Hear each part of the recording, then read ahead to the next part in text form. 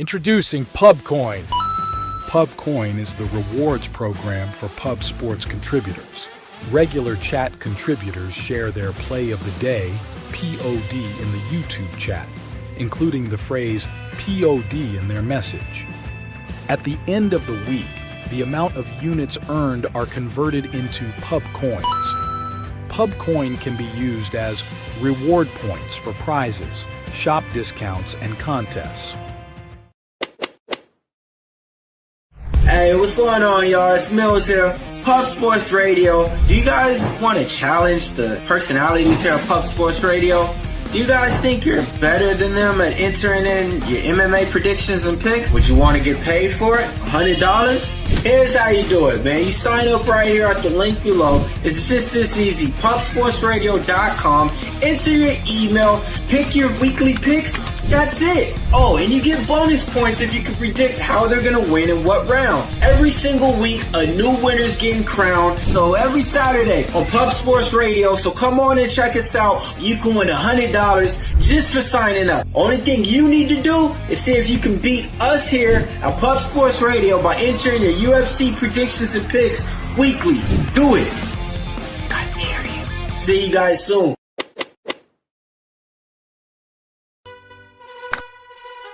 Your membership to Gold, you will be automatically entered in every horse race, every Wednesday and Friday. It is time to race horses.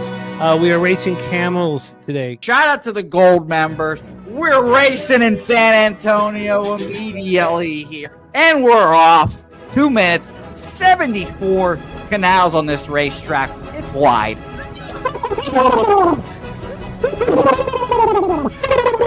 We're racing in San Antonio. Matt Wally moving forwardly. Jeff Slaughter in the mix as well. And as is Randall Sheffield, who's put that beautiful nose out front. But it's actually real grass here, Jimmy. Maybe Kentucky bluegrass. Oldie, no! Here he goes. There he goes. Oldie in the lead now. K. Wolf falls back. The horses love it. Sometimes they stop and eat it on the way to the finish line. That's why your horses start so far in the back. Here. Oh, look at Nussflush Allen bursting out here. J-Dub in the mix. Rude Boy up here as well. Jimmy, take it away. There's Oldie. Oldie is moving to the front. We are past the halfway mark in our 2 mile. And there's Ricky Levy.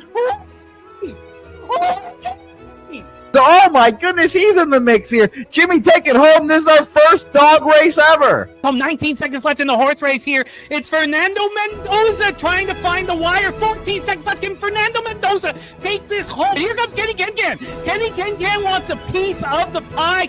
Put his schnoz up front. Ricky Bobby, 9 seconds left. Can Donut Silks make it right? Can Res Mall make it right to be $50? You son of a bitch! Here comes Tori Coker. Kenny Can Smoking Mirrors. Director 97 home. That is here comes Jason Meyer, the Eldorado custodian. Billy Friedrich. Joe's one all coming down to the finish. Coin!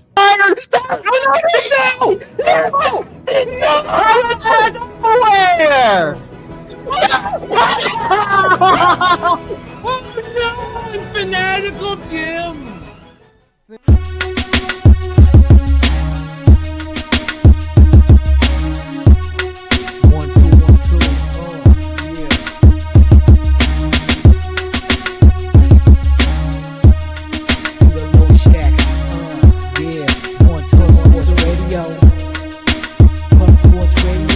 From the Clark of Peter Low Shack, legendary sports handicap a more dapper than a dawn. By the young phenom known as Jimmy, who declared one day that the bag was here to stay. Information like a PSA, when we all PSR Pub Sports Radio Bizarre is a man named Slaughter, and he flipped the script. No competition in this they quit the trip. But we say we be pubbing, betting with the bag and you love it. We want a top 10, we above it.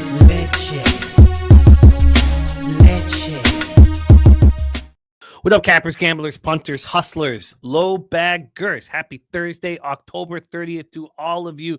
Thank you for watching Betting with the Bag right here on Pub Sports Radio. Interesting night with the Dodgers. First 5 -1 and full game -1. Lost cash, but was happy. I've already moved on game 6, and I've Look, if I have to fade the Dodgers, if I have to fade the Jays for them to win, I'll do it. So I beat the line moves pretty heavily. I got the first 5 on the Dodgers minus 135 at Bet365 last night. It's minus 155 now. Got the full game at minus 140. It's minus 150 now. I'm also on the first 3 under 2.5. I don't think that's only moved 5 cents. I got it minus 135, and I'm on the first 3 under 2. So I've already locked all of that in. NHL, obviously, I chose wrong with the full game under. I should have stuck with my correlated action because I had the Jackets. Should have taken the Leafs team total under 3. Would have pushed that. Unluckily, pushed that and cash the Jackets. Instead, I lose a tiny bit of VIG, which is upsetting. The more upsetting part was NBA. We're capping at a high level. Everybody's producing on the show, and Rockets minus 5 cash, Celtics plus 4 cash, Bulls minus 5 cash, Pacers plus 6 cash. So I'm 4-0, but I doubled up on the Timberwolves. So that hurts, man. Hurts. So I'm only up 1.41 units when we capped that NBA card beautifully. So that's a little frustrating. I'm championing to get back in business. I love this card we have today, and we have such a great show. We have Bobano joining us for NHL. We'll hear very quick looks on CFL, and he cashed again on Thursday night in the NFL last week. So he's now 9-1, 9-1 plus 9.78 units, ROI plus 97.80% in NFL. That's with an average line of plus 110. So we will get to the Thursday nighter, and we got to get all that in an hour. So it's got to be very, very tight. And then in college football, we have Nick Frazier joining us again from Water Cooler Talk Sports, which is great. I love his SEC breakdowns. And we've been tracking his action, of course. So he's 6-6 here with us, down 0.49 units. But I love his capping. And 6-6, nothing wrong with that. But I really love his insights. So he's going to be with us. And Daby Cab back in business with us. So we'll hit the college football. And then we have the NBA, which we'll be closing on. And, big, great records around right now.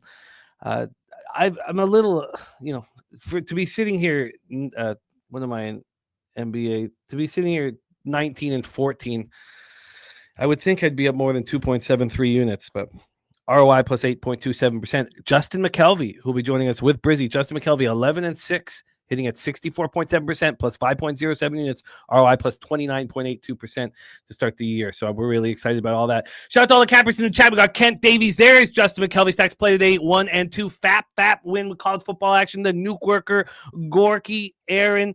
Nuke Worker saying Halloween in the Dome going to be electric. The whole city's buzzing right now. It's just buzzing. We have Aaron ready to go. Stand on Biz, Noel, Irish King, Boogie Man, in the house. Mr. Sparkle ready to get to work. Great group. There's Rich H. Says best day of the week right here. Let's get after it.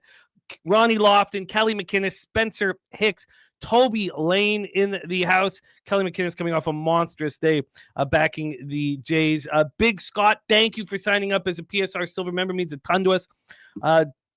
So, yes, Swiggy has the link right there. Thank you. We'll get to rock with you.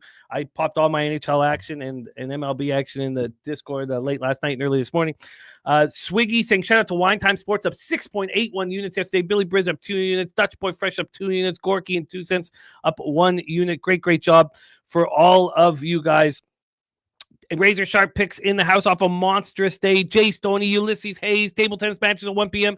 AM, Slatsy, 9 Legacy, Crip Key, Xavier Oliver, Rudy Cisneros, Chef Tony, AJ Stockstill, Fat Wally. What a great group. Thank you guys for joining us. We got to get right to business. So I'm going to be copying and pasting as we get rolling here through this National Hockey League card. But let's bring on our next guest. As my NHL record has not looked good off the beginning of the year, our first guest record does look very good. 24-19 in NHL here, 55.8% plus 4.93 units. He has an ROI plus 11.47% and an average line of plus 101 as well. Very impressive average lines from our group.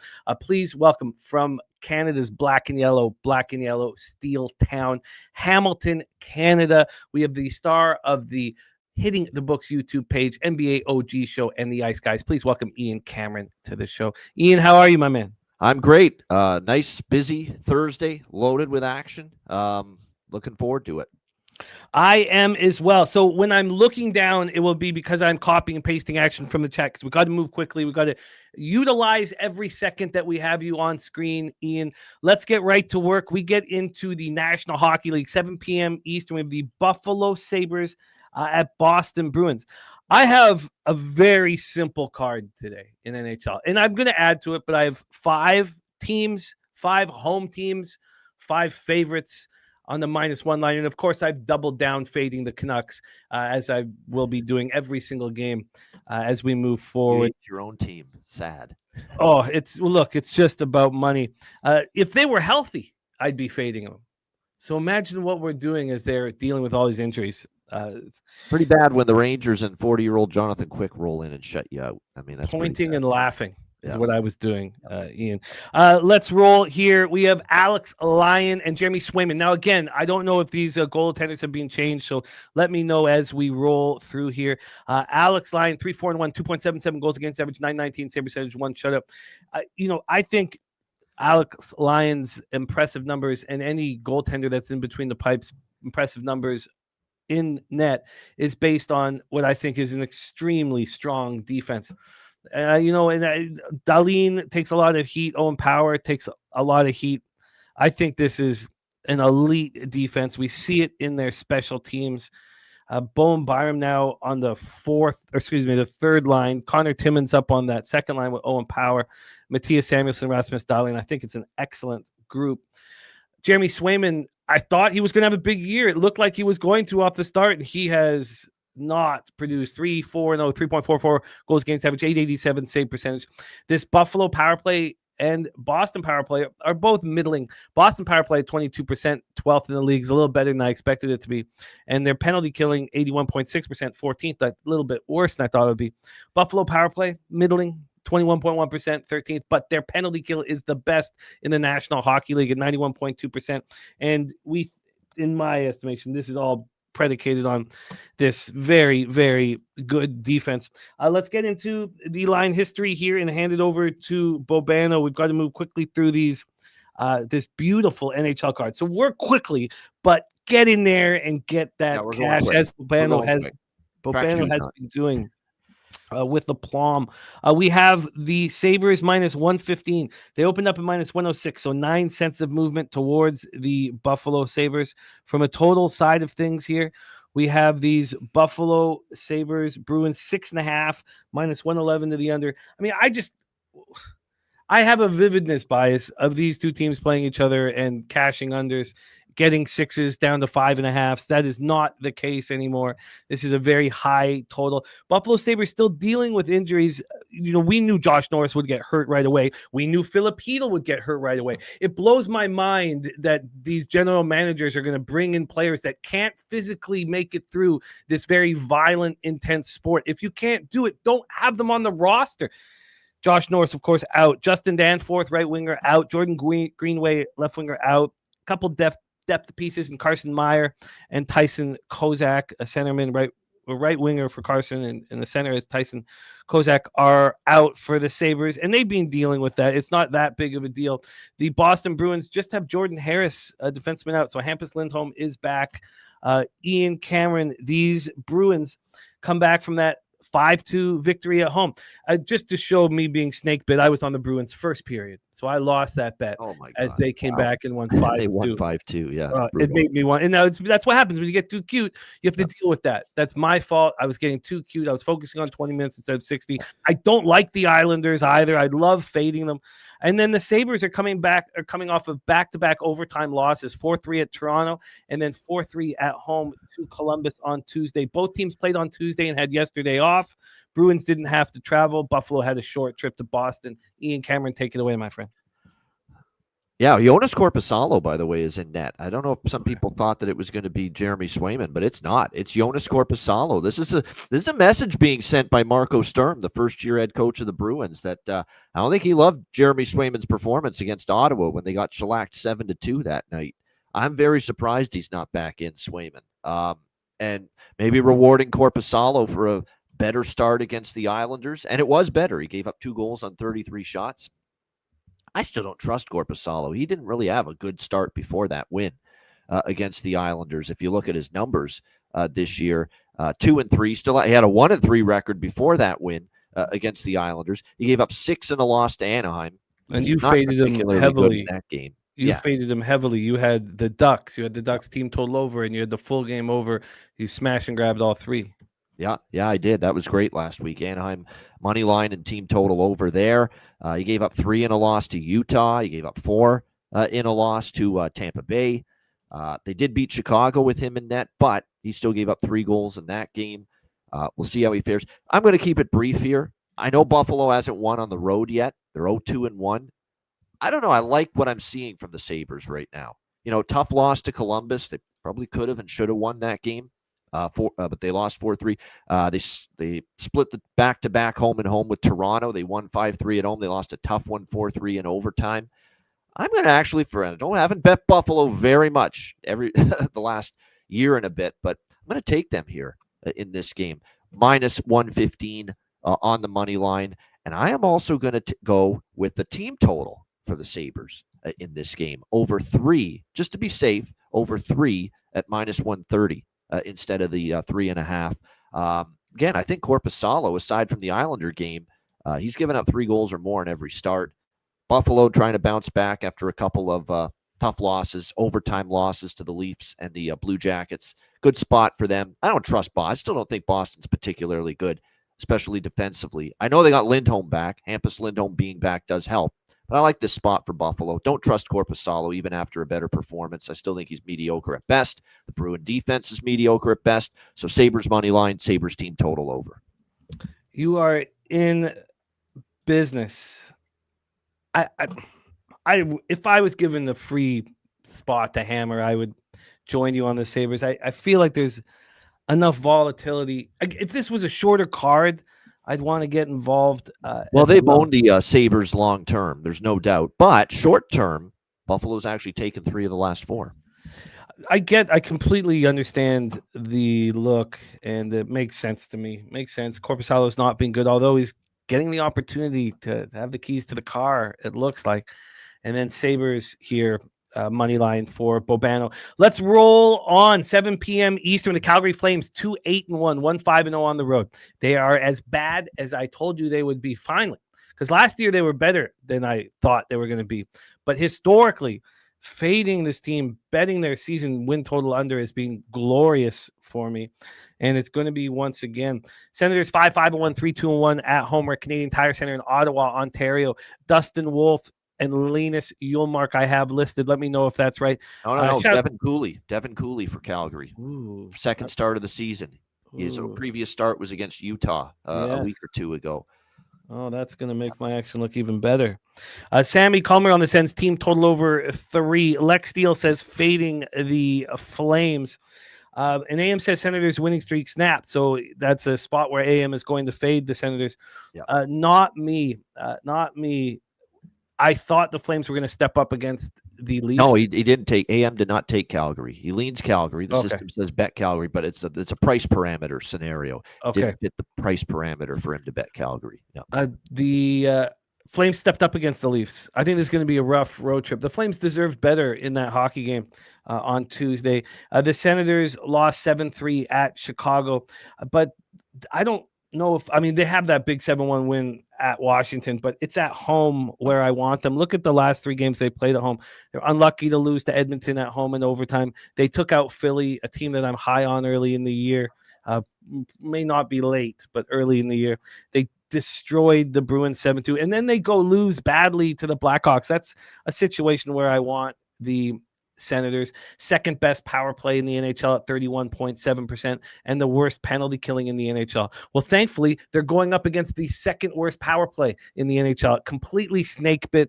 The Flames 11.4% power play won't be able to, take advantage of the weakness of the Senators penalty kill. 75% penalty kill for the Calgary Flames. I'm on the Senators -1.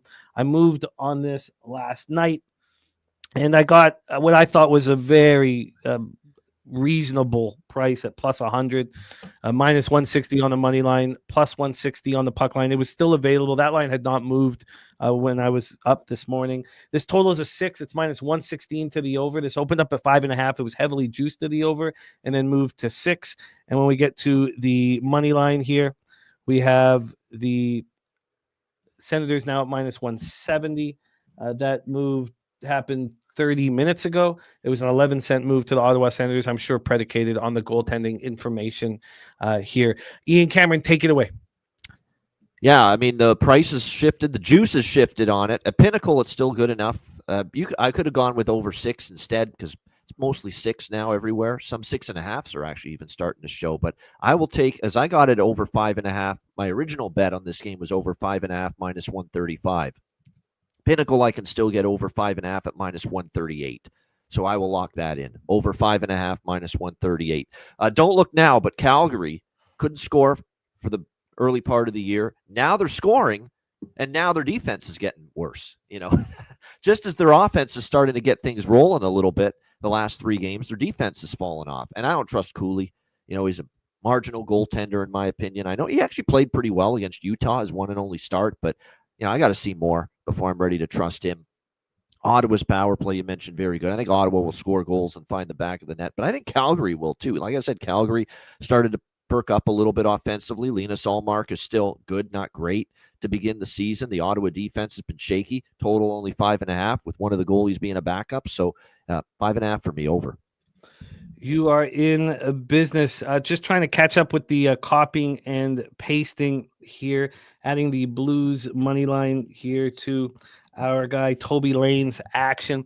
And as I'm going through, I'm behind on comments, and I get to our guy Bo Jackson's comment here, and I'm sorry that I had missed it as we're just rolling through so quickly here. But Bo Jackson says, please keep in your thoughts and prayers for my grandmother, currently in palliative care. She's 96. And, even when something like this is going to happen, because it's the way life works, it doesn't make it really any easier, to say goodbye to someone that you care about. And, what an incredible life she has lived. That can give you some comfort, that she's lived this full, wonderful life. But it's still tough, and it still can bring you to some sad places, thinking about, was I around enough, and all those questions that we always ask ourselves, So my thoughts are with you and your family. I know you're here in Toronto, so we're all thinking of you. A lot of wonderful things said about you and your fam here in the chat, and I second up. So our thoughts are with your grandma, and I know you're going to be with her by her side. And we're thinking of you through all of that, Bo Jackson, my man and my friend. And Bo says, got no regrets. Isn't that a great feeling to have? And he's at St. Michael's right now. It's a wonderful feeling. And he says, if there's anything you've taught me is how much we should value family. Oh, that means a lot, Bo. So that's wonderful. You can be there with her, holding her hand, and be there for this next step. Thoughts to you and love to you and the family, my friend. And he says it would be something if the Jays win on Friday too. It sure would. It sure would. Much love to you, my friend. We have Bobano moving on the over 5.5 at minus 138. We roll on to the next spot on the board, 7 p.m. Eastern. Dallas Stars, Tampa Bay Lightning. Stars 6-3-1, 3-1-0 on the road. Lightning 4-4-2, 2-3-0 homer. Now Benchmark International Arena in Tampa, Florida. Ottinger and Vasilevsky's, who I've got listed. They need to get hot, and I expect them to do exactly that. And I was on them against Nashville. I thought it was one of the best spots that the season had offered us on the Lightning on the -1 line. And I'm not stopping. Main reason why there's no reason for me to stop is this injury report here for the Dallas Stars is difficult. Dallas Stars, and they're doing the best they can under the circumstances. But Rupee Hintz, now he's day-to-day. He could come back at any moment. So could Matt Duchene. They can come back at any moment. Defenseman Oscar Back is also day-to-day. They've been playing without Jamie Benn and Nils Lundqvist. It hurts. Kyle McDonald, also IR. And then Chase Wheatcroft, a depth piece also on IR. That's a lot to overcome. And the Lightning are making up for lost time. I'm much higher on them than others. Now, look at what Dallas has still done. Third ranked power play at 31.7%. I don't think that, I mean, they have snipers still. Don't get me wrong. This team can score. Penalty killing is 25th at 71%. Tampa's power play at 14.3%, 28th in the league. That's not going to last. Their penalty kill always strong with Hedman back there at 88.2%. That is ranked 7th in the National Hockey League. I mean, obviously they miss Nick Paul. He's a guy that you can count on. He's a second line center at times in the playoffs. But they have a very, very interesting group right now. And the one piece that I think is important, and it's overlooked these days in the NHL, is toughness. The thing that I've gotten so angry about with the Vancouver Canucks is not caring about toughness. And in the playoffs, you have to play the opposition every second night. And you know what? It helps having a 6'9" Curtis Douglas patrolling the ice, making sure that Kucherov, Cirelli, hey, they're playing. Now, Curtis Douglas is not really on the second line. He plays about 7 or 8 minutes a game, but he is going to hurt anybody that touches Kucherov, Braden Point, Jake Gensel. Look how these are not tough guys. Now, I know some of them play a little bigger than they are, but having Curtis Douglas out there patrolling the ice is a big deal, and it helps them very, very much. Tampa Bay money line right now is at -144. This line hasn't moved in my direction. I'm on the -1. I don't care. That's where I got it, so I'm fine with it. My -1 here on the Tampa Bay Lightning, I got a +117. I got -140 on the money line and +180 on the puck line. The puck line has moved a little bit in my favor, so that has helped. On the total here, we have a 6. It's -113 to the over. This opened up at 6.5 and has dropped to 6 because the Stars aren't scoring in the last few games. And I'm still thinking about possibly moving on this under because the Stars just simply aren't scoring. Here we go, my man Bobano, take it away. Yeah, definitely. This is an interesting game.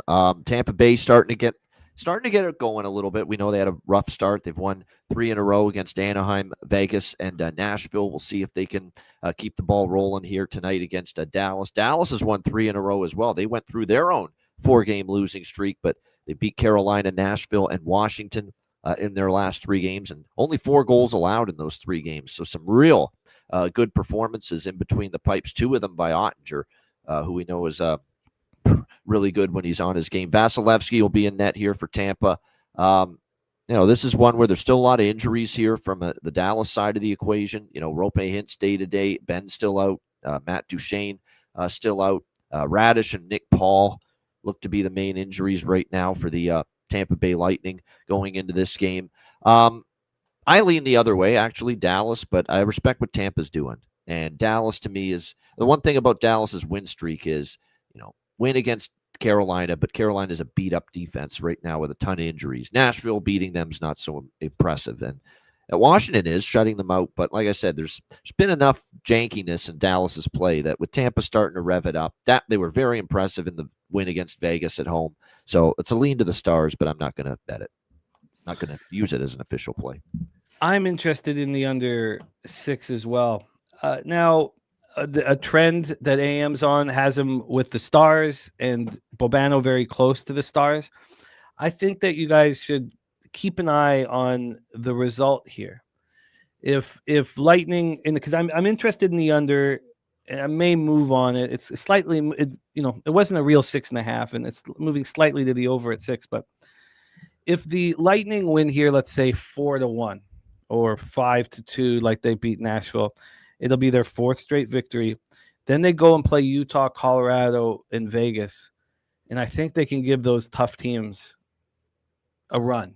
I'd be very interested to see what they do in that road trip. But keep an eye on the Lightning. I believe they're very much bet on. And I think that if you're talking about a statistical profile of a hockey team, they're much better than what the numbers are telling us. And we know that Kucherov was gone for that 3 games of that road trip where they got pummeled. So keep an eye on if the Lightning do it again here. I think they might menace on that very tough 3-game road trip coming up. I'm on the Lightning -1. I got +117. So let's go.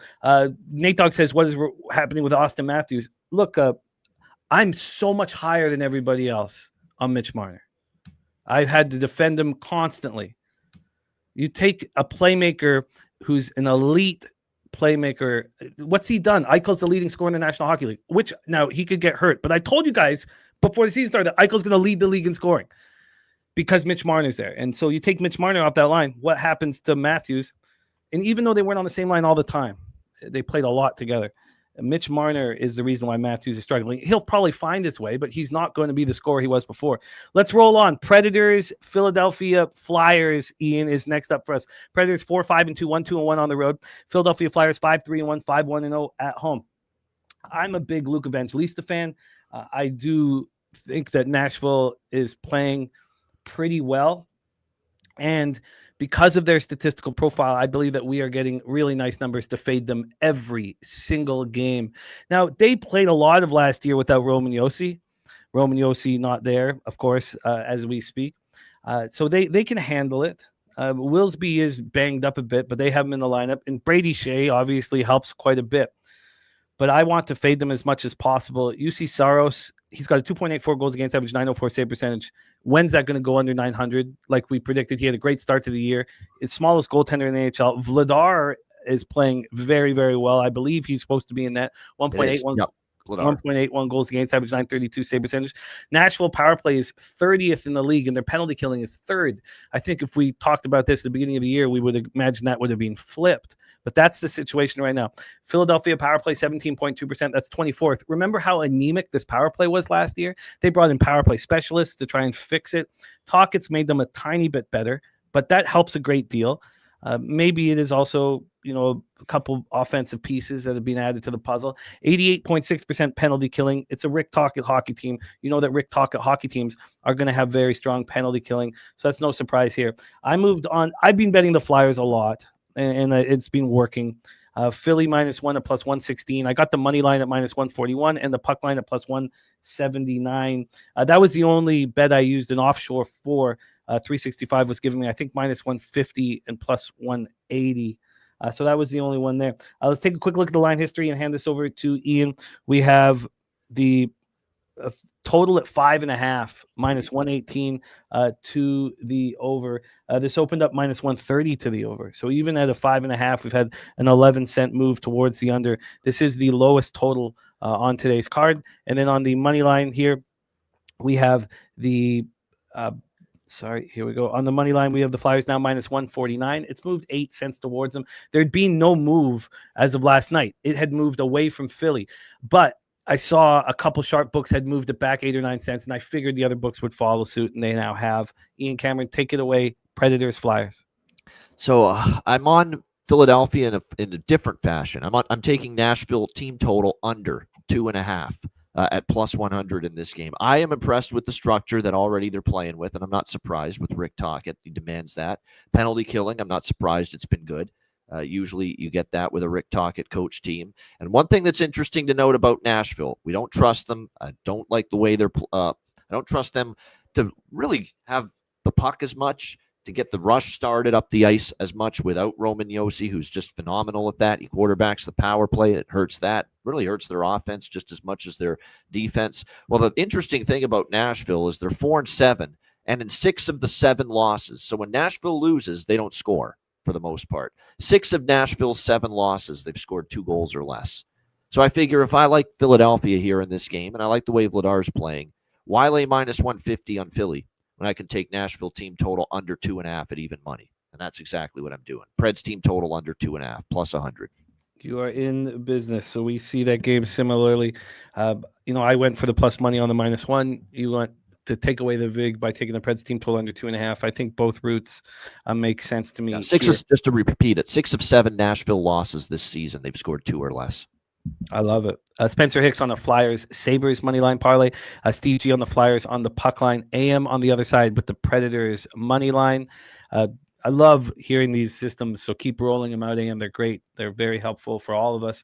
So he's on the other side there. And then Nate Dogg 420, Philadelphia money line, Konechny goal, Couturier assist. We move on. Islanders, Carolina Hurricanes next up, 7:30 p.m. Eastern on the Lenovo Center in Raleigh, North Carolina. These Hurricanes 6-3-0, 2-1-0 at home. Islanders 4-4-1, 1-2-1 on the road. David Riddick I had listed, and Brandon Bussey Riddick 2-0-0, 2.00 goals against average, 939 save percentage. Plus, he's looked good, 2.33 goals against average, 911 save percentage. Islanders power play 26th in the league, 15.6%, and it's the best power play on the ice tonight. Carolina has the worst power play in the National Hockey League at 10%, 32nd. Now, their penalty killing, which we're so used to being number one, is 12th at 82.9%, while the Islanders' penalty killing is at 71%. Bobano, for the first, I don't know how many years it's been. For the first time, and I'm guessing 3 years, maybe 4, I faded the Hurricanes at home with the Knights. And I know it was 3-3 until very late in the game, but I've never done that. I would never, ever, ever do that. But they're vulnerable defensively right now. Now is the time to do it if you're going to. Exactly. I had to tell myself, I was like, look, because I wasn't going to do it. And I was like, no, I would fade every single National Hockey League team that's missing 3 of their top 6 defensemen. And I have to do it here. And the backbreaker is Slavin. Slavin's the one you especially when they play a good team like Vegas. You see it. They're just not shutting things down. They're not killing plays in the defensive zone without him on the ice. They're letting teams just spend way more time in the offensive zone than normally Carolina allows you to without Slavin. I agree, but he's been gone for a while now. So I thought that the backbreaker was Keandre Miller. Ghost also has been a little better on 5-5 over the last couple of years than we're used to, but Slavin is there too because Keandre was playing well. Yeah, but they needed him because of what you're saying with Slavin out. So Slavin is the best defenseman on this team, but then you lose Keandre Miller too. Also, Carrier and Eric Robinson, 2 left wingers out of the lineup. That is a lot to overcome. The New York Islanders here have been dealing with their own injuries throughout the year. Romanov and Ethan Bear both out, so you have 2 of their top 6 defensemen out. I want to fade Carolina so bad, but I really now it's the problem of watching games. I get jealous of people who don't watch the games and just use a model-based thing because then they don't have the bias. At the end of the day, Carolina at home for a second straight game and off a home loss, you're not comfortable fading them in that situation. It's not. I would love to, Ian. I would love to, but I cannot believe in this New York Islanders hockey team. I cannot. Now this price is right. But it's literally, there's only a few teams in the NHL where I wouldn't try fading Carolina again. I cannot do it with this Islander squad. This is a huge line still. The Carolina opening up -218, now -215. Look, I know the Hurricanes have a ton of character. Of course, a Rod Brindamore coach team is a ton of character. 6.5 is the total, -112 to the under. Imagine getting the Islanders versus Carolina in Carolina with a total at 6.5 2 years ago. I mean, we know we're dealing with a 5.5 for sure, but things have changed. The Islanders have changed. Ian Cameron, take it away. Yeah, I'm just riding it. You know it. You know what I'm on here. I've been on the Islanders overs all season on this show, I think, multiple times already. Last week, I think probably an Islander over was on my card. Pretty sure it was. That's what. And we're going double whammy here. We're going first period over and full game over here in this game because Carolina's on a 5-game first period over streak as well. So over 1.5 -128 for first period over Islanders Hurricanes, and over 6 -120 for Islanders Hurricanes full game. So over 1.5 first period, over 6 full game. And it's a simple handicap. They're decimated on the back end. 3 of their top 6 defensemen out. They're not defending as well. It's putting Freddie Anderson, or in this case tonight, Brandon Bussey, in a much tougher situation, way more good chances the other team is getting.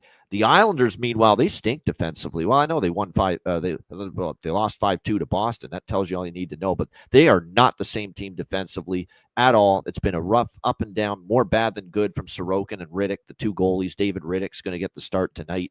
But their offense is better this season, and they're scoring goals in the New York Islanders, and they probably should be able to score goals here. Although there is one thing we need to bring to people's attention.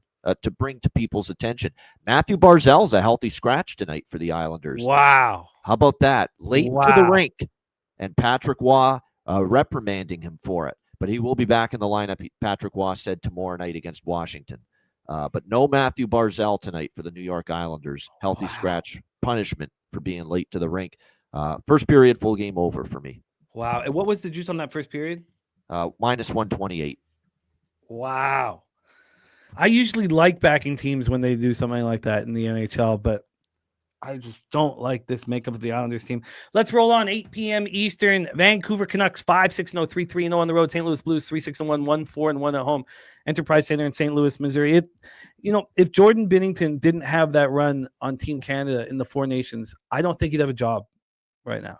I believe that people are still trusting him because they know he's a Stanley Cup champion. They know he stepped up for Throw Team him Canada. with a bunch of other Blues that have been disappointments so far this year. Even my guy Dylan Holloway, he's not having the great season I thought he would. It's an absolute. Well, look at it, 863 save percentage. I know we're only talking about 7 games. Thatcher Demko. I need to know if Demko is confirmed. If Demko is confirmed, then I will bet the under in this hockey game. But I will not do it with Lincoln in between the pipes. Vancouver power play 16.7%, ranked 25th. Penalty killing 74.4%, ranked 22nd. There's nothing that anybody can do now. Because of these injuries that they're dealing with. This is just ridiculous. I mean, it's just horrendous. We'll start with defensemen. Quinn Hughes, Derek Forbort, Victor Mancini, Guillaume Brisbois, but, he was I don't think we can need to count Jet Wu, but that's a lot of Quinn Hughes is the main piece. I mean, if everybody was healthy and Quinn Hughes was out, I'd be fading the Canucks. You have Connor Garland, who's, often the straw that stirs the drink. You have Philip Hedl, of course he's out. What idiots. What absolute Rutherford is. I cannot comprehend someone who I had such high esteem for can make such asshole idiotic decisions to cripple the franchise and acting like the editor of 17 magazine, talking about what was happening with JT Miller and Petey. Just an abomination, just horrific. Just get out. Just why do we have to have one after another of general managers? We were so close. This team was so close. Game 7 against the Oilers, so close. Lekkerimaki out, Nils Hoglander out, Teddy Bluger out. You have Hedl and Bluger out, and you didn't re-sign Pius Suter, who's on the other side, who's going to eat them alive tonight. Pius Suter. So I'm going to be doubling down against the Canucks every single game. I'm on St. Louis money line at -150. It's very expensive, but I'm also on St. Louis -1 at +112. If I can, I'm going to do that every single game. If not, it'll just be maybe put 2 units on the -1 line. Let's get into the line history here for this one. We have a 6 at -121 to the under. 6 cents of movement to the under. Please let me know, Bobano, if they've confirmed Demko, because I'll move on this as soon as I possibly can. The Blues are only -148 right now. Look, the Blues are not a good hockey team. It's not like I'm running to the window to back the Blues. I just have to fade the Canucks. Ian Cameron, take it away. Yeah, we know Jordan Binnington is likely, not confirmed. We don't know yet for Vancouver who's going to be in. Demko is what people think it's going to be, but they've been playing Lankinen more than I thought. Yes, no doubt. I think it's a Demko spot, but we'll see. This is a pass for me. I mean, I was very bullish on St. Louis coming into the year. They massively disappointed me, and I'm not laying -150. I know Vancouver is very vulnerable. I mean, this should be a spot for the Blues to maybe get well. They're not defending at all. It's not just the goaltending. Their defensive coverage, the Blues, is just atrocious right now. But the problem is the Canucks have scored, 9 goals in their last 5 games? I mean, their offense has been non-existent. So what's going to give here? St. Louis is horrific defending or the Canucks' inability to score right now? So I would take Blues before I take the Canucks, but not at this price. Pass. Yeah, I cannot pass this opportunity up. I watch all these games. It's a gift, I believe, to all gamblers to fade the Canucks every single game that they play, especially as soon as Hughes comes back, you can stop. But shout out to our guy, Robert Cherry. St. Louis falls behind in this game. I'll jump on the Blues live at a plus price, but I don't like this price. They won't fall behind. No, okay. I'm telling you, like if you watch this Canucks team, it's a train. It's obviously this is based upon injuries. You know what? That's probably true, and I think the Blues, if you look at some of their recent games, they've been at their best in the first period. They scored 2 goals against Pittsburgh. They had an okay first period against Detroit. I think they scored the first goal actually in that game, if I'm not mistaken. You know what? Let's put it on the card here. I'm going to go with Blues first period puck line here, -0.5 +160. Let's give that a shot. Blues first period -0.5 at +160 for Ben. Shout out to Robert Cherry. Great job cashing up for 2,113 parlay. I love to hear it, Robert, my man. That is wonderful, wonderful news. Okay, Gorky, that's great. Canucks are better than I say. It's great. It sucks. I wish you had to watch every second of their hockey. I wish you had. Yeah. I wish you had to watch every second. It's look, Sherwood's been a beast. Christopher Ing, cannot wait, my friend. Cannot wait. Saturday, I will see you, my man, and I cannot wait for the Breeders' Championship. This way, if they don't win the first period, St. Louis, I don't know if they're winning the game. So I don't mind taking a shot at +160 with that puck line. Yeah. And in the under, as soon as Demko's announced, but Lankinen is playing so much more than I expect him to. And good God, the Canucks to miss the playoffs, that should have been, bet at every book that I know. That's what I should have done, but still. And that line didn't move. It didn't move all. Brian Pacone says Vancouver team total under. Yeah, I mean, I don't know. The thing is that you can if the Canucks somehow win this game, they win 1-0 or 2-1. So you'll still cash the under. If they're up 2-1 and the Blues pull their goalie and they make it 3-1, because that's a 2.5. It's -1. It was -105 to the under. I think I'd rather have the full game under 6, honestly, but only if Demko is in net. Pittsburgh Penguins 7-2-2, 4-1-1 on the road at Minnesota Wild, 3-5-3, 1-2-2 at home at Grand Casino Arena, St. Paul, Minnesota. I was so wrong about this Minnesota defense. I just can't believe how wrong I am about this defense. Now we have Toby Lane, Wild money line and regulation, Wild money line, regulation, and -1.5 for Toby Lane. And I can understand the situation, but I just, when I watch the Wild play, this isn't the team I remember. I don't know what the hell I'm watching out there. It's just game after game after game where they're just sieves defensively. We have them off their 4th straight loss. The last 3 have all come at home. The last 2 have been in overtime. We have Pittsburgh off of a heated affair with the Flyers, where I finally snapped my losing and shootout and overtime streak. We have the Minnesota in the perfect spot. Well, I think perfect spot's game 5 against Vancouver on Saturday night. I think that's going to be fun. But game 4 of a 6-game homestand tonight against Pittsburgh, you would want to back the Minnesota Wild, and yet I can't do it. I've got Tristan Jarry and Gustafsson listed. Gustafsson's not looked good. 3.41 goals against average, .890 save percentage. And Bobano, touch on the Wild's defense, because how wrong was I with the expectation of this being a very talented group? Jarry 4-1-0, 2.62 goals against average, .917 save percentage. Minnesota is the number 1 power play in the National Hockey League and the worst penalty killing in the National Hockey League. I would never have guessed that. Pittsburgh power play 6th in the NHL. We know that. That first year with Carlson was an aberration. It was they just needed to get their rhythm, and they got it. 15th ranked penalty killing. When we get to the line history here for this one, we have the Minnesota at -163. They opened up at -156. So this has moved slightly in their direction. And when we get to the total in this one, we have the Pittsburgh Penguins, Minnesota Wild, 6.5. It's plus money to the over. It's -116 to the under. But this has moved 6 cents towards the over since it's been available. Ian Cameron, take it away. Yeah, I'm on 3 bets here. This price is stupid. Okay, I'm on Pittsburgh. I mean, it's just, and I'm not a big it's Pittsburgh in October, so you got to, this is when you want to bet Pittsburgh. They'll fall off. They will. But plus 148 right now with Pittsburgh, I've got to take that price.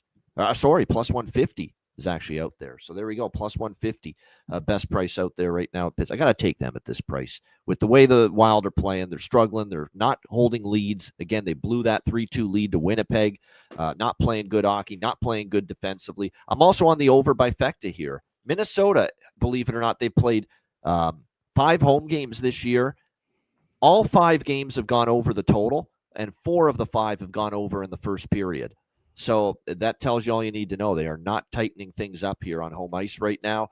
So I will add that too. Pittsburgh, Minnesota over 1.5, -125 first period, and Pittsburgh, Minnesota over 6, -115 for the full game.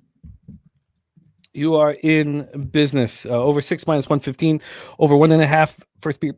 Excuse me, minus 125. Also won 4 of the last 5 in Minnesota, and they've done well in this series long term. I know we got to be tight here, but can you just touch on this Minnesota Wild defense?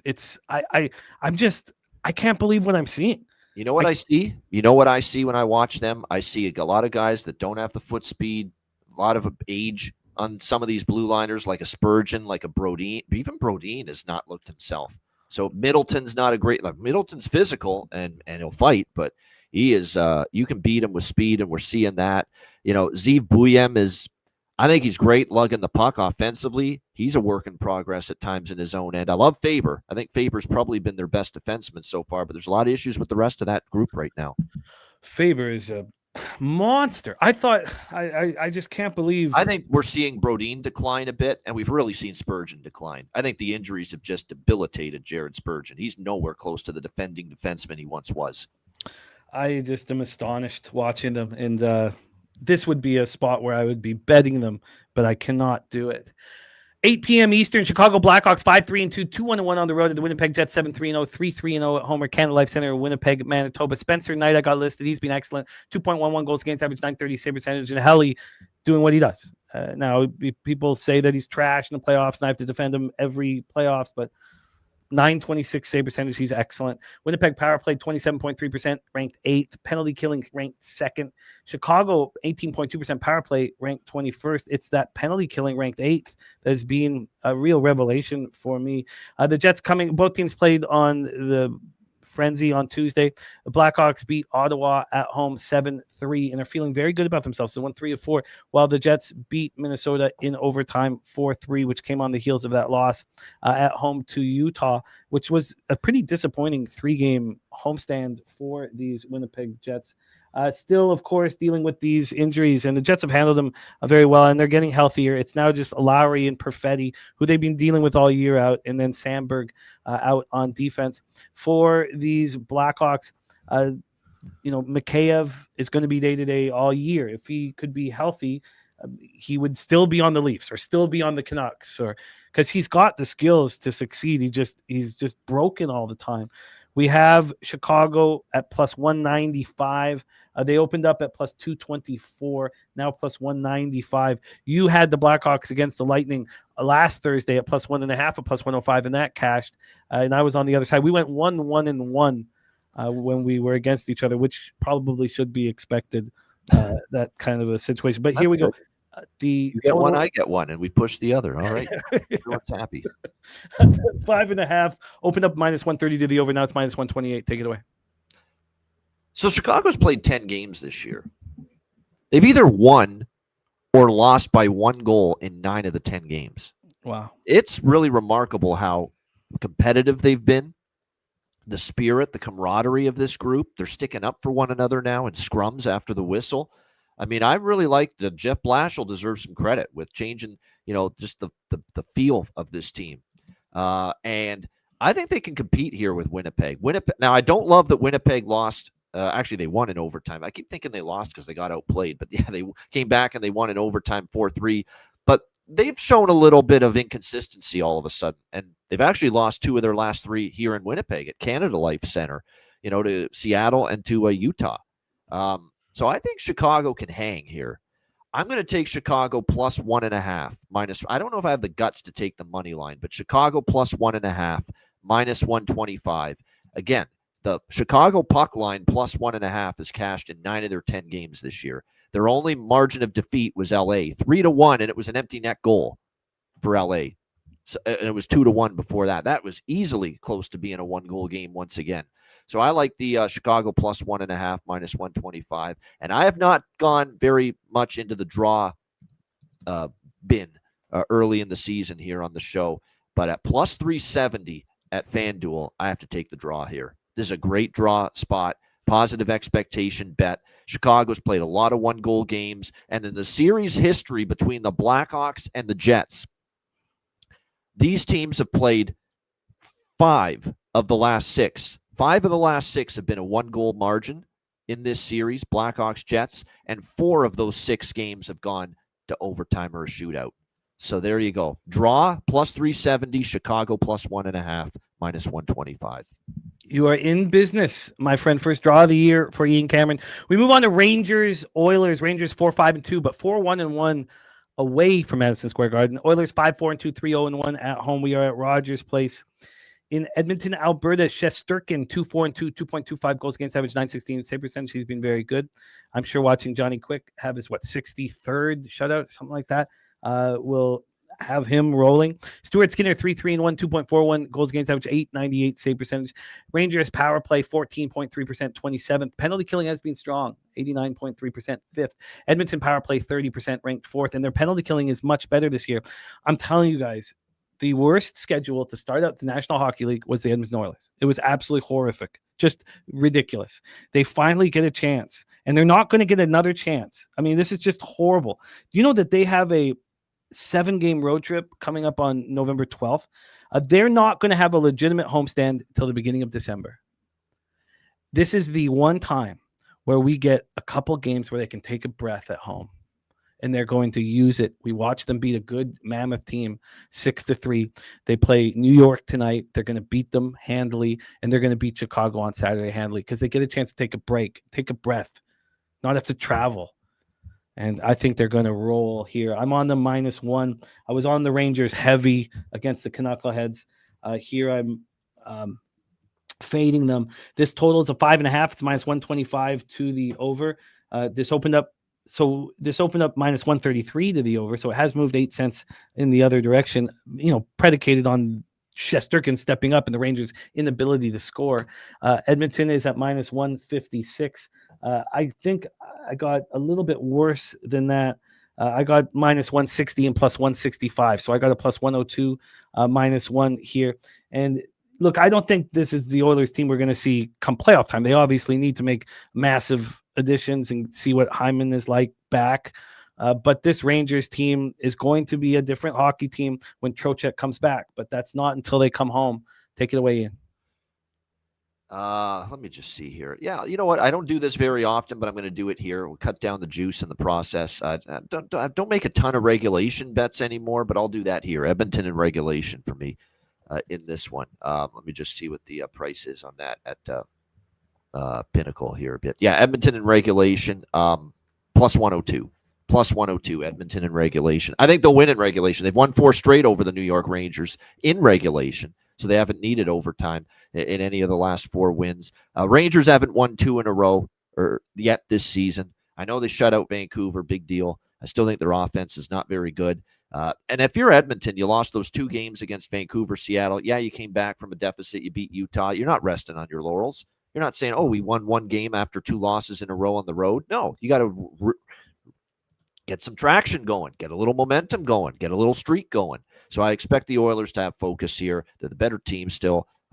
Rangers are still not very good, in my opinion. So I will go Edmonton in regulation +102. And that's the same line I got on the -1. I like it. We're in business there. Let's roll on here. Roll on. We have Devils Sharks. We're at the SAP Center in San Jose, California. Jake Allen looking excellent. 1.93 goals against average, 923 save percentage. Clearly flourishing with Markstrom out. I believe he's in, but let me know because I put this together last night and tried to check it again in the morning. Nedeljkovic, 1-2-1, 3.98 goals against average, 874 save percentage. He is not long for the NHL. The Devils power play ranked 5th in the league. Penalty killing ranked 10th. They're playing at a very high level, although we had the opportunity to fade them after they beat the Avalanche. We got to back the Avalanche -1, and that worked out very well. San Jose power play 10th in the league, penalty killing 28th in the league. God, they're must-watch hockey. You must watch Will Smith and Macklin Celebrini. I also have both of them in my hockey pool, so I just enjoy it so much. Coming off a 4-3 loss at home to LA, but that was a tough spot. They were being out east for a long time, and now they get to come have a couple days where they can relax and stay at home. Devils coming off that 8-4 loss at New Jersey to start this road trip. Let's take a look at the line history here for this one and hand it over to Bobano. I have no action in this one. We have the Devils at -230, opening up -225. I have been succeeding I haven't lost yet with the the Sharks first period plus a half. And I haven't betted every game, but I haven't lost yet. But I just fear it a little bit here. The Devils just allowed 8 goals. They got slapped in the face. Yep. When your team plays a weak opponent, you don't want them to be locked in. And how would they not be locked in after that performance? The over 6.5 opened up at -101. Now it's -115. Ian Cameron, take it away. Yeah, it's Allen projected, not confirmed. Jake Allen projected, but not confirmed. And yes, it looks like as of now, it's projected to be expected to be Askarov, projected to be Askarov, but that's not confirmed. As it wouldn't shock me if they put Nedeljkovic in though, because they've started Askarov a couple in a row. You look at San Jose. I mean, I feel bad for them for that loss to LA. They outplayed LA. They were better than LA, but unfortunately, everything the Kings got offensively went in the net, and they ran into Kemper, who played pretty well that night. But they deserved a better fate, the San Jose Sharks in that game. San Jose has often played New Jersey tough. Remember, these teams played just last week in Jersey, 3-1 Devils. If this is Markstrom in net, I'm very much going to be tempted to take the Sharks, as a dog or team total over at the very least, because I think Markstrom looked, you talk about rusty, holy goodness, rusty and a half, Markstrom in that first appearance of the season against Colorado. If it's Allen, I'd be a little bit more, I guess, reluctant, to do that. San Jose at home this year, the one thing is they've struggled. They're 0-5. They're still looking for that first home win of the season. So that's not been easy to come by. I'm going to go in different ways depending on who's in net specifically for New Jersey. But the one thing I feel pretty good about is after the blowout loss, they could want to shut it down, but I think San Jose still at home is going to press the attack. They've really been playing a fast pace on home ice. So I will still go with over 6.5, -110. I'll lock that in. Nothing for now is up for the side. I got to need to know who's in net for the Devils before I potentially move on San Jose. This meeting was the last. I'm not sure if I did it again since, but San Jose first period plus a half against the Devils, and it wasn't the right situation. They just scored 6 goals at Madison Square Garden. It's just these lines don't make any sense. You think that Will Smith and Macklin Celebrini are resting on laurels? Yep. They're jumping out of their skates. They can't wait to get on the ice. They're not sitting back going, "Hey, we were great last night." They're going, "Let's get it again." Bobano on the over 6.5. Our guy Slatsy says, let's do the math. Devils have scored the most goals per game in the NHL. Sharks have allowed the most goals in the NHL. Says Devils will be on my card in some way. And yeah, Kelly McKinnon, he's overrated. Markstrom is overrated. We were very thankful to get to trade him to the Flames. Let's talk about the final spot on the board. We got to be quick here. 10:30 p.m. Eastern. We have the Detroit Red Wings 7-3-0, 2-2-0 on the road at the LA Kings 5-3-3. Yet to win a game at crypto.com this year, 0-2-1. Don't think that's not on their mind. Cam Talbot, 3-1-0, 2.98 goals against average, 890 save percentage. Darcy Kemper, 3-2-2, 2.81 goals against average, 895 save percentage. And wow, Natchez has extended. Wow, he extended. There we go. Wow. Back in the fold with Colorado. Wow, watch the production dip. 8 years, 11.5 per. That's a lot of money. Yep. I'm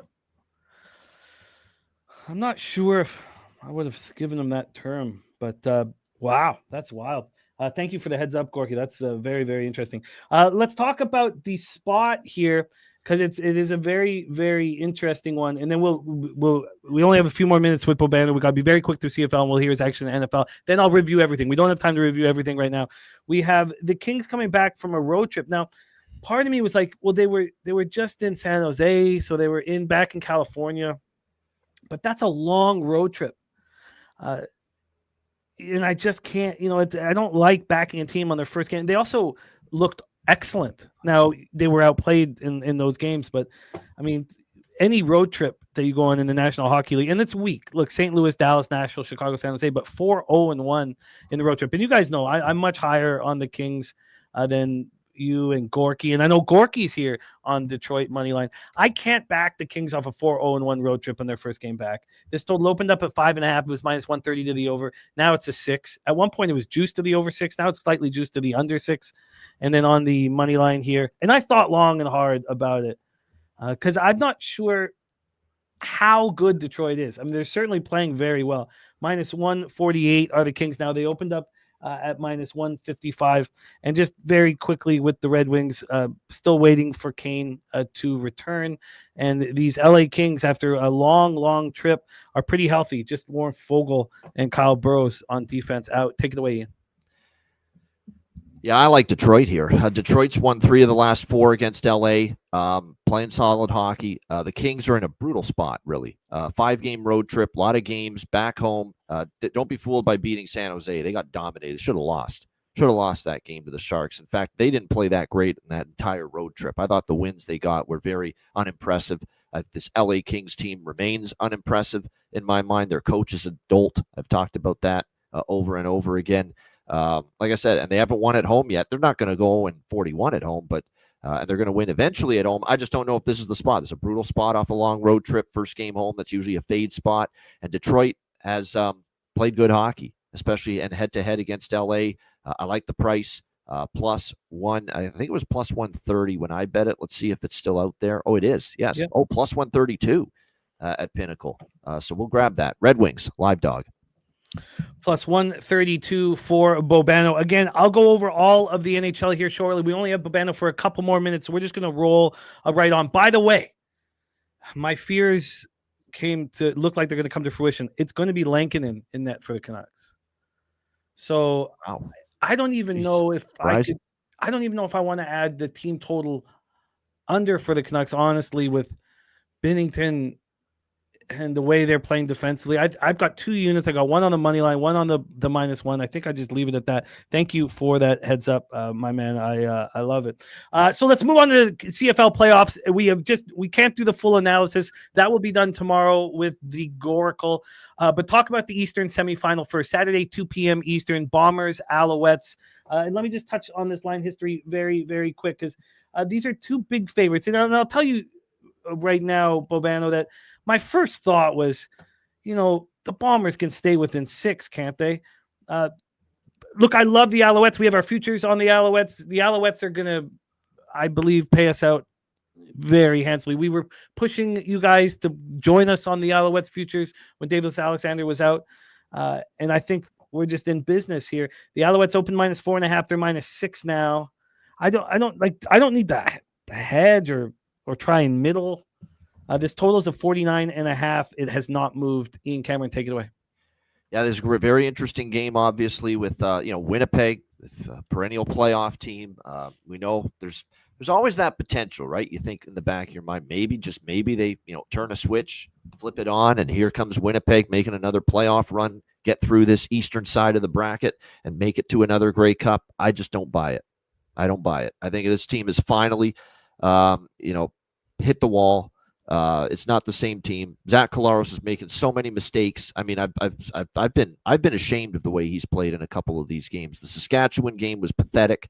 The way him and the offense played. I thought the Edmonton game, Justin Rankin, the Elks offense, all over that Winnipeg defense. And Zach again was okay at times, but again, some just underthrowing footballs, inaccuracy, interceptions when you don't expect it. It's not close to the same defense, in my opinion. And with Davis Alexander and this team as healthy as it's been, he hasn't lost as a starter. He's got his whole weaponry of receivers back healthy again. That defense is healthy too. Let's not forget that. Adeyemi Berglund and the defensive line, they've got all those guys healthy. They've got the linebackers healthy. They got Dequan, the secondary, healthy after having injuries earlier this year.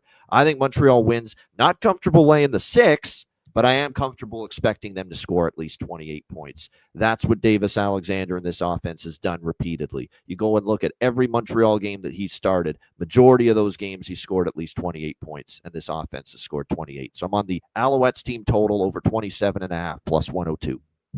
Al's team total over 27.5 at +102. Then we roll on here to the Western semifinal, Calgary Stampeders, BC Lions. So the +1, okay, so this is kind of the question I want to ask you. I can get +165 on the Lions to reach the Grey Cup, but what will the Lions money line be in Saskatchewan? They can't be favored. They can't, right? Is it going to be like a +120? Or something so I take a second to think on that one. This total is 53.5. It opened up at 53.5. I think that's way too high for a playoff game. But we know this Lions offense is absolutely electric. And the side opens up -4.5, now -5. I don't have any future action on the Lions, and I would like to have them. I think they're going to be a menace, but I don't need to have them to win the Grey Cup. But touch on all of it, my friend. I don't think it's high enough, this total. Indoors, there won't be any weather issues here in BC. It's going to be, I know the defenses could step up, and it is playoffs, and sometimes you see that happen. But, I mean, these games flew over the total. They weren't even close to staying under the total, the first two meetings between Calgary and BC this year, way into the 60s, into the 70s in the case of the one game where BC put up a 52 spot. Against Calgary. I just don't think this Bob Slowick defense has any answers, because he had a chance to make adjustments against Nathan Rourke and BC after they got blown out in Calgary, and it was the same old story. BC offense up and down, up and down, up and down the field against that Calgary defense. So I just expect Nathan Rourke, the way he's playing, the way this offense is humming along, to just keep on rolling here. And they score 30 points pretty much in their sleep every single game. I expect them to get to that number, but I expect Vernon Adams to step up here. He didn't play well in Calgary against this team, his former team. He played a little bit better in the rematch in BC, but he still made a couple of costly turnovers at bad times, keeping Calgary from getting back into that game and winning it. He hasn't played a great game yet, Vernon Adams, against his old team. I think this could be the week he does. And I still don't fully trust that BC Lions defense. If they played a little bit better in recent weeks, yes, but they can still give up points, and I think VA here in the indoor environment at BC Place will put up points. So over 53 -115 for me. Over 53 at -115. And touch on my question about the moving on the Lions. They're +165 to reach the Grey Cup. What's your expectation if they win this game by 10 points, get out healthy? What would their money line be against the Rough Riders? Like +120? Yeah, I think if you like BC in this game, you bet them to win the Grey Cup, because they're going to have a shot at Saskatchewan next week. I truly believe that. Because when you look at the Riders, their defense is pretty good. They can stop the run very good. Their secondary and their secondary is supposed to be really good. Roland Milligan and all these guys they got in the secondary, but people have been throwing on the Riders at times, and certainly Nathan Rourke and that receiving corps could be capable of having some success. Not to mention Trevor Harris, friend of mine. He's been on my my football shows a couple of times.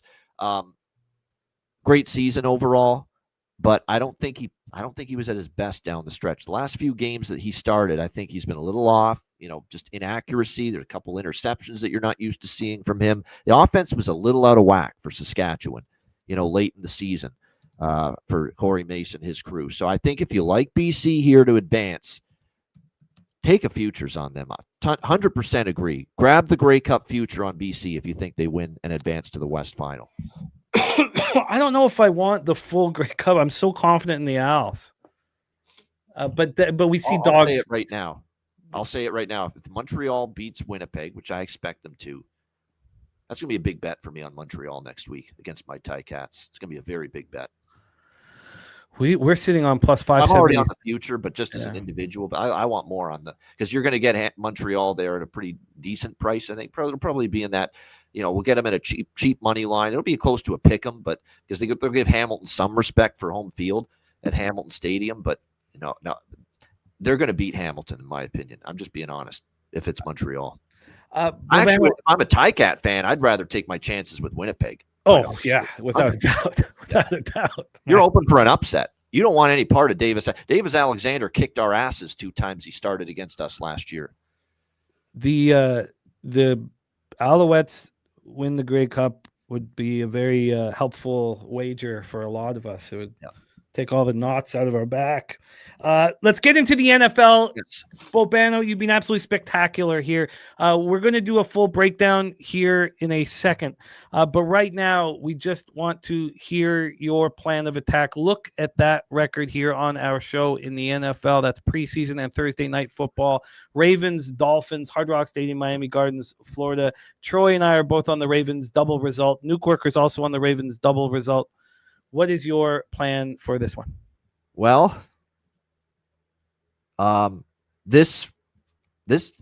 record's taken a hit based on this one game if it doesn't pan out, because we're on 4 bets on this one game here tonight in this one. You know what? Actually, now that I think of it, I have -7 on Baltimore. I do have the double result on Baltimore. I don't know if I want to quadruple or triple up on Baltimore. What I will do is I will go. I like the double result. I really do. It's -130 right now at Bet365. I like the double result, Baltimore. I'm with you on that. I think I won't take the -7. I'll just take the Baltimore double result here in this game, because you figure if they don't start strong, are they going to win by more than a touchdown? That might be a little dicey, but yeah, double result for me. I'm on Baltimore team total over 30.5 in this game. I think being able to get below 31 on this offense with Lamar Jackson healthy and back in the fold is a great price. So over 30.5, -105 for the Baltimore team total over. And I'm also on over 50, -120, over 50, -120, full game over in this game. Baltimore, Miami, 2 meetings, Lamar versus Tua and Harbaugh versus McDaniel. 2022, 2023, both shootouts. Flew way over the total, both games.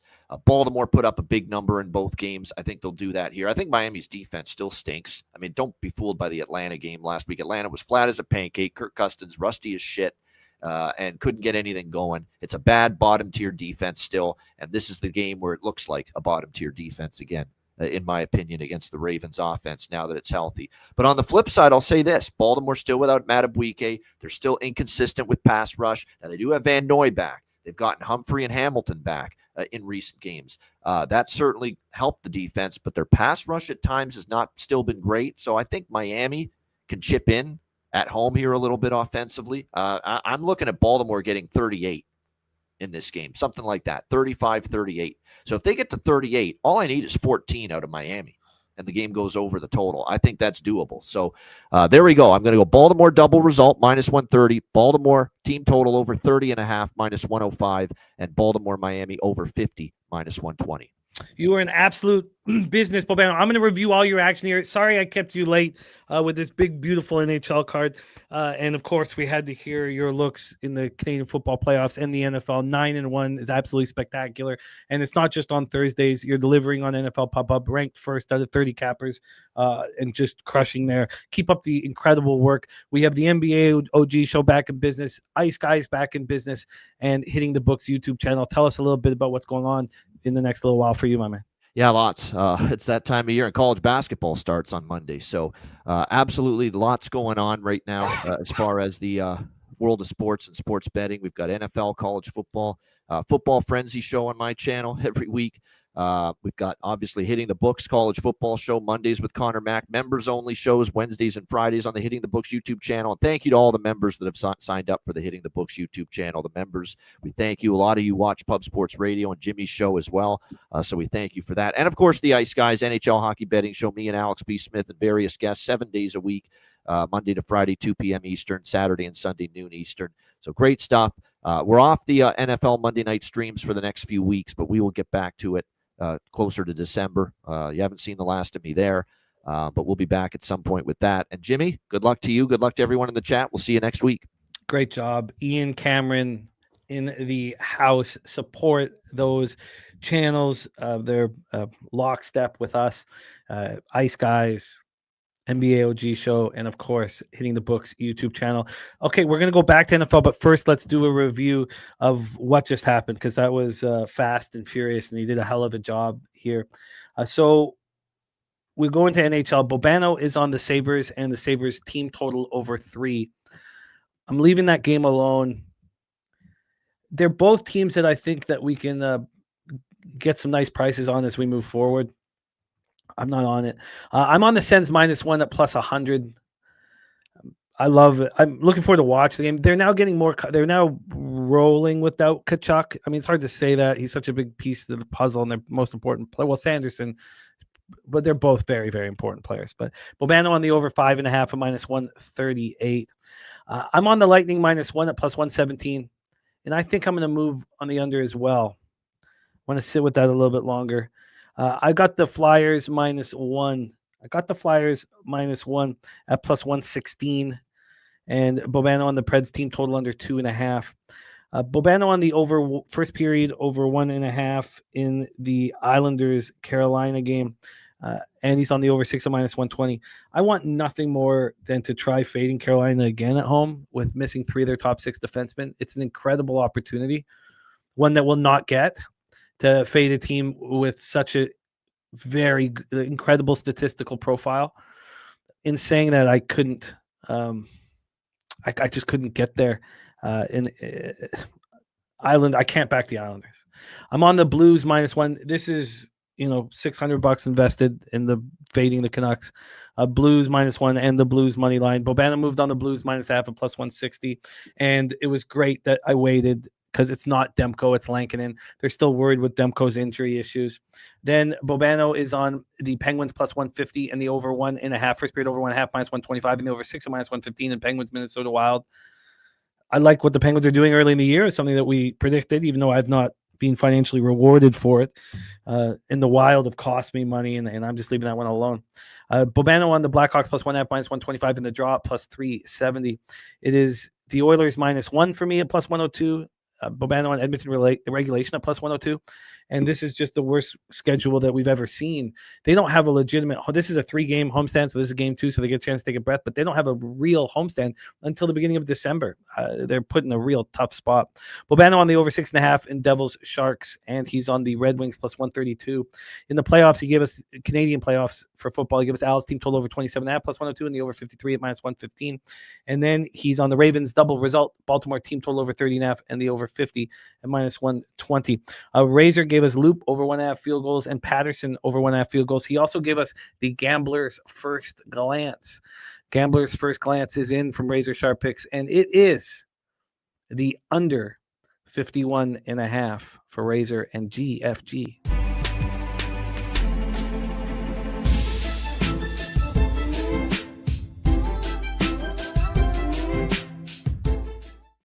So there we go. So let's touch quickly on this NFL game. Then we're going to get into college football, and we're really excited to have Nick Frazier joining us. It'll be his 3rd time rocking with us, star of the Water Cooler Talk Sports show on YouTube.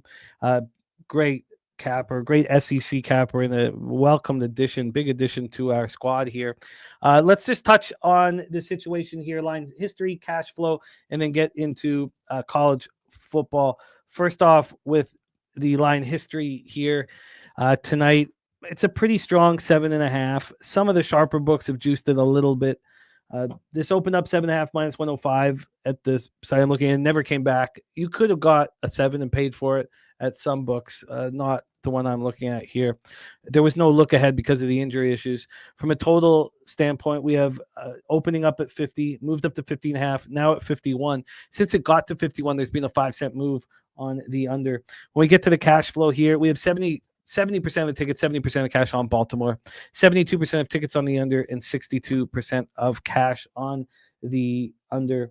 Ronnie Lofton also is on that under here with our guy Razor. I'm just on the Ravens double result. I got it -125, and I got it last night. As Bobano said, it's available right now at -130. The statistical profile of the Ravens are that of a bad football team.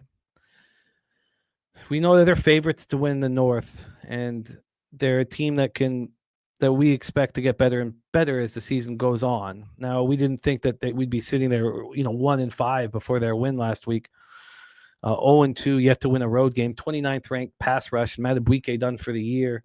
Third down defense ranked 28th. Red zone defense ranked 26th. I mean, was supposed to get this defense figured out in his second year as defensive coordinator, and that's been the furthest thing from the truth. Pass defense ranked 16th. Rush defense ranked 28th.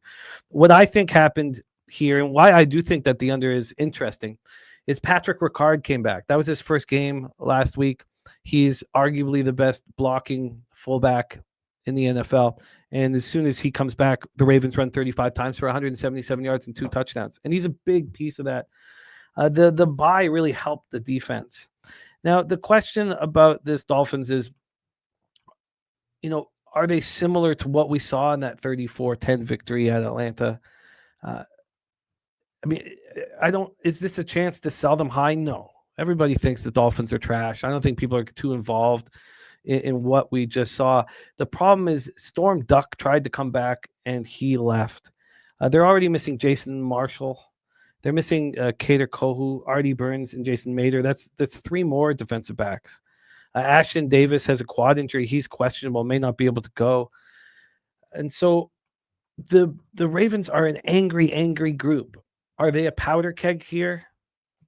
Because I'm a little hesitant. The Dolphins have been pretty good at home. I don't put too much emphasis into that Chargers game because the Chargers were a broken group at that point. I think that the double result is the most comfortable spot to be in. Stand on Biz is on Lamar interception. AM says the Ravens win by 3. He's on the Dolphins plus 7.5. And we have another play of the day here. If you're listening on headphones, turn it down because our guy Ron Crawford spreadsheet play today is the Ravens minus 7.5. Ron Crawford!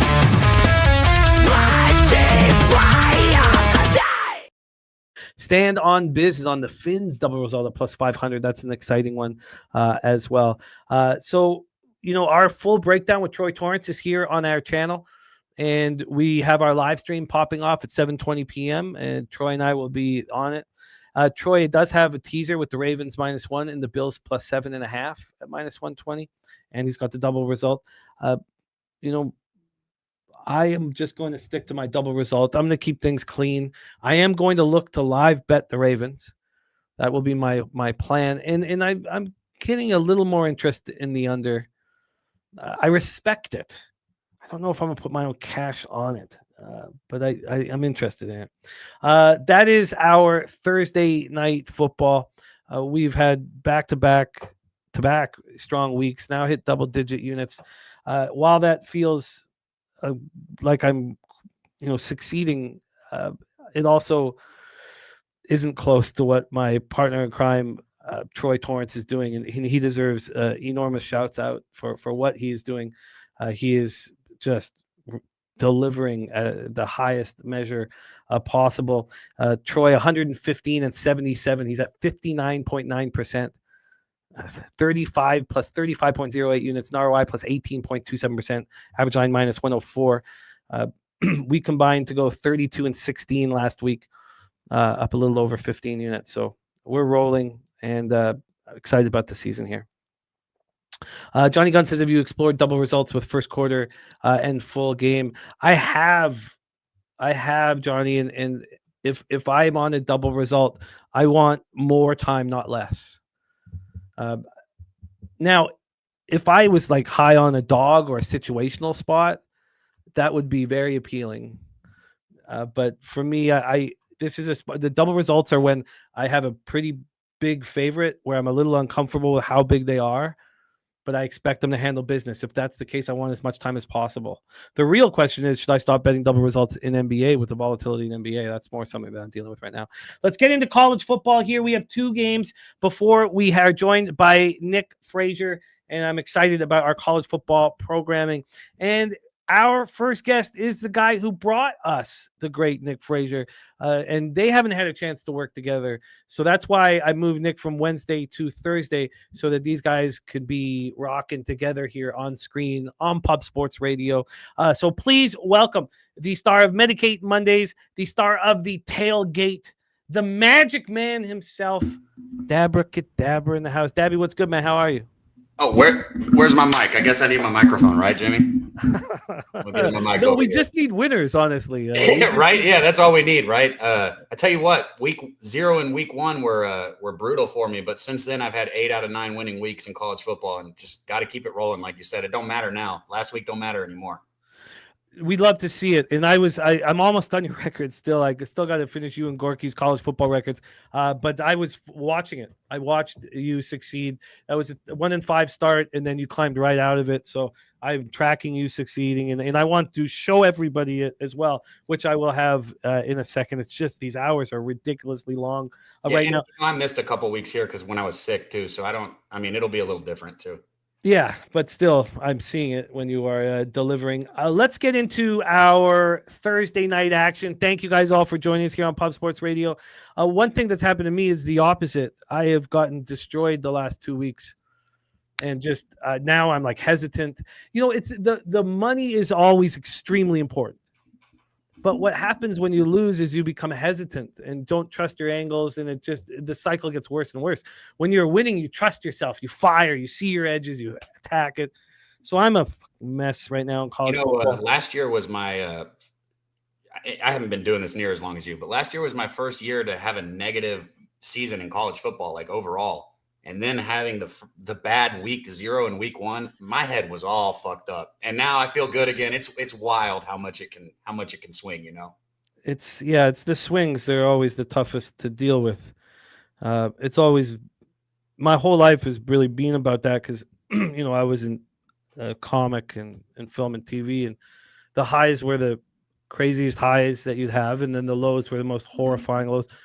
The shows that were incredible were magic. When you'd bomb out of control, like it was just fucking yo. So it means we probably won't live a long life, but while we're here, let's fucking cash, Daby Cab. Let's fucking cash. We have Marshall, the Thundering Herd at the Coastal Carolina Chanticleers. Thundering Herd 4-3, 2-1 in the Sun Belt. Chanticleers 4-3, 3-1 in the Sun Belt. We're in Brooks Stadium in Conway, South Carolina. It is 57 Fahrenheit, clear skies, and 10-mile-per-hour winds. We have Marshall off back-to-back victories, and now they're going out on the road. They do have the bye, but now they're going out on the road. Coastal Carolina also, coming in off their bye.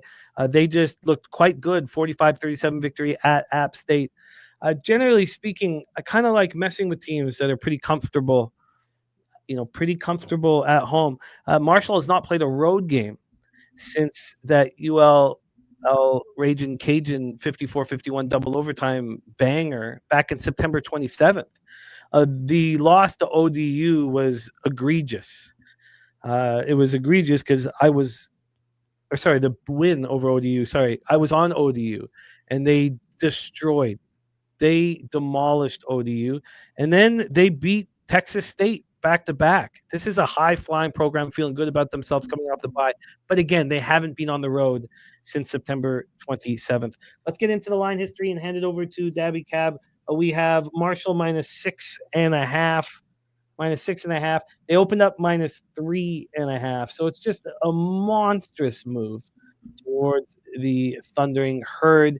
Yesterday, we had the monstrous move towards Middle Tennessee. And what they do, they covered. So this expectation is that obviously Marshall is going to win by over a touchdown. That's what the market is telling us. We have this total at 55. It opened up at 55. It is back at 55. When we get to the cash flow here, and we can use 2 sites, but let's just start with the odds logic site and see if we trust it or see if we want to move past it. But here with the cash flow, we have 61% of the tickets on Marshall and 84% of the cash. We also have 7s now on the board at Circa, at Superbook, at South Point, and at DraftKings. 85% of tickets on the over, 93% of cash on the over. That's a lot of money on this over, and it's not moving. It's just sitting here at 55. Wine Time Sports, noticing that, obviously, he's on the under 55.5. Wine Time Sports on the under here. The taint play of the day, though. The taint play of the day is the opposite. Taint is on the over 54.5.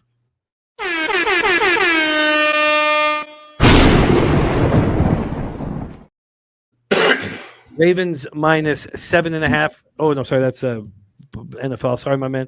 And BJ said clear Marshall market. Huge move, Jim. Not going against that. And then Matty I says Collier for Coastal is a man and a difference maker. Daby Cab, is there a move to make here after this big line move? Do you have any interest on the total? What's your thoughts here? This was, and I've looked into it.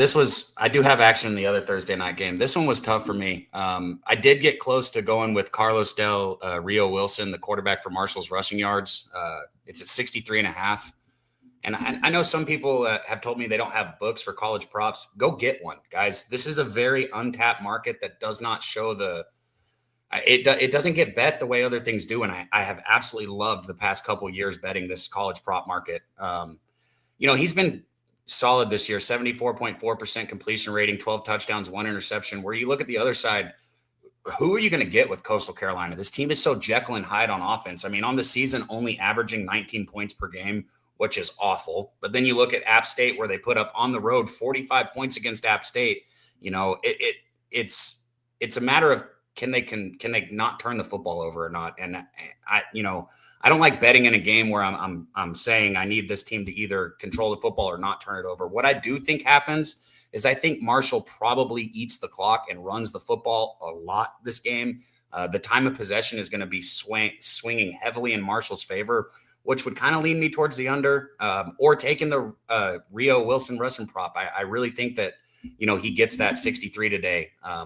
And I might get there by the end of the day. It's just not something I'm passionate about. We have the senior Samari Collier at quarterback. And I think when, looking at what went right, what went wrong for this team this year, yep, he was the difference maker. 12 and 19 for 118 yards, touchdown, interception. That's not really why he's back there. He's a senior. He's a leader. He's 6'3", 225 pounds from DeSoto, Texas, and he can run. He had 17 carries for 74 yards and 2 touchdowns. Let me look at his numbers real quick. Because those other quarterbacks, they've gone through the gauntlet with quarterbacks at Coastal this year. They sure have, but it really fueled their success here. Now, his long run was of 13 yards. He was averaging 4.4 yards per carry, but he was getting the job done. He was moving the sticks. Is that going to... Oh, wow. Even having 68.5, so they know. 68.5 rush yards. Even having a quarterback that is more offensive might actually lead to, and this may sound crazy, but to a lower scoring game, because Coastal Carolina will be able to sustain drives with Collier at quarterback. He's smart. He's a senior. He's been waiting for this opportunity. It feels, I'm not trying to sell anybody on Coastal Carolina because Marshall, but I saw, you know what? I mean, these stats are predicated for the Thundering Herd on what they've done, at home. Now, it's not like they haven't looked good on the road. Let's just quickly touch on their road games, and then we can move past it, because it's not like they haven't traveled. They have. So their first road game was at Georgia. Look, we don't even need to talk about that. That's tough sledding for the Thundering Herd. They beat Middle Tennessee 42-28, and they have the Raging Cajuns the very next week. So Jimmy, I think I might have found something that I might. Fuck, man. If Collier's touchdown, man. So he's only got the 2 games, like you said, the ULM App State, 86 yards against ULM and 74 against App State. And mind you, you guys got to remember, if you're taking quarterback in college, if they get a sack, it goes against your yards, right? So that's if you're looking at a 4.4 average, I guarantee you there was a couple sacks in there that really probably lowered that. But he had 2 touchdowns against App State. He had 1 against ULM. And right now I'm seeing this number for him to score a touchdown at plus 115 all the way up to plus 140 at some places. Well, Matty Ice's SGP has Collier throwing a passing touchdown and getting his rushing touchdown as well. That's his SGP in this one. Man, I might move on him to score a touchdown. Well, let us know. Again, you don't need to make this decision right away. Games that we've capped together, you can make official at any point, and I'll just, I always use your X handle to. And if I do, I'll post it. So, I think I'll probably take that bet. I don't want to do it just yet. I want to think about it for a second. I wonder if, obviously Thundering Herd have proven that they can play on the road. I just wonder if this is a little much. This move, but look at I'm having a terrible season. Well, I wasn't until 2 weeks ago, but and then I wonder if that under, I don't want to go up against Taint, obviously, but so much money on that over, and it's just not moving. And then and it makes sense that it's at the number that it at 55. Maybe could you say it's a sharp line, but when you look at what these teams have done, obviously cappers are gonna say, well, what's happened recently? Well, if you go through the last 4 games of Marshall, you have 70 points against Middle Tennessee, you have 105 against the Raging Cajuns, you have 72 against ODU, and you have 77 against Texas State. The last game that Coastal Carolina played, here's another 82 points were scored. When the total is that far off of what's been happening here, we see it on both ways. When it's way too high for what teams are doing, it means it's going to soar over. When it's way too low, it generally means it's going to go under. And in saying that, I can understand why the GFG is that way. I can also understand why Taint play today's on the over. Well, Gambler's first glance was what? The under. Oh, okay. The Gambler's first glance. I thought shout out to my dude Dutch in the chat, man. Absolutely just destroying the NBA right now. Oh, the Gambler's first glance is the Ravens Dolphins under 51.5. Sorry, okay. But he is also on the under. It's not GFG. It is yeah. Oh no, it's wine time. Excuse me. Sorry. So let me and I want to give Dutch a shout because he's destroying, but I just want to make sure that I don't screw this up. Wine time is on the under here. Wine time is on the under. The Gambler's first glance is the under in the NFL game. So there we go here. Yes, shout out to our guy Dutch Boy Fresh, 21-3. Wild to start the NBA season, 21-3. Delivering the goods. Omer, it's great to see you, my man. One of our colleagues here that we cap every Tuesday with. It's great to see you, man. Thank you for the kind words. We're running nice. So I am interested in getting involved. Hey, Maddie, can you tell me why you're not on just Coastal Carolina? Oh, Jay Stoney says Collier's not starting for Coastal tonight. What? There's no way. I've got to see this because that is a coaching fucking night. Thank you for saying that, Stoney, because I was damn close to pulling the trigger on his touchdown. If he starts, I don't see any way he doesn't get in the end zone. And at plus money, I don't know why we'd look anywhere else. But if he's not starting, that's huge information. Why would they not start him?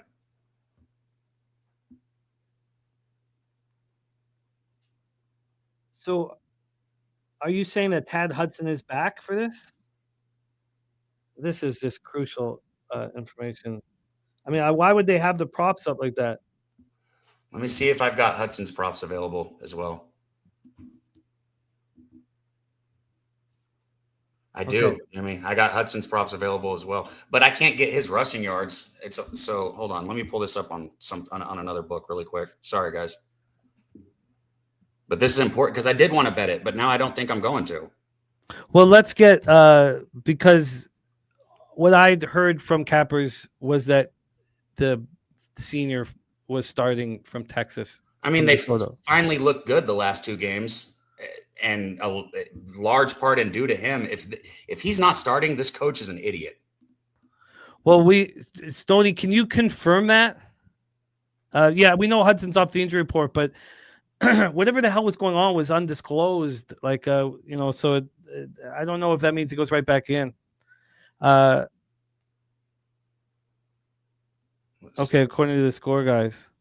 Okay, can we get some information on that from some? If you guys in the chat could take a second, because obviously, I mean, that is just so key as to whether or not, it's not that Hudson is bad. I don't mean that. It's just that they were building something there with Collier, and he earned this opportunity. And Brendan Gregory says Hudson has no props open at Bet365. So I've got his touchdown prop right here, but this is a book that we're not going to even mention. But okay, this is all fishy though, Jimmy, because I don't even have rushing props available for either of them on this right now, which makes no sense. Okay. Yeah, Maddie, I think Collier was just player of the week. Okay, so if you guys can dive into that, if you're able to. Troy Torrance says Marshall going to blow this team out. That's what the market is indicating, Troy. But I bet you don't move on them because you have a team that hasn't played on the road since September 27th, coming off their bye week. So I would think that you might have interest in fading this all. Okay, yeah, I don't see it anywhere. Now look, Jay Stoney, I know you're trying to help. There's no, but we need to know that because everyone I've talked to is expecting Samari to be starting at quarterback here. Okay. I'm going to kick myself if he scores a touchdown and I don't bet it. And Jimmy, you're the one who brought that bet. That bet was not at all on my radar until you started talking about it. I looked at it, and I know this sounds stupid, but when I call them like a flash of lightning when I'm thinking about a game and a bet hits. They're some of the best bets for me, and that one's one of those flash of lightnings. Like, it just hit me. It's like he's going to score a touchdown if he plays.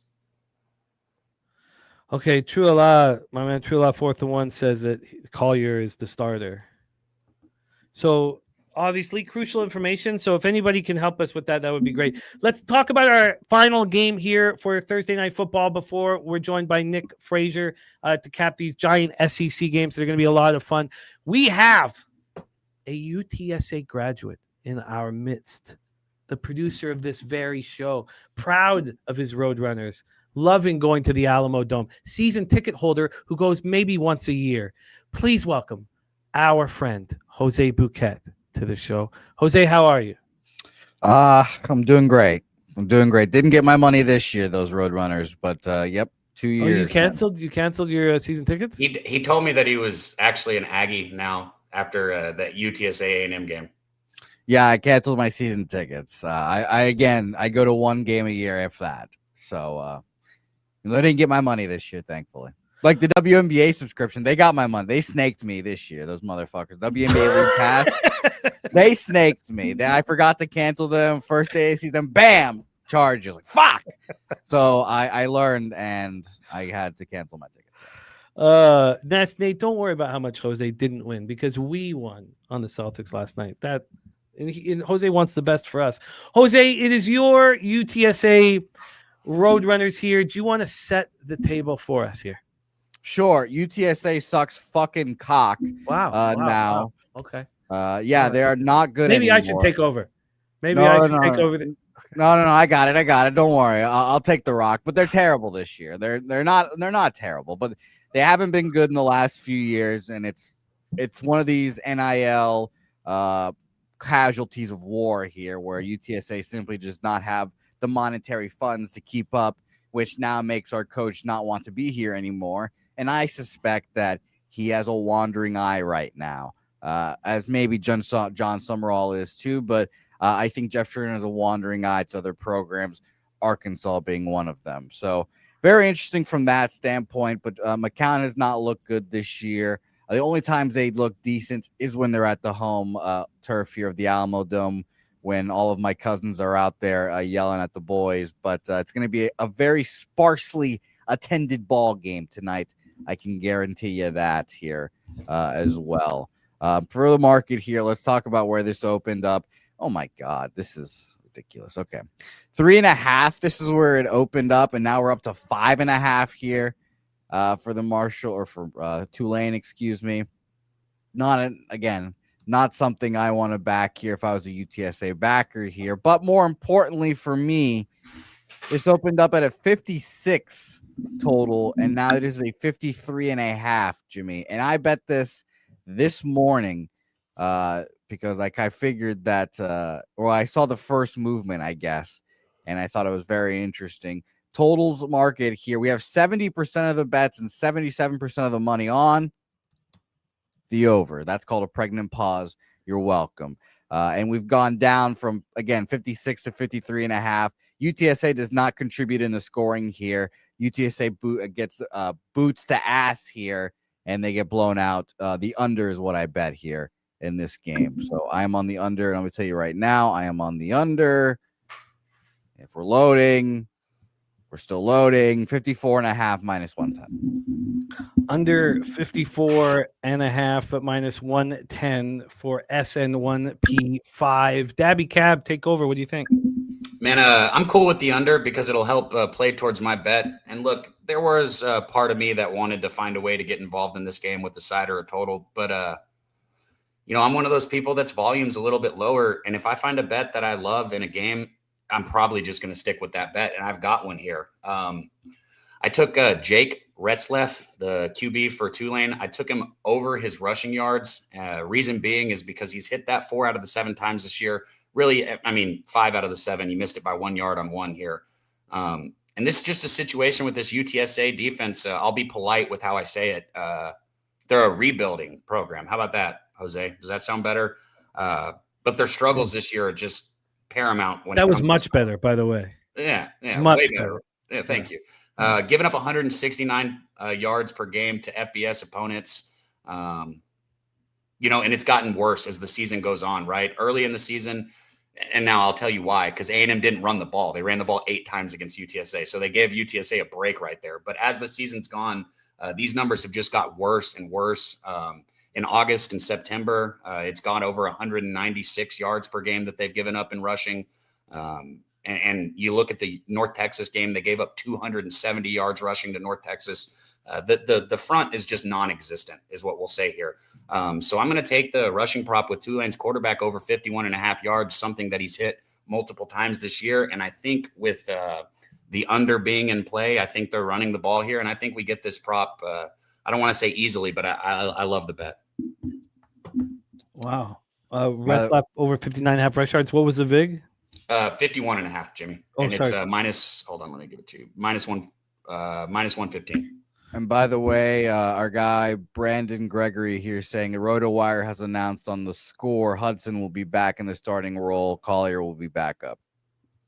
That is wild to me. They deserve to lose this football game because of that horrible coaching decision.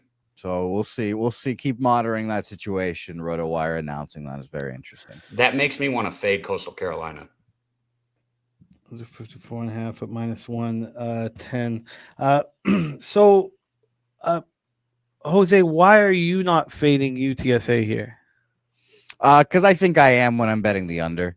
I just don't want to double up. I don't think they contribute to the scoring. I understand completely if people are fading them here, and they're only good at home. They're the only time, like the last 2 years. I don't think they've won a road game in the last 2 years. Like it feels ridiculous. Now they've probably won one this year, but the only time they're good is when they play at home. And I just don't think there's not going to be a home atmosphere because this game is on a Thursday, and we have people have shit to do. So Jose, Jimmy won't bet props with me, but you can, and you haven't mushed me, so you can bet this prop with me. We're gonna catch it. No, but shout out to Julane though. What?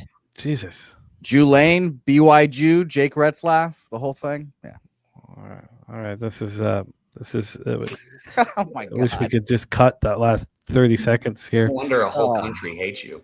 That's true. And several, actually, more countries are on the list every day. More countries. So this would be the question. Their first home game of the year, 79 points were scored. Their second home game of the year, 68 points were scored. Their third home game of the year, 74 points were scored. So we're saying that the market is moving towards the under because this is going to be an empty stadium. They're putting the number at a point where they think people are going to hammer the over. 67% of the tickets, 76% of cash, but it's going to be an empty stadium and a boring football game, is what you're saying, Jose. Yeah, it's going to be an empty stadium. They actually cared when they played Texas State. Rivalry game, got bitched. UIW is barely a football team nowadays here. And they played Rice at home. Rice is terrible too. This is by far the best team they've played at home this year, and probably the best team they'll play in the schedule. And Texas State sucks, and they scored 40 points on this team. So a couple things before we move past this spot here, because I'm becoming interested in a couple different things. First off, our guy True Love 4th and 1 Entertainment says, Daby Cab, do you like Retzlaff for a anytime touchdown? Yeah, absolutely. Anytime I like somebody's rushing prop, especially at a number that's over 50, I like him to score a touchdown. And let's see, he got 2 last game against Army, 2 against ECU. So he's hit just like his rushing prop. He's had a touchdown in 4 of the 7 games. The 3 that he didn't, or the 3 that he struggled to hit the rushing prop where he wouldn't have cashed it. So back to my original statement, if I like the over on that, yes, I like him to score a touchdown as well. Shout out to our guy Sweaty Butcher in the house, and back to Jay Stoney. Jay Stoney, thank you, man. This show's supposed to be about information, and that was great what you did, jumping in there. So thank you, Brandon Gregory. The Cabs is Retzlaff over 51.5 rush yards. Jose, if you were moving on the side here to fade your UTSA Roadrunners, would you take the -5.5, or would you take Tulane double result? Is double result like -110 or lower? I imagine so. It should be. I'll check right now, but If it was like minus 130, honestly, if it was minus 130, I'd be more inclined to take that. Just because, man, everyone likes expensive things here. But I go back and forth. I think I'd rather have full game, honestly. So it's minus 105. So let me ask you this final question here. Does the market not realize that this is going to be an empty stadium and that UTSA is done for the year and that their home field advantage and that the Rice game is a non-issue and put a line through it? It's moving. I think there's a facade of UTSA being really good at home, but all of the teams they've played at home here are terrible, and they've scored. And I think that it's going to be a combination of Jeff Traylor not wanting to be here anymore and him kind of being fed up. The McCown, whichever Owen, Luke, Josh, whoever's starting for UTSA now sucks, and he's not that good. He's just a dink and dunk quarterback. And again, Tulane being the best team they've played. I just don't think. I mean, I expect Tulane to score 30 points here, but I would be pleasantly surprised if UTSA scored 20 in their own right. All right, I think that I think that moves should be made here. The under does sound like a very sharp side with how high these point totals have gone, and then backing Tulane and Tulane double result here. A Dav fan says double result, says Tulane should kick the crap out of UTSA right from the start. Daby Cab on Red Slap over 51.5, Jose on the under 54.5, and we are getting the information that Collier is actually not going to start. So lots of things to kind of work still on Marshall and Coastal Carolina. Man, I get that better line. Gregory told me he's got a 49.5 at the same price. Minus 115 too. Yeah. Look, we understand the situation that our Texas cappers and California cappers are in. Sucks, man. But we get it. Like, it's not. This isn't about you guys not looking hard enough or fighting hard or Right. having a, but like, it's just you guys are put in a real terrible situation, and the fact that you're succeeding within it, Now, Wine Time's on UTSA +6. God bless you, Wine Time. Wine Time, can you let us and BJ liking Marshall more than Tulane?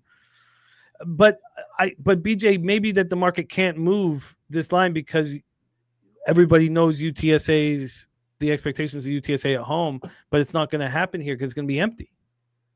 I think that there's more to look at here in that second game, but I get it. Yeah, I saw a tweet earlier today. It's like, the tickets, look at all these tickets available. It looks like we're going to have COVID level attendance. I'm like, oh my God. Perfect. Okay. We have ESPN's fucking here. Matt Berry's, on campus today. They're trying to make it a big deal, but no one other than student body is going to be at this damn game.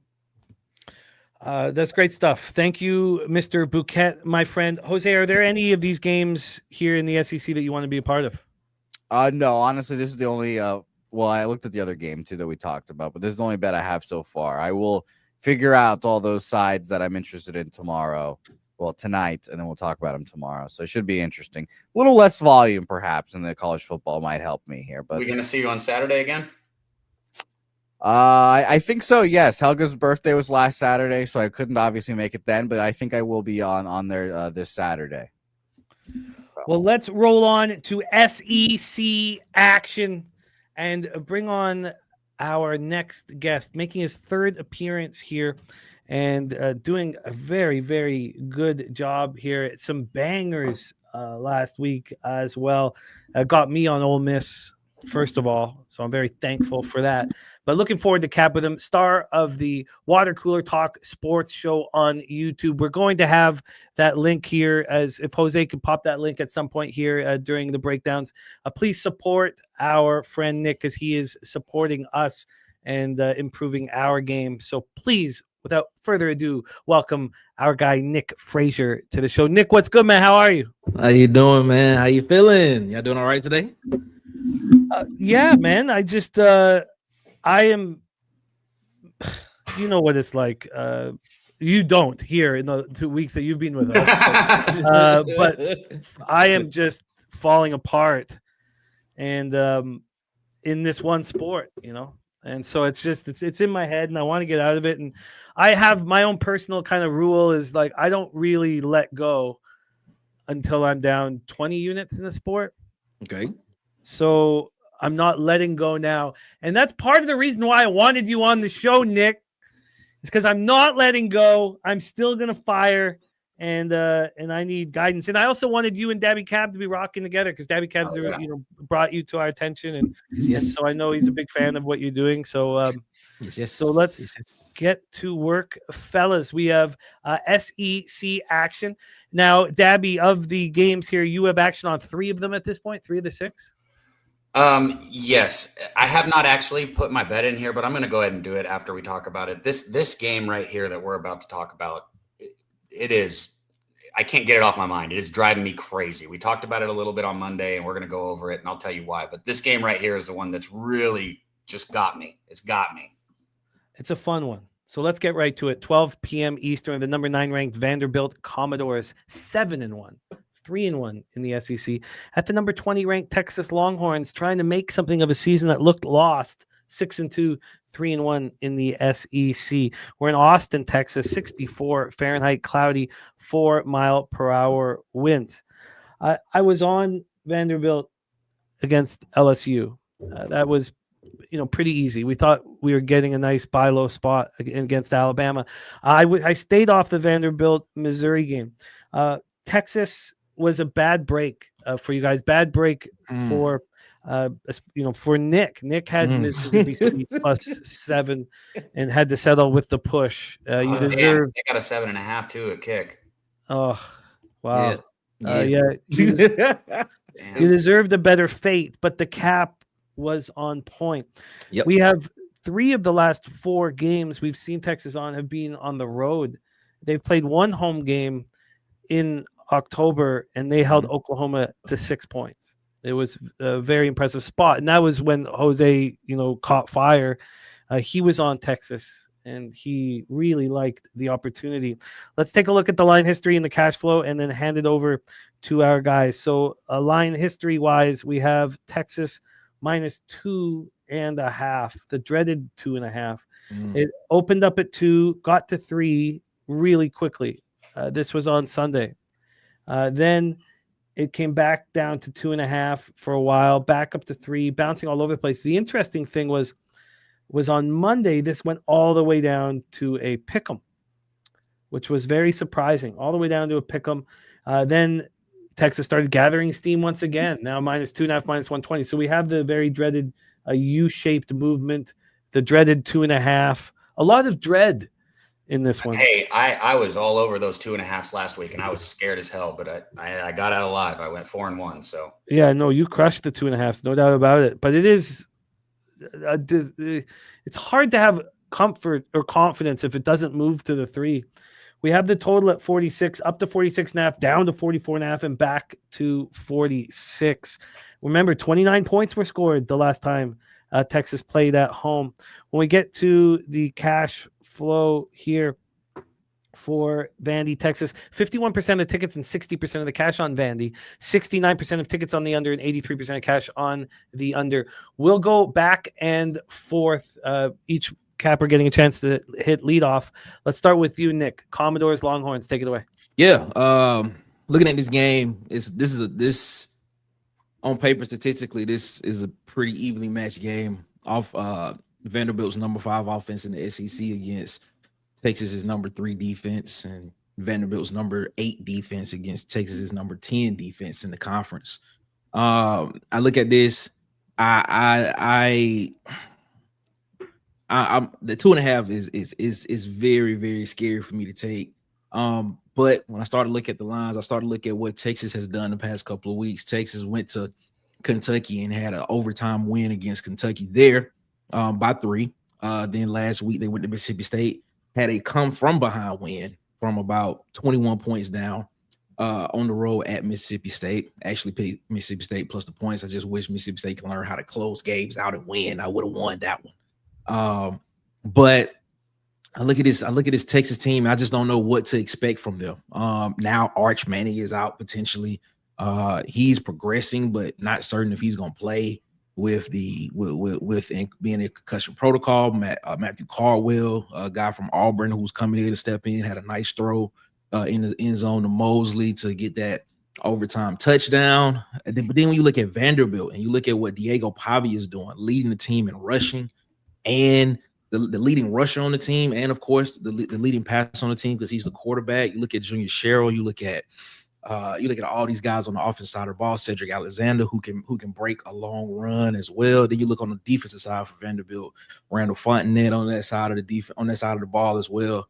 This is the game right here where I feel like this is the game where Vanderbilt goes in and makes a statement, and they do it on the road. Now, looking at Texas hasn't had a big time game at home. They played Oklahoma, but that game is halfway between both campuses. The game is at the State Fair in Dallas. So this will be the first big time top 10 opponent that will be at home for Texas. So I expect the stadium to be rocking. But when I look at Vanderbilt winning to Alabama.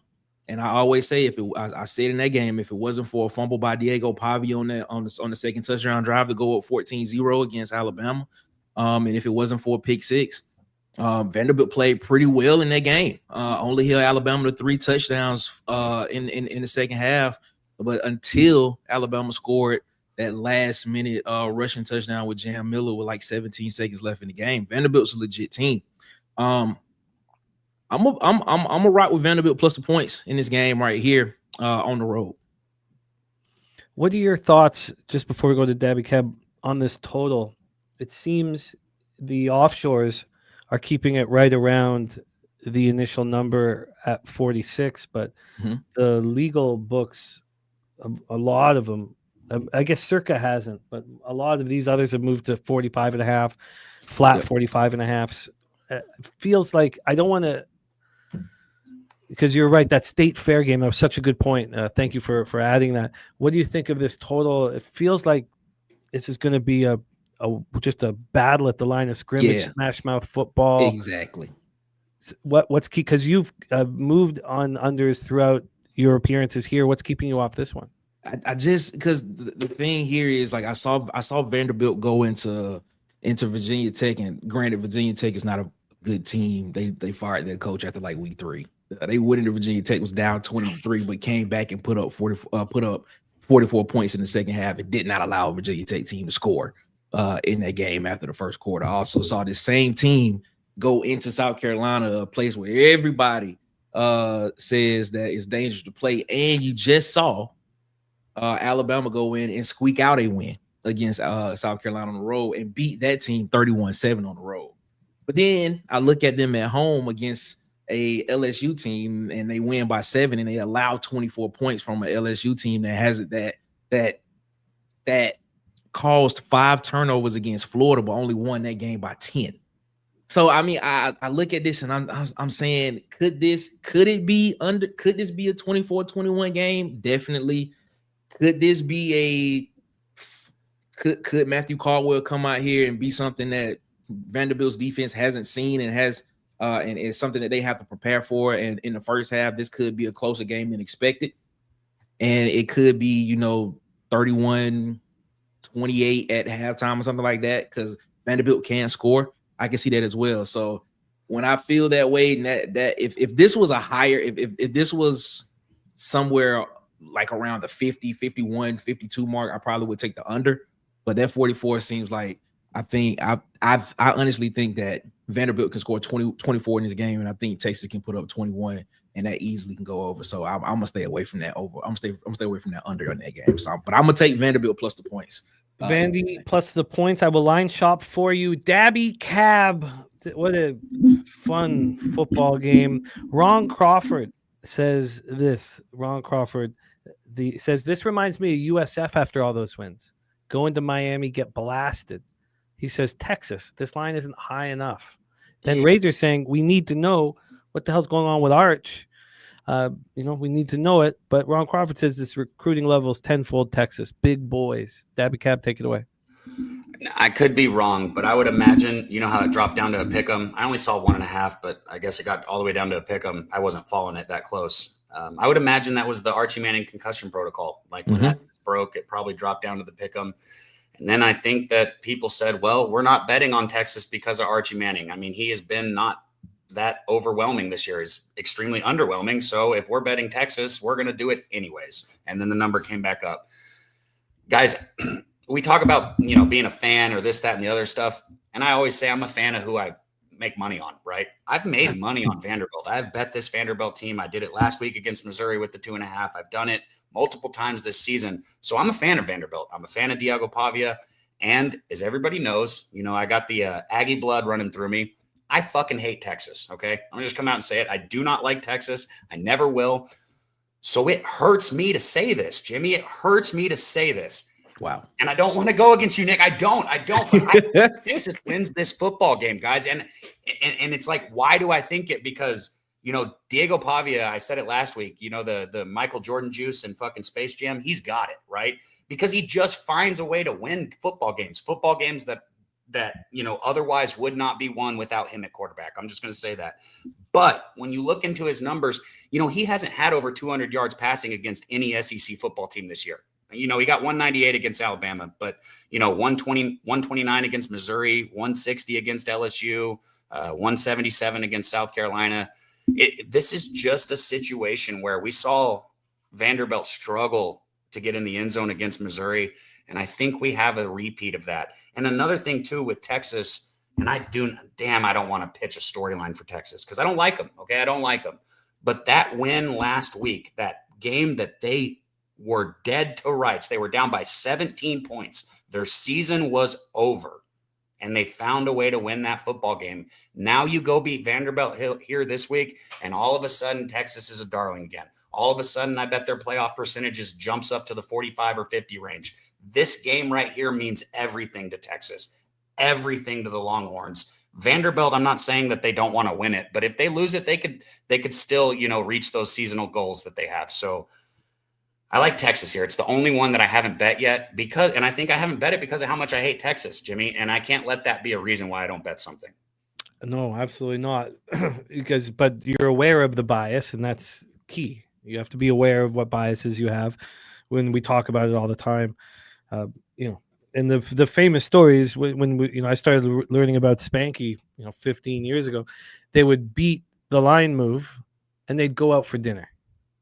They didn't watch the game. They beat the line move by 4 points. Their job was done. They didn't have these biases. Same thing with Pete. When I first was down in Costa Rica, I was like, he's not watching every second of his game. He's not watching. He's not doesn't hate these teams like these. And I was like, God, you guys have such an advantage. You don't have these biases that are affecting the way you see things, the way you bet things. And I'm so riddled with bias. Yeah. So I hear you. Listen to this. Our guy Troy Torrance found a plus 3.5 for Vanderbilt at minus 120. At ESPN Bet, plus 3.5. Imagine giving Vanderbilt. Now, threes are on board here.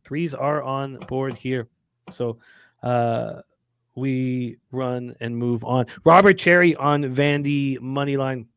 Thank you for finding that. I was going to offer a 3 at minus 113, but a 3.5 minus 120 over at ESPN Bet for Nick Frazier. We roll on. Next up, Georgia Bulldogs 6-1, 4-1 in the SEC at the Florida Gators 2-2. We are at Everbank Stadium here in Jacksonville, Florida, 69 Fahrenheit.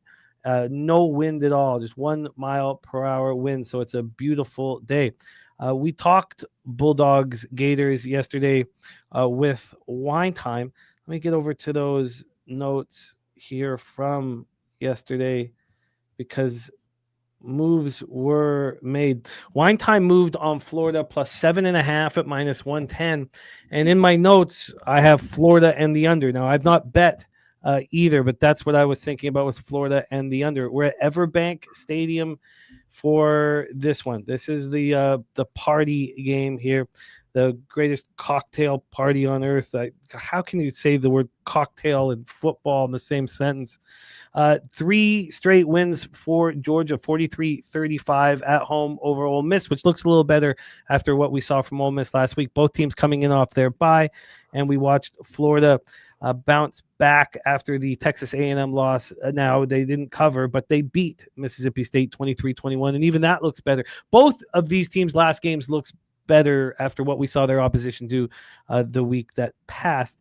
So we watched Florida take out Texas at home 29-21. The losses that we were having difficulty dealing with was at LSU, was at Miami, you know, not really at home. But then this is also not quite at home. let's take a look at the line history. Daby Cab will be hitting leadoff for us here in this one. This one popping off at 3:30 p.m. Eastern. We have, come on, here we go. We have Georgia -7 at -119. That's 7.5 that Wine Time got is still readily available. This opened up at -7 at -115. It's now, -7 at -105. It's now -7 at -119. So we've had 14 cents of movement towards Justin Mcelvy's Bulldogs. From a total side of things here, we are dealing with a, here we go. We are, oh shit, I blew past it. We're dealing, my apologies. Oh my God. We're dealing with a 50, a flat 50. That this total came out on Sunday at 2:14 p.m. and has not moved one solitary cent.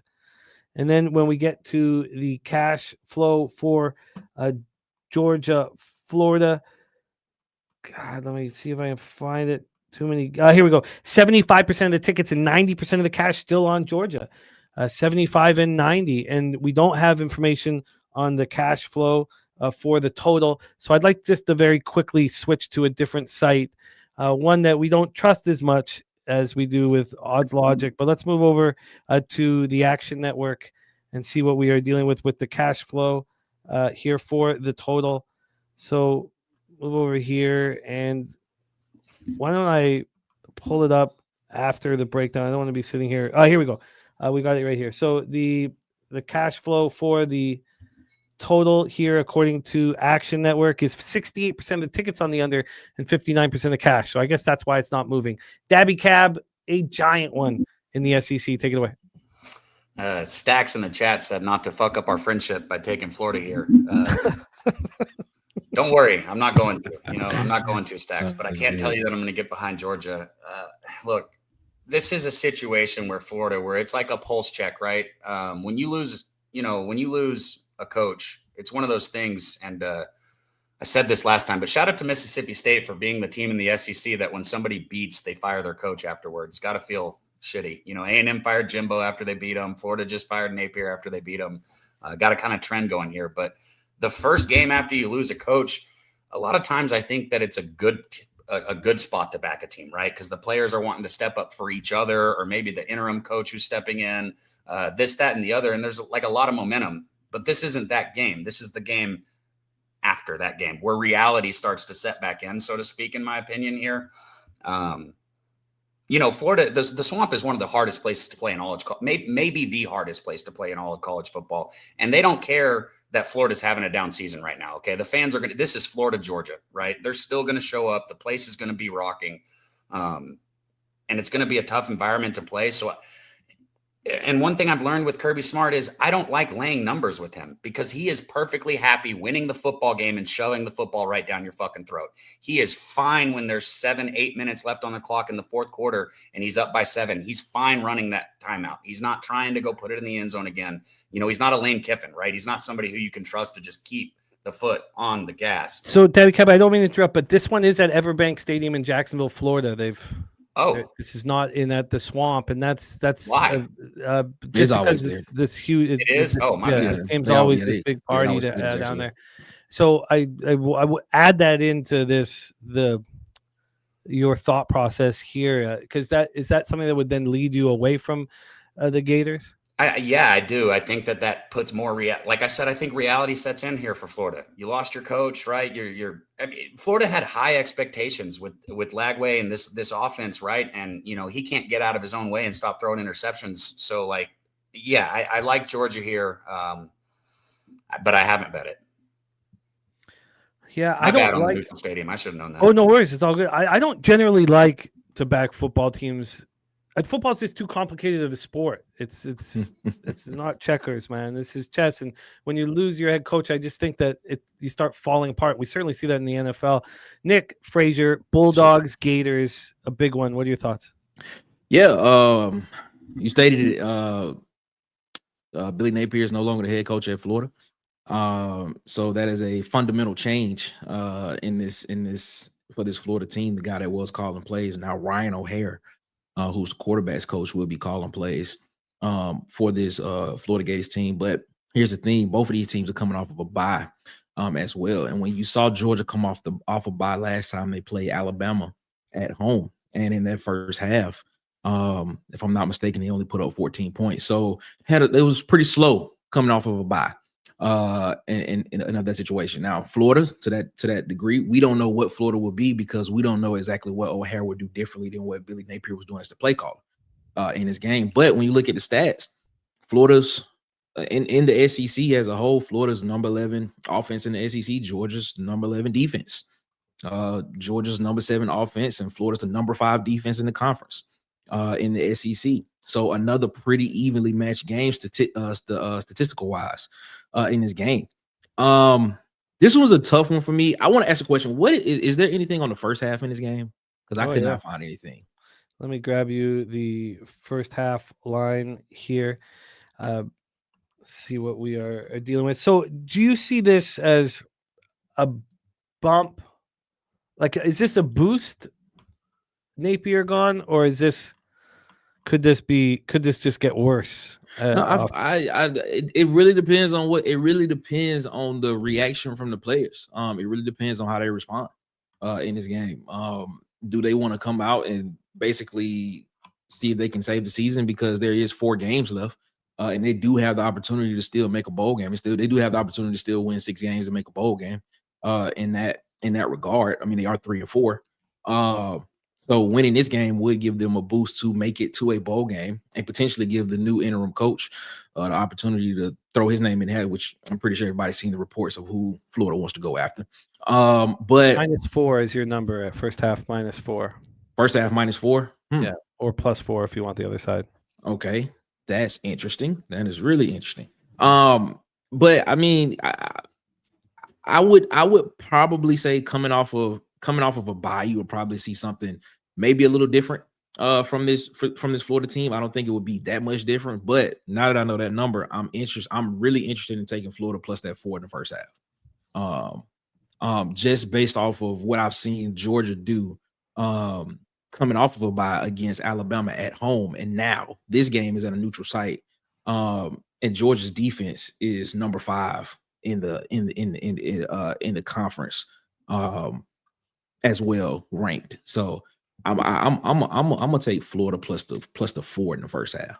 I think that's an interesting look, because coming off the bye, a new coach who probably was like, I could do this better. If they give me a chance, I can do it better than what Napier did.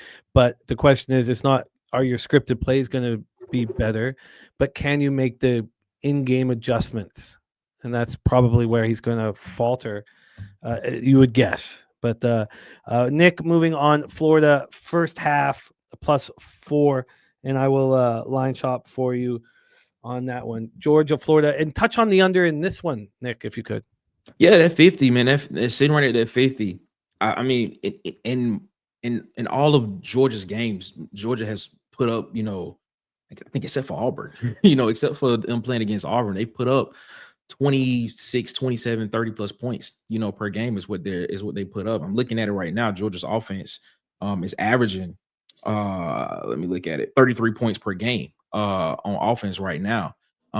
So they can score. And even for Florida, man, Florida has been putting up points. They just haven't been doing it. They just, in the moments, they just haven't been able to put up enough points to complement what the defense is doing. Like, I always go back to the LSU game. Like, even though Lagway threw 5 interceptions at Death Valley against LSU, the defense still played well enough for them to at least put up some points, to at least, you still had time in that game to where you can come back and overcome something. And they just didn't. They just couldn't get anything done in that game. So hopefully that's something that we see differently there. But other than that, they've been putting up 23, 20 points in this game. So I can definitely see that game definitely going over 50.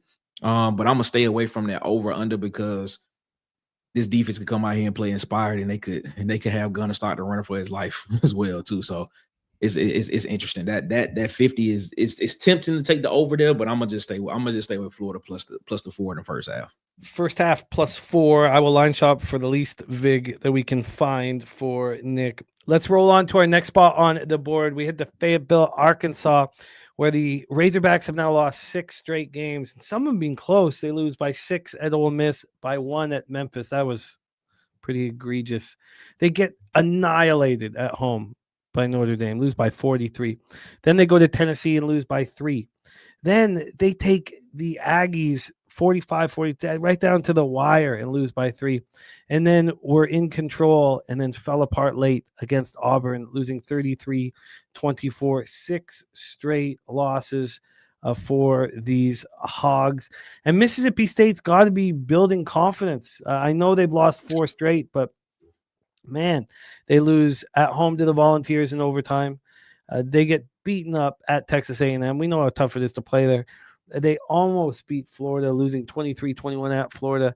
And then last week, they take Texas to overtime and lose by 7. Interesting spot here. Let's take a look at the line history and the cash flow. This one pops off at 4 p.m.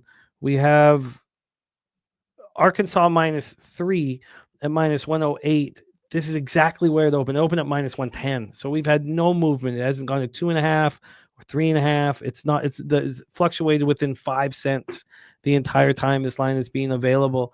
From a total stamp. Oh shit, that was first half. That's why. Fuck, I thought it was a little low. Here, let me get over to the full game. Apologies. Here, I was still on the first half. The line history here on the full game is God, apologies. Okay, here we go. We have Arkansas -4.5 at -110. This did dip to 4. It dipped to 4 for 2 hours on Monday. Other than that, this has been a 4.5, and this is exactly where we started, exactly where this opened. And then from a total standpoint, we don't have cash flow information on the total, except we can grab it off Action, which we will do.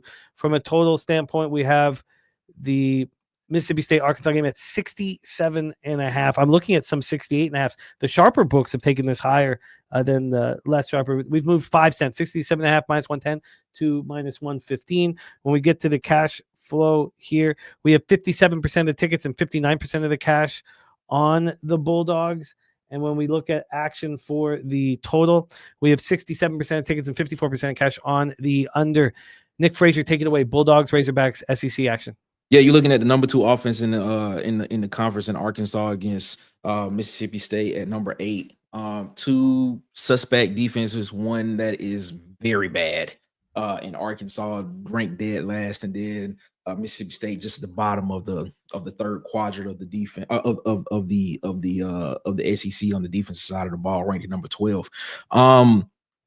I look at this game and I just wanted to, my question is, which defense do I trust to make 1 or 2 stops in this game in order for the other team, in order for their offense to have the opportunity to put more points up on the board? Who do I trust more? And I'm gonna trust Mississippi State in this game. Mississippi State was the team that I picked at the beginning of the season as the most improved team in the SEC. I actually picked them to win 6 games. And go and make a bowl game. This right here will be a step in the direction of getting that 5th win and potentially getting that 6th win with the 3 remaining games after this. I like Mississippi State, man. I like Blake Shapen. I like Brennan Thompson. I like Anthony Evans, transfer from Georgia. I like Mississippi State here, and I like Mississippi State's defense to get a stop against Arkansas's offense. I don't trust Arkansas's defense for anything in the world, and it's funny that I'm saying that because they only allowed 1 touchdown against Auburn last week. Auburn only scored 1 touchdown against the worst defense in the conference last week. I don't know if that's more of an indictment for Auburn and Hugh Freeze, or if that was just something, if that was just an anomaly. But I'm gonna take Mississippi State plus the points in. I'm definitely taking the over here because I think this game has a lot of points scored. The over as well. I will line shop for that. We got you Mississippi State plus 4.5 -108. Daby Cab, take it away. Bulldogs, Hogs. I've maxed out my bet. And if everybody knows, I kind of it's hard for me with props. I've only got 2 places I can bet them. You can only bet so much. I've maxed out my bet here. And anybody who's been following me should know what it is. I took Taylor Green's rushing prop. It's 61.5. Let me double check, make sure that's the exact line. 61.5 -114, Jimmy. I haven't gotten to the point where I got the balls to take the under on somebody who I've been hitting overs on, but I said it last week. It's almost been an auto bet for me with Taylor Green, but I said last week he's not getting it last week, and he didn't. He didn't get anywhere close to it against Auburn. Because like I always say, you get sacked in college football, you lose yards. So Auburn's defense, regardless of how bad their offense is, their defense is something that, I've learned to trust and learned how good it is. But even against A&M and Notre Dame, where Taylor Green was, put on his ass in the backfield multiple times, he still got 81 yards against Notre Dame. He still got 85 yards against Texas A&M, put up 63 against Tennessee, 115 against Mississippi. It's just, this is one of those things like auto bet. I don't want to say auto bet because I didn't bet it last week, but I'm on it week in, week out. I stayed off last week. I think he comes out with his hair on fire, ready to get it here. And look at the total, right? We're looking at a 67.5. There's going to be points from both teams, right? Both teams are going to score. And when Arkansas scores, Taylor Green moves the football. I'll go so far as to say he is the best mobile quarterback in college football. There is nobody better at the quarterback position running the football than him. So his rushing prop, in my opinion, is a slam dunk right here. Locked and loaded over 61.5 rush yards at -114. We have Nick on Mississippi State +4.5. And he's also on the over 67.5. There are not very many 67.5s left. I will see if we can get it here at this offshore with less juice. -115 is what you might need to take here. Let me just check one more spot here if I can. We have a. Oh, my bad. Yeah, they're all -115 at 67.5. -115. So over 67.5 at -115. All right, we roll on. We head over to Oxford, Mississippi, home of the now 7th ranked Ole Miss Rebels, 7-1, 4-1 in the SEC. Hosting the South Carolina Gamecocks, 3-5, 1-5 in the SEC. Another example of just being snake bit and acting the fool. While Nick was cashing with South Carolina Gamecocks, we had people over for the baseball game. My friends cashing when I told them that I was on South Carolina first half, and it became in jeopardy at the end of the half. They all live bet South Carolina. So everybody around me cashed with South Carolina, except for me. And oh no, yeah, it's just I'm just fuck. It's just. That's not much I can say, but I'm just fucking snake bit. But I'm still firing. God, that's what I was supposed to say. I could wallow in self-pity for a little more, or we could attack, which is what we're doing here. Gamecocks, Ole Miss. South Carolina stepped up. Now, did they step up, or was Alabama in a sleepy spot? It was their 3rd straight loss for South Carolina, but they held LSU to 20 points at LSU. They held Oklahoma to 26 points. They held Alabama to 29 points. They're playing strong defensive football, and Ole Miss looked very good at Oklahoma. 34-26 victory on the road. They've had back-to-back road wins, so now we get to see them at home. We haven't seen them at home since October 11th. Let's take a look at the line history here for this one, popping off at 7 p.m. This total is a 55. There are some the sharper books have moved it to 55.5. This opened up at 54. It climbed up to 55.5, dropped down to 54.5. Now it's a juiced 55 to the over. And when we get to the point spread here, we have spread-wise, we got this sitting right now. Oh, sorry, I just blew past it. At -12.5 for Ole Miss, -12.5. This opened up at 13, got up 13.5. Now it's 12.5. Now, is it fair to say South Carolina just played their biggest game, the game they cared about more than any other game? Can they turn it on again in a road game at Ole Miss? That is the $1 million question. 70% of the tickets and 92% of the cash is on Ole Miss. It's going to point against them. That certainly does make South Carolina more appealing. And then on the total here, we have the 51% of the tickets, 71% cash on the over. Daby Cab, take it away. I've been on Ole Miss. I was on them against Georgia, and it took a lot for me to go back to them against Oklahoma. But we'll talk about Oklahoma and how I feel about Oklahoma in here in just a minute. They were up by 9 points in the fourth quarter against Georgia and still found a way to not cover a 7.5, which is a +7.5, by the way, for anybody that doesn't pay attention to college football, right? They blew that cover for me up by 9 points in the fourth quarter. So I was very frustrated with them, but still got back to the window last week. I mean, that's their only loss. That is literally Ole Miss's only loss this season is a game against Georgia that really they should have won. They should have won that football game. Now, their defense didn't force Georgia to punt the ball like once. And I think that showed the ability Georgia has, like I was talking about earlier, just to run the ball down your throat, just to 4 or 5 yards every play. And it gets exhausting by the end of a football game. I was super high on South Carolina coming into the season. And I couldn't have been more wrong. I had South Carolina as one of those teams that, was going to surprise people and maybe have a shot at winning the SEC. And that was not right. And they are a broken football team. I think they got up for Alabama at home, like you said, Jimmy. I mean, it's Alabama. South Carolina is one of those home stadiums in the SEC that at night it is an awesome environment. But this is not at home. This is not Alabama. And you've lost 3 games in a row. I would only be on the Ole Miss side here. I would probably lay the 12.5 with Ole Miss. I'm not going to do it though. It's a little bit of a large number for a defense that, was not able to stop Georgia at all. So that's the reason I'm off.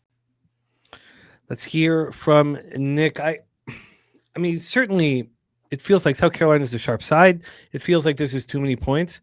But did they just come off playing their bowl game? Yeah. It was their homecoming too. I mean, it was literally South Carolina's homecoming. They scheduled Alabama for homecoming. And looking at that game, South Carolina had a chance to win that game. They did. But watching the game, shout out to my guy Tez at SEC Season. He said, watching the game, he said, watch this. South Carolina's about to fumble the ball because bad teams make a mistake in certain situations against teams that find ways to win. And guess what happens? South Carolina fumbled the football and gave Alabama an opportunity to get in the opportunity to go down and to score that go-ahead touchdown. But looking at this Ole Miss team, I look at Ole Miss defense is not something that I'm gonna write home about. Ole Miss offense is legit. Shout out to Lane Kiffin and his ability to always find a quarterback that can run his system. Started with Jordan Tamu, Matt Corral, then Jackson Dart, now Trinidad Chambliss at quarterback. But I agree, man. I think 12.5 is too much in this game because South Carolina still has a guy named Lenore Sellers on that side of the field. And one thing that Ole Miss does not do well is stop the run. They do not stop the run very well. So I could see in this game to where this could be a closer game than people expect it to be. I think Ole Miss wins, but I'm taking South Carolina in the points in this game. Vaught Hemingway Stadium is not an intimidating place to play. It does get loud, but it's not intimidating. But yeah, I think this game you see Lenore Sellers, rush for some, and then with him running the football, it potentially opens up the vertical passing game for South Carolina, which is something that has been non-existent for them all season long. Would love to see Nick Harbor get down the field and get some catches across the middle and get some catches downfield vertically. Would love to see Lenore Sellers throwing to his brother, the other Sellers on the team. So yeah, my official bet for this game is going to be South Carolina plus the 12.5. Coming into the season, because I love the props, Sellers was somebody who I was looking to, get behind in the right situation on his rush prop.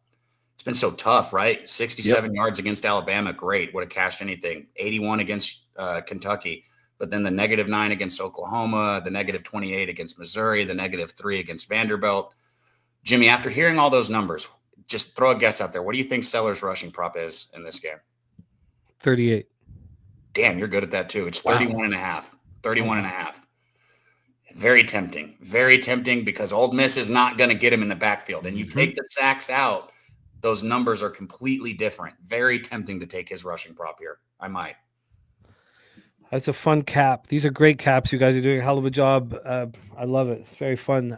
So, Nick, one question here. Do you want South Carolina plus 12.5 at -106 or plus 13 at -116? May not be an important half point, but it's your choice. I'm gonna stick with that 12.5. plus 12.5 at Yes, minus sir. 106 for Nick. Let's roll on. 7:30 p.m. Eastern with the number 18th ranked Oklahoma Sooners 6-2, 2-2 in the SEC. At the number 14th ranked Tennessee Volunteers 6-2, 3-2 in the SEC. Knoxville, Tennessee, we have light rain but no wind at all, and it could be no rain. 56 Fahrenheit, so it's fine conditions for football, but they are possibly dealing with a little bit of rain. Oklahoma coming off the 34-26 loss to Ole Miss. We've seen them, travel to South Carolina and take care of business 26-7, but not a lot of road games when you look at this schedule. They played at Temple. Who cares? The only game that's mattered is their second road game, which was at South Carolina. So it's not like they have a ton of history traveling, but they certainly handled it fine against South Carolina. And that game, of course, against Texas was a neutral site. So that's the situation here. Going up against the Volunteers.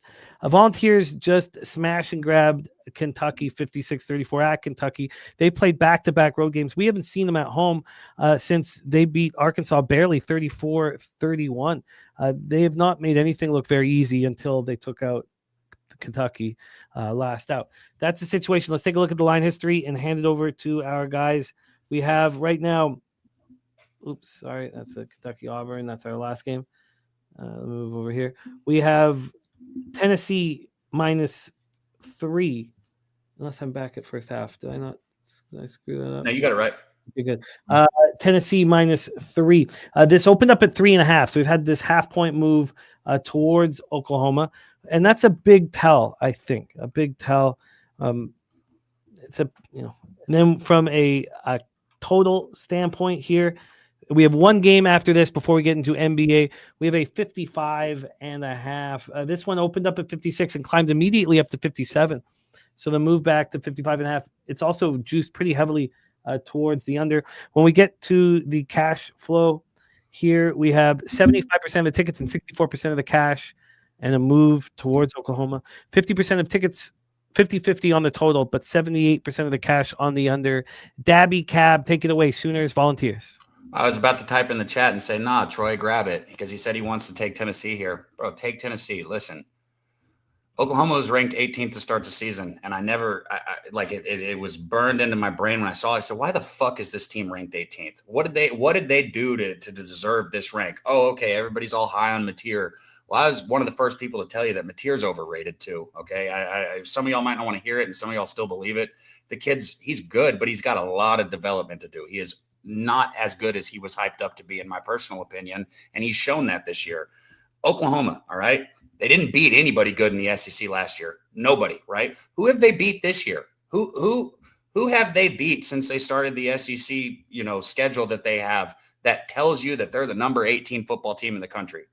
I'll wait, because you can't tell me one. You can't give me one solid football team that this team has beat. Not one out of the SEC, right? Already got their loss to Texas, got smacked by them, and that's when, Texas is having a down season. Lost to Ole Miss last week. Cool, you beat South Carolina. And I'm going to go ahead and say this. They didn't beat Auburn. The score says they did, but they didn't beat Auburn, okay?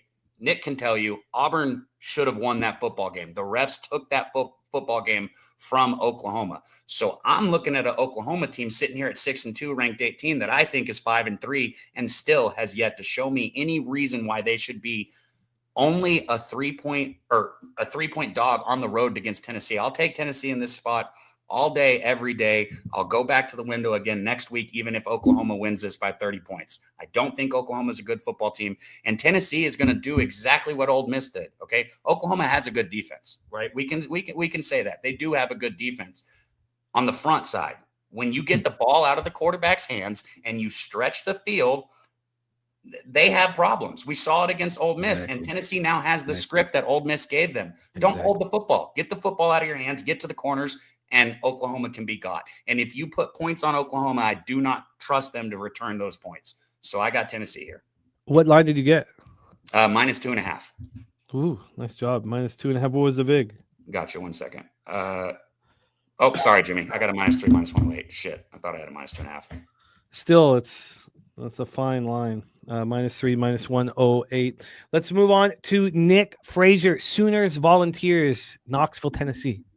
Man, Daby, man, you took everything I was gonna say, man. That's like that's exactly how I feel about it, man. I was high on Oklahoma at the beginning of the season. I actually had Oklahoma in the SEC championship game because I looked at Oklahoma's defense, and you saw Ben Arbuckle and John Mateer come from Washington State, and as a combination come together, be able to come in and give an offense that hasn't had anything to it since Jeff Levy left to go be the head coach at Mississippi State. I thought they would just do enough and just lean on this defense in order for them to actually win football games. But to your point, if we're talking about front seven in college football, Oklahoma is probably tops there in front seven. When you get to the back end of it, you see problems. You see a lot of problems. And you mentioned the Auburn game. Cam Coleman was open on 5 routes, and we only connected with it with twice. Why? Nobody even around him, bro. Nobody even around him. You know, and I sit here and I look at it and I say, well, you know, maybe one of the routes he stopped on, one route was underthrown, one he dropped, you know. So if Auburn connects on those passes, maybe we're looking at a different season for Auburn in this game, because that could have been a game that could have propelled Auburn for the rest of the season. I don't know. But when I look at the game, I sit here and say you still have opportunities to make plays, and you did. So that's a focus issue on Auburn's part. But but what I will say about this game is the question that a lot of people had about Oklahoma coming into the season was, could Oklahoma run the football? And I think in the past couple of weeks, you've seen Torrey Blaylock kind of dispel those rumors, especially with Mateer's thumb. You know, before Mateer was 40, high 30s, low 40s in attempts passing. Past couple of weeks, you've seen that come down to mid 20s, right at 30, and then you've seen Torrey Blaylock get more carries, and he's been over 100 yards rushing each of the past 2 games. Tennessee's defense is not something that I will write home about as well, but this is a strength on strength game. Oklahoma is the number 1 defense in the conference. Tennessee's the number 1 offense in the conference with the number 1 quarterback in Joey Aguilar in this game. I want to take Tennessee minus the 3. Are y'all getting 3 or 3.5? What are y'all? 3? Yeah. I want to take Tennessee minus the 3 here. And I'm definitely taking the over in this game, the 56.5, because I think Tennessee will be able to score on this Oklahoma defense. And I think Oklahoma would definitely be able to score on this Tennessee defense. But will Tennessee get a stop here? There will this look like Georgia again, where they allow a team to come back, where they get up on a team, then allow a team to come back and make this a game, and it goes into overtime. So I'm definitely taking the over 56.5 in this game. It's dropping. It's dropping as we speak, so we can get you over 55 at minus 108. I'm taking that over 55 in this game. Definitely taking that over 55 in this game. Tennessee minus the points is something that I'm interested in, but I think I'm gonna hold off on that one. I'm just gonna take the over in this game. Over 55 for Nick. Tennessee Volunteers minus 3, minus 108, and you sold Troy Torrance on Tennessee, Daby Cab. Let's talk about our final spot here on the board, and it stars Nick Frazier's Auburn Tigers. Jordan Hare Stadium in Auburn, Alabama. Cold, 42 Fahrenheit. Mostly cloudy, 6-mile-per-hour winds. Hosting the Kentucky Wildcats. That didn't just break your heart and Wine Time's heart, but also I joined you guys on the +9. It might be the kiss of death, I guess. It was not fun. It was not fun to watch that football game. Kentucky's 4th straight loss came on the heels of that 16-13 overtime loss at home to Texas. It got worse, and it got worse fast. Here, they head back out on the road. We watched them lose by margin at South Carolina 35-13. We watched them lose by margin at Georgia 35-14. Then they had the bye week, and they played Texas tough. But we face Auburn coming off a win, 33-24 at Arkansas. You know, that was a tough loss in double overtime to Missouri the week before. And here they were, and I was on them. That was the beginning. I think that was the beginning, right? When Auburn fell apart late in that game, that was the beginning of me falling apart as well. Here we are. Let's take a look at the line history and then hand it over to Nick. This is our final game on the card. Then we move on to NBA. We have this total right now at 45. Opened up at 47. Very big move towards the under. Big one. 47 down to 45. Let's take a look at the line history here for our last game on the board. We have Auburn minus 11. I mean, should they be 11-point favorites against any team in the SEC? Opened up at 10, now 11. Line moving in their favor. It's a big line moving in their favor. Let's see if the cash flow correlates with this belief in Auburn. And we have, I had 62% of tickets and 72% of cash on Kentucky. That's wild. 86% tickets, 93% cash on the under, and it's moving towards the under. Take it away here, Nick. Your Tigers, should they be this big of a favorite? And the public is saying they shouldn't be, and yet the line's moving in Auburn's direction. Take it away. Yeah, agree with the public on this one. Auburn should not be as big as a favorite in this game. I can argue that Auburn should not be a favorite in this game. You can actually make the argument that Kentucky could be the favorite in this game. Bear with me because I can get very emotional about Auburn when I talk about them because they piss me off a lot when we talk about them and things and stuff of that nature. Auburn did not win that game last week against Arkansas, man. I mean, it just baffles me, man. Only putting up one offensive touchdown in that game and then benching the guy that actually scored the touchdown in that game just bothers me a little bit because it creates a narrative that he's the problem when, if you ask a lot of people in the Auburn talk space and sphere, that it's the head coach and the play calling. But I digress from that. Now we're in a week where we're talking about who's going to be the starting quarterback, and we still don't know. We still don't know who's going to be the guy that comes out to start because the coaching staff has not come out and officially said that Ashton Daniels will be the starter of this game. So it leaves the question of, will we see Jackson Arnold step out on the field with the ones at the beginning of this game? Conventional wisdom. Props available for Daniels and not Arnold. Just we'll take for whatever that is worth. I'm pretty sure that is, but knowing Hugh Freeze, you probably could see Jackson Arnold step out on this field. After benching him after that. When the head coach of the team is asked the question in his Monday presser about would there be any difference in play calling between the two quarterbacks, and his answer is zero. They're both kind of the same quarterback. They're both similar. What gives me any hope about what's going to look different on the offensive side of the ball between the two guys? But just one wears 11 and one wears 12. Maybe one throws with a little bit more anticipation than the other one. Maybe one's more risk averse than the other one. I don't know. But we haven't seen Ashton Daniels in this offense with Hugh Freeze just yet. But what I will say about Kentucky, man, Kentucky, it does not have like a solid star in their receiving game, but they are very balanced across the board. Kendrick Law is like their leading receiver with like 300 yards. And then their next two receiving weapons in this game are tight ends, and they both are averaging 14 and 13 yards respectively. And then you're looking at the run game. Auburn has one guy in Jeremiah Cobb who has 700 yards, but your coach is telling you that he hasn't gotten the ball enough, but he's only gotten the ball 117 times in the season. Because you don't give him the ball, coach, when you're supposed to. He's only got the ball 117 times in the season. He through 8 games, that's roughly it's just over 14 and a half carries a game, but you're telling us that his body is breaking down. Very Hugh Freeze of him.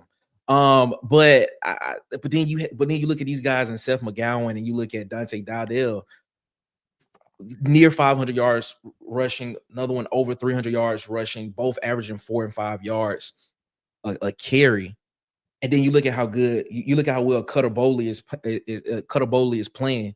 And then you look at the rest of the receiving core, and it's just even across the board. There is nowhere that you can just key in on somebody and just be like, if we take away him on the defensive side of the ball in the secondary, those guys can't beat us. You don't know who that guy is. So I sit here and I say, well, what did this game come down to? Does it come down to special teams? When it comes to special teams, you look at their guy. Their guy is 100% from 29 to 49 yards on field goals. our guy is week to week, because if you know Alex McPherson, he's going through his situation. So week to week, it really depends on how he feels. So you're telling me you have a guy that's 100% from 29 to 49 yards in field goals made this season, and both offenses, Kentucky and Auburn, are similar, which means they can move the ball down the field, but when they get in the red zone, they can't score. And now you have to depend on field goals to be made. And I'm sitting here looking at this guy that's 100% in that range where normally where they go kick field goals at. But our guy, it really depends. I look at this, and I'm just like, there's no way possible I can take Auburn to win. Auburn may win this game, but I cannot take Auburn on for those points. I'm taking Kentucky plus the 11 in this game. And I'm definitely take the under in this game, because this potentially could be like an 18-15, 17-13, 13-10 type game. So those are my official bets. Kentucky plus the 11 and then the under 45. Oh, I like it. I will line shop for you here. Daby Cab, take it away. Auburn, Alabama hosting the Wildcats. What that kicker has some kind of sickness or something for Auburn? He has he had part of his intestines removed and it's outside of his body. Okay, so that sucks. Prayers to the kid, whatever, thoughts to the kid. I was on the side of that dickhead that was like, why are you dapping everybody up and pointing up to, God after you miss a kick? Look, I get it. You went through shit, but bro, you just missed the kick. Get the fuck off the field. I don't give a shit what you went through. We're in the middle of a football game right now. That's my opinion. I'm a little heartless when it comes to that, but I digress. I like Jeremiah Cobb. He has been somebody who I've been with. And I think that the reason his rushing prop is not available right now in this game, if you go try and look and try and bet it, you're not going to get a number because I think he's going to hit it. I made the mistake a couple weeks ago of taking him to get a touchdown simply because his rushing prop was not available at the time when the touchdown was. And I looked into his numbers. I was like, man, it was against Missouri. Shit. I took him to get a touchdown against Missouri. He didn't get a touchdown, but he got 111 yards. I don't know if you guys remember that old football movie, Varsity Blues, and maybe it's because I'm betting on him, but I swear to God, bro, you run the dude all the way down the field and then you don't fucking let him get in the end zone ever, right? As soon as we get down the field, it's the Jackson Arnold fucking outside run that we're going to do every single time. It just kind of drives me a little bit crazy. So there's no chance I would take him to score a touchdown here. He had 153 yards last week against Arkansas. He had 111 against Missouri. We talked about it, actually, Nick and I did. He wasn't getting the ball. So Coach Freeze can say whatever he wants. Dude, you weren't handing him the football. It's your fault that he's not getting the ball. And if he would have been handing him the football, I think the A&M game would have been a different football game. I think the Oklahoma game would have been a different football game. I think this Auburn team, as a fan, I would be fucking just insanely frustrated because they're right. They are right there. And it's hard to say that about a team that's lost all these. They are right there. Now, the one thing that I kind of might agree with, and I don't want to say I agree with Hugh Freeze on because I don't like the dude. I'm not a Jackson Arnold fan. I think he holds the football for way too long when he's in the backfield. I think he lets his progressions. He doesn't work through his progressions, which is why you saw him miss Coleman on a few of those passes. And a few of them he didn't even throw. I mean, the dude's wide open. He's your best receiver. How the fuck have you not worked through your progressions to see that the best player on the field is wide open without a defender 15 yards around him? So I'm not a huge Jackson Arnold fan. I could see there being some momentum not having him in there. 10.5 is a wild number, though, Jimmy. I might bet Jeremiah Cobb's rushing prop. If it is 79 or less, I'll be on Jeremiah Cobb's rushing prop. It's great breakdown, fellas. SEC action right here on Pub Sports Radio. Let's do a review here. Also, Jose is going to put Nick Frazier's YouTube channel here in the chat. Please hit the link and subscribe and support our guy, Nick Frazier. There it is right there, Water Cooler Talk Sports. And they also live stream it's a bet stream, of course, for their live action when they're watching Auburn play. It's must watch and great stuff. I'm also Jose, can you also put Nick's X handle in the chat as well, and the cooler the sports podcast X handle in the chat as well. Thank you, Jose, my man. Nick's on Vanderbilt plus 3.5 at -120. He's on the Florida Gators first half plus 4 at -110. He's on Mississippi State plus 4.5 -108, and the over 67.5 at -115 in Mississippi State, Arkansas. We have Daby Cab moving on Green over 61.5 rush yards at -114 in that one. We have Nick on South Carolina plus 12.5 -106. Works so nice. Let's do it twice. Cashed on it last week while I lost on the first half plus 6. Why did God? Cab on Tennessee -3 at -108, and Nick is on the over 55 -108 in Oklahoma, Tennessee. Nick's on Kentucky -11 at -105 and the under 45 at -108, and gave a really great cap as to why we should all be on that under, which the market is indicating that we should be on it as well. That is our SEC breakdowns for Thursday, October 30th. Nick, thank you so much for rocking with us. Daby Cab, thank you for making this connect for us. Keep up the great work. There it is, Nick Frazier and the Coolest Pod 23. Support our guy, Nick. Nick, thank you for rocking with us. Any last words for the cappers supporting the show? Yeah, nah, man. I appreciate y'all so much, man, for rocking with us, man. Water Cool Talk Sports, Monday, Wednesday, Friday, 8 p.m. Eastern, 7 p.m. Central. Then, as Jimmy said, on Saturdays, we do watch Auburn game, and we watch it live. So come check us out, man. We'll be on tomorrow, and we'll be giving some more analysis on SEC and Auburn football, man. But we appreciate y'all so much for letting us come over here, man. Thank you, man. Respect. There he is, Nick Frazier. Daby Cab, great work, my friend. Go get that cash. Oh, yeah. My man. And I know you got to run for pitching baseball lessons, but if you can come on and smoke a bat with us tonight on live stream, we'd always love to have you. Thank you for your hard work, man. Tell us a little bit about what is in store on the tailgate on Saturday. Oh man, Jimmy, we've been rolling, man. The guys have been killing it. You got Wine Time Sports that you see up here with you got Guns Picks who comes in and joins us. Our guy Gorky, Kongs, Stacks when he can come in. The tailgate is a best bet show, guys. So instead of just breaking down every game, we're breaking down our bets, and it's multiple people bringing it to you. But I'm gonna end it saying this, man. If you support what we do here, forget about me. You'll see me here all the time. I'll be here with Jimmy again tonight. Go support Nick. Go show some love and let him know, hey, we jumped over here from Pub Sports Radio. Thanks for what you do, man. Because that's what it's all about, is growing and networking. So thank you guys, Jimmy. I love you, and I'll catch y'all guys soon. Respect our guy, Daby Cab, the Magic Man, Cadabra.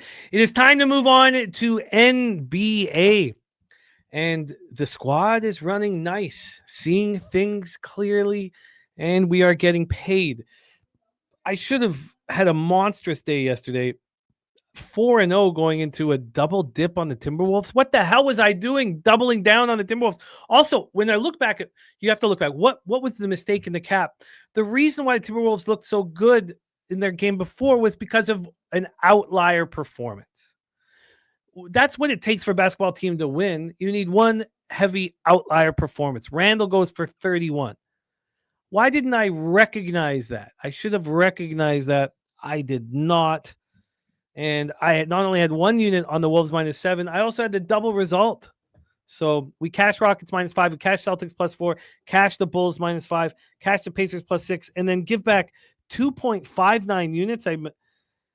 Makes me sick talking about it. But 19 and 14, hitting at 57.6%, plus 2.73 units, ROI +8.27%, and average line -111. Our first guest is putting together a very strong season, coming off an impressive 4-2 performance last night. Let's just go over the winners from last night here very quickly. Go over to the spreadsheet for our next guest. And while that's loading up here, delivering 11 wins and 6 losses, hitting at 64.7%. We know how excited we get about that threshold, anyone hitting over 60% on the show, and he is doing that. Plus 5.07 units, ROI plus 29.82%, average line -102, and that's also very tricky, dealing with the an average line in NBA and keeping it down. Last night he cashed Houston Toronto over 233 very easy, and helped me get off the under. He cashed Jokic triple-double. He knew he needed to do that in 3 quarters. He got that plus 150. And the important of the cap was when our next guest said, I know he started the year with a triple-double every game. So he knows that he's got the streak of triple-doubles. And our guest said he always is hitting at that just 10th assist. Why? Because he knows he's going for a triple-double. Cashed it up plus 150. Magic minus 2.5 plus 107 was a loser. Grizzlies was a casher. Mavericks team total over 116.5 was a loser. But that Utah-Portland over that he was so bullish on was a casher, which means that of the last 13 official bets our next guest has given on the show, he's 10-3. Without further ado, please welcome star of the Stacks Play of the Day, Mr. Justin Mcelvy, to the show. Stacks, stacks, stacks, stacks, stacks, stacks, stacks, stacks, stacks, stacks. Justin, what's good, man? How are you? Pretty good. How are you? I'm good. I'm excited about what we're doing in NBA, and I want more. And I want more right now. We have Brizzy joining us here in a second as well. He has got some heavy tennis action, so he'll be jumping on here any minute. Let's get to work, my friend. Let's get to work. We have, let me get to my notes here. We start 7 p.m. Eastern with the Orlando Magic, 1-4, 0-2 on the road at the Charlotte Hornets, 2-2, 1-0 at home. What is Charlotte doing to be a 500 basketball team and winning their only home game when they beat up on Brooklyn? They're playing at a very fast pace, 4th fastest in the NBA, 106.38 possessions a game, and they're shooting the ball very well, 49.3 from the field and 41% from 3. Orlando playing much faster than we remember. They're on the second half of a back-to-back after playing in Detroit last night, game 2 of their road trip, losing 135-116. We have them shooting 46.7 from the field. The issue really is from 3, just 31.2% from 3. So you have a Charlotte Hornets team that is shooting 10% better over the course of this young season than the Orlando Magic from 3. We know how many threes these teams are putting up, so that's a big difference. Now, Orlando, the line has moved towards them. Orlando opened up -4. This was yesterday at 2:30 in the afternoon, so before the game played at night. Then 3.5. Then the game played at 3. And they got down to 1.5 here at 1:34 p.m. before there was a half point of buyback. Let's take a look and see if we have to worry about anybody not playing on the second half of the back-to-back. And it is Suggs out and Wagner questionable. Now, we know Mo is out, but Suggs played 21 minutes, 8 points, 5 assists, 2 boards, a block, and a steal. And injury maintenance. We all know what Michael Jordan thinks of injury maintenance. Then we have Wagner as questionable. You have left heel contusion. He played 33 minutes yesterday. This line, I guess what happened was Suggs announced out and the line moved towards Charlotte. I think I was saying it wrong. Sorry, I was just long showing. But this line has been moving towards Charlotte. Started moving from 4 to 3.5 to 3. And now Charlotte's just 2.5 dogs, but did go down to 1.5. And the injury issues are part of it. But it's not just Orlando dealing with the injury issues. Brandon Miller ruled out. So 3rd straight game with no Brandon Miller. We've already watched our guy Stacks cash on a Brandon Miller prop. So Miller, Green, and Williams out. So Sexton gets the chance to show what he can do offensively. And we know that he can put the ball in the bucket.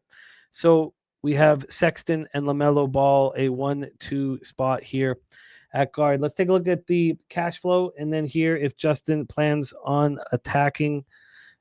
Sorry, give me 1 second to get over to NBA. We got the loading here, and here we go. 60% of the tickets and 72% of the cash is on the Hornets. 66% of tickets on the under, 57% cash on the over. Here we go. Justin Mcelvy, take it away. Yeah, this Orlando team, pretty much pisses me off. I'm done with them for a long time to come. But I'm also not on Charlotte. But look at this total. This is extremely high total. And what we realized is all of a sudden the problem is Orlando wants to play fast. That's their problem. That's not their identity.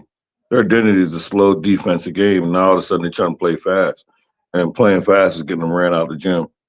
And now you're playing another team that wants to play fast, but also don't want to be on the Hornets. And also don't, I think this total is extremely high, but I wouldn't be on the under. So then I look at it like it's a props dream today. And my first bet of the day after, like, I capped this game and I put a lot of time into it because I was so mad at Orlando yesterday. And then I got over it because I was mad at myself for trusting Orlando. So, and I looked at it and I went to LaMelo Ball, and I'm on LaMelo Ball double-double at plus 123. I feel like Orlando, they're on their only team so far this season. They're on 5 games and 7 nights right now. They're the only team in the NBA that's done this. So I expect tired legs. I expect the Hornets to run up and down the court. I expect the Magic to try to run up and down the court with them. But they got to be getting tired. And I didn't realize, I wasn't even thinking about that yesterday. Looking at how many games they played. Like, it's possible. I can't speak for them. Maybe they're tired. But I looked at LaMelo's assist was at 7.5. I looked at the total and seen it was a high point total. It's going to be a fast pace up and down the court. LaMelo loves to dish the ball. He plays for the Harlem Globetrotters. So I love his double-double at plus 123. I think that was an excellent value. I couldn't pass it up. Yeah, no, I get it. Plus 123 is a nice price. Let's bring on our third head of this 3-headed monster, a fixture on our programming here. Pub Sports Radio will be rocking with us on our live stream this evening. Star of the Locker Room Talk podcast coming to us from South Jersey. Our guy, Billy Brisbane, in the house. Brizzy, what's good, man? How are you? Doing good. Rolling here. Hopefully we can get the good times rolling here on nice little Thursday. Small slate, but a couple of spots that I like here on this card. Yeah, I like the job that we're doing here in NBA, and let's keep it rolling. We have Justin moving on. LaMelo double at plus 123. We have some injury issues plaguing this one. Anything you're interested in? Yeah, outside of the opening night comeback win versus Miami, I feel like everything just hasn't really clicked for Orlando. While the offense has improved, like shooting wise, it's really the defense that's their problem. Charlotte kind of gets in these track meet type of high paced games, and with not a lot of defense, they're 5-0 towards the over this season. Each of their games have gone over the total so far. So it's pretty crazy how it's like they can't find the right number here in Charlotte. And then Orlando 4-1 towards the over the season. I wouldn't be shocked if the Magic won, but I feel like Charlotte catching them on the second half of it back-to-back. I think this is going to go down to the wire. I played Charlotte team total over 118.5 minus 118 here. I think Charlotte's going to put up some points here in this one. Sorry, can you give me that line again, Brizzy? Team total over 118.5 at minus 118. Can't like that. Yeah, I think that makes sense. I mean, we have a team playing at a very high pace, and they know that Orlando's tired. So they're just going to run them into the ground. Yeah, but you don't know if Charlotte has enough horses in the bag to actually pull it out on the money line. So I kind of want to just bet on them to score points. It makes you feel a little bit better. We're looking at the team total over in their last game, and they ended up scamming their team total over by literally a half a point in their last game. So glad I stayed off of it in the last game. I'm going to rock with it tonight. We have Justin on LaMelo Ball double. I really like that prop. I meant to say LaMelo 8+ assists is minus 146. He's gone over his assist prop in every game so far this season, and the Magic have allowed all 4 point guards that they faced to go over their assist prop line. So I really like the LaMelo Ball. Well, that's part of what happened. Got to when I seen over 7.5, and then I seen the guards against Orlando, and then I seen they was on five games and 7 nights. I'm like, that was the problem. I didn't look into that yesterday. So yesterday would have been 4 and 6. So I'm like, damn, that was 100% of my. I was so mad at them, and then when I realized they was in 4 and 6, now I'm 5 and 7. I was mad at myself. Like, no way I was supposed to be on Orlando. No way I'd be on them today. Like, I feel like Charlotte, like you said. Like, I like that team total, but I feel like they're gonna run them out They can't knock point spread, but just like Jimmy said, they're gonna run up and down. Randall gonna get tired. Like y'all ran yesterday. Y'all not a running team. Stop. That's a problem. Be who you are. You're not run up and down team type team. Yeah, no, I agree. I'm gonna spend some more time on it. Turnbuckle Tommy saying over. Every Charlotte game has touched 246 plus. Let's roll on. Speaking of what was good yesterday, was talking out that Atlanta Brooklyn game, and it exactly went to the exact script that we wrote for it. Isn't that uncanny?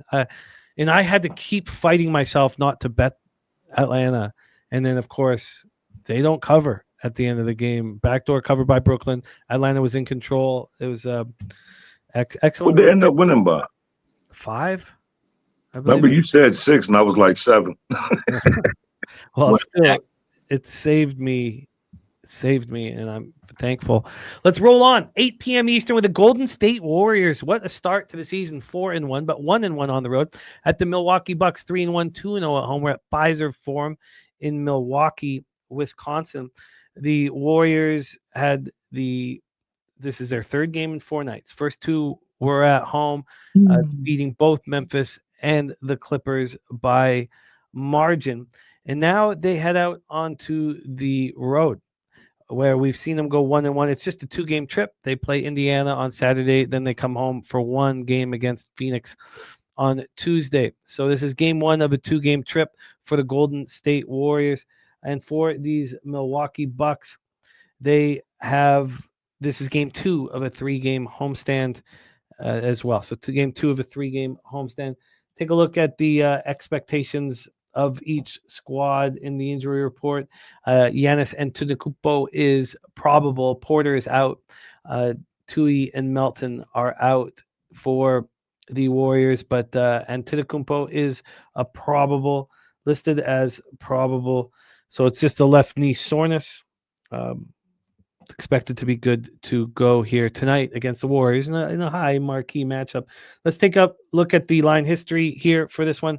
Let's also touch on the pace of play. Warriors playing at 21st fastest pace of play, 100.41 possessions a game, and they're shooting the ball very nice. Both teams are. The Warriors shooting 48.4 from the field and 40.8 from 3. Milwaukee shooting really nice as well. 10th fastest pace in the league at 102.88 possessions a game, shooting 52% from the field and 39.1% from 3. Golden State opened up as a 2-point favorite, and that immediately went to 3.5. This was yesterday afternoon. That took 11 minutes for it to go from 2 to 3.5. But then it was back at 2 at 6:37 p.m. And we're sitting at a 3 right now, a 1-point move plus. Maybe call it 1.25 move because it is juiced towards the Warriors. And when it was a 2, it was juiced towards the Bucks. We have this total at 231. It's now at 231.5. Pace of play, you would say that it would be difficult for these teams to get to that number. Efficiency-wise, they are more than capable of getting to that number, which is something that we had to deal with the Celtics a lot last year. Their efficiency was so high that they were getting to numbers despite a slower pace of play. 72% of the tickets are on Milwaukee and 54% of the cash. Then we have 68% of the tickets on the under and 66% of the cash.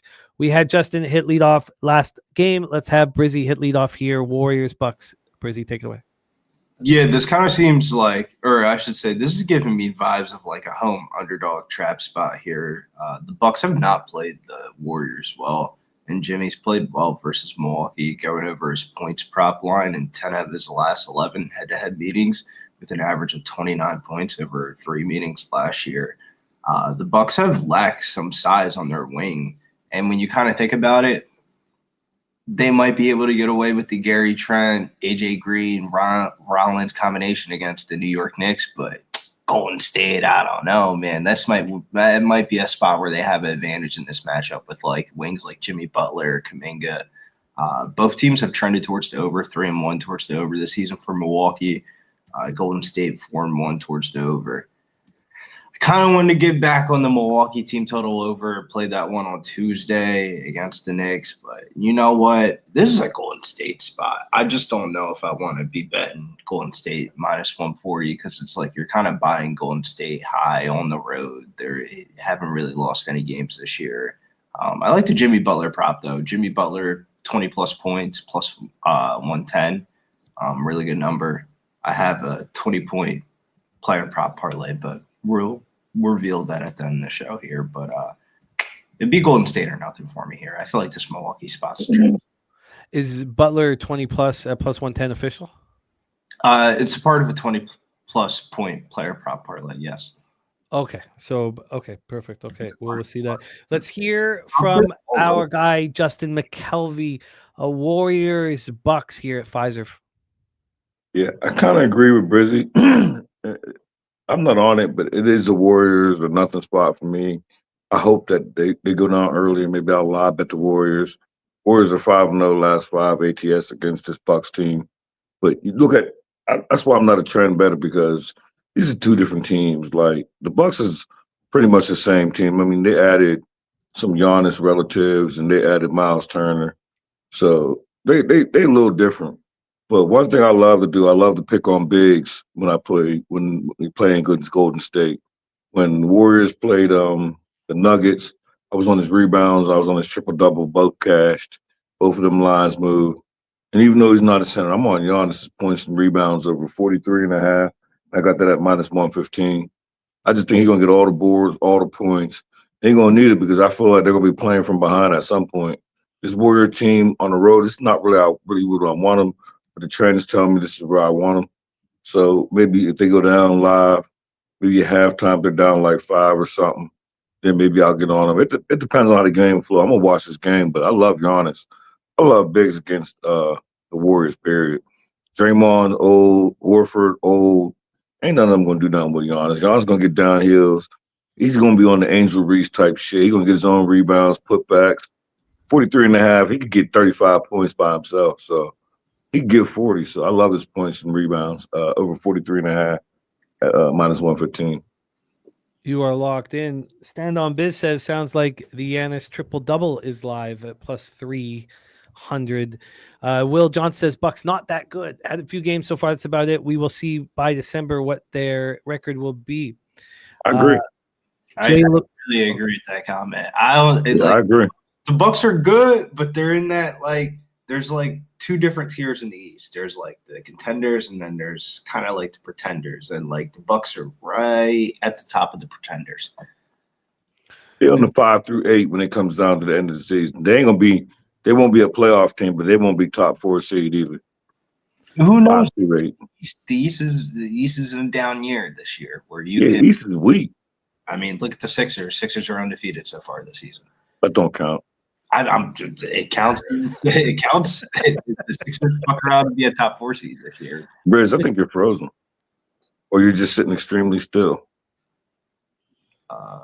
Yeah, he's frozen. Good call. Oh, okay. He's a very relaxed dude. I'm about to say he hasn't moved in a long time. The blunt smoke helps, but no, he's frozen. Yeah, he ain't blinked or nothing. He's focused. Steph Curry over points and over 30 at plus money for Mr. Sparkle here. And we have a quick question back to our game one. Jose, if you don't mind, if we can just put the Magic Hornets up again. We just hit this real quick because we got to get into our next 2 games. But True Love, 4th and 1 Entertainment, asking if either of you guys like Banchero double-double or Bridges double-double in Magic Hornets. I know I'm asking you this on the fly, so it's not easy. But why don't we start with you, Justin? Did the Banchero or Bridges either appeal to you? No, they didn't. One, Banchero plays for Orlando, so it just goes back to 5 and 7. Like I don't want to be on no Orlando props unless you didn't play yesterday, then I would consider it. But if out of the 2, I would have to go to Bridges, but I can't be on Bridges double-double. Everybody's not gonna get a double-double, and I'm already on ball, so I can't be on Bridges double-double when I'm heavily. I love Lamar. I'm wishing I didn't put Stacks out before I got to the NBA because that 100% would have been Stacks. I love them, so I can't. I mean, it's a nice look for Bridges. I just don't want to be on 2 double-double, 2 people to get a double-double. Yeah, the double-double I like in this game. If you're going for the chalk odds, I would say LaMelo Ball. He could definitely get a double-double a couple of ways. Paolo doesn't. I don't know. From watching the Magic games that I've seen so far, it's not like Paolo's like going out here and just flying for every rebound. Like it's going to whoever it goes to, and they're just grabbing. It would have to be rebounds though for Paolo. He ain't definitely not getting 10 assists. Wendell Carter Jr. would be the one to get it, but damn, that dude can't stay out of foul trouble. He's been in foul trouble in damn near every game that the Magic have played so far. His double props plus 210, and then if you wanted a flyer, I would skip Bridges and go for Ryan Kalkbrenner. Ryan Kalkbrenner could fuck around and sneeze himself into a double against the Orlando Magic. Ryan Kalkbrenner, when he played at Creighton, he was a double machine. He was. If someone's looking for it, I would just say get on ball. Kalkbrenner one is plus 550. He didn't really play too much in the second half of the last game due to foul trouble, and then the game before that, he played Joel Embiid, so he wasn't going to do that good. I think this is the Kalkbrenner spot. Let's roll on to Wizards Thunder, gentlemen. Game 3 of our 4-game slate. Wizards coming off a nice performance on Tuesday. Both teams played on Tuesday. It was a nice performance against the Sixers, 139-134 overtime loss. It was their second home game in a row. They'd just been ganked by a pretty weak Charlotte team by 26 points. But Sar was a 31-11 and looked very good out there. This is just a one-game trip. They have to fly back. They have Orlando at home on Saturday night, and then they go on a 2-game trip through New York and Boston. So that is the situation here for the Wizards. For the Thunder, that was a tough 107-101 victory at home versus Sacramento. That was their first game back from the 3-game road trip. This is the undefeated Oklahoma City Thunder, 5-0, and this is game 1 of a 2-game homestand against weaklings. They have the Pelicans up next. The Wizards 1-3, 1-1 on the road, playing at the 5th fastest pace in the NBA, 106.11 possessions a game. They're flying, and they're shooting the ball well, 46.4 from the field and 38.1 from 3. The Thunder playing at the 26th fastest pace, 98.12 possessions a game, 45.6 from the field. And listen to this, the elephant in the room for the Thunder to start the year, shooting 28.8% from 3. And they have injury issues. Jalen Williams, of course, is out. Kenrick Williams is out. Nikolai Topic is out. Chet Holmgren is out. And Isaiah Joe is questionable. I don't think Topic is ever going to play. He just got checked for testicular cancer today. Yeah, testicular cancer. They can come back. Everyone can come back from that. That was not good, man. That was not good. No, it's definitely not a good sign. Kids your balls, man. That sounds like a dog problem. No, but he can bounce back. Would you say a dog problem? Is that what you said, Brizzy? Don't emphasize on it. That sounds rough, man. God bless him. Dude. Right for it. Yeah, it's not what you're hoping for when you start the day. Want the nuts to be okay, but you can live with one nut. Isaiah Joe was at shoot around on Thursday, so he is good to go here. And he's 20, says Gorky. That's scary. It's scary. So the Thunder is playing at a slow pace, not hitting threes, and sitting here 5-0 against the worst team in the NBA. Let's take a look at this total. It's a 232. It's opened up at 230 and it climbed to 232. When we look at the point spread here, we have the Thunder minus 15. I know that it's probably pretty easy to coach this spot here because they didn't look good against Sacramento, but it's 69% of the tickets and 94% of the cash are on the Wizards, and it's moved towards the Thunder. 56% of tickets on the under, but 74% of cash on the over. Turnbuckle Tommy says his best friend testicular cancer said they removed one nut, put him on testosterone replacement therapy, and he's a beast now. I think he's probably a beast before, and he's continued to be a beast. But ladies probably don't think he's a beast. No, what do the ladies care if there's not 2 nuts to suck on? Who cares? I'm gonna ask what happened, and then it becomes a little bit awkward. Still I'm got about to say, I don't know. Like, that's fine, man. Focus on the one nut. So then, when you cap the games, it says saying I'm putting my balls in the toilet. I put my ball in the toilet. Yeah, it doesn't sound as good. Sure. Sure. It doesn't sound as good. It just sound crazy. I mean, God bless him, though. I mean, he's got a ring. They didn't even play a minute. Yeah. Every time I meet a girl for the first time, I would always be embarrassed. Like the first time we get busy, like I would have to tell the girl before we met in person.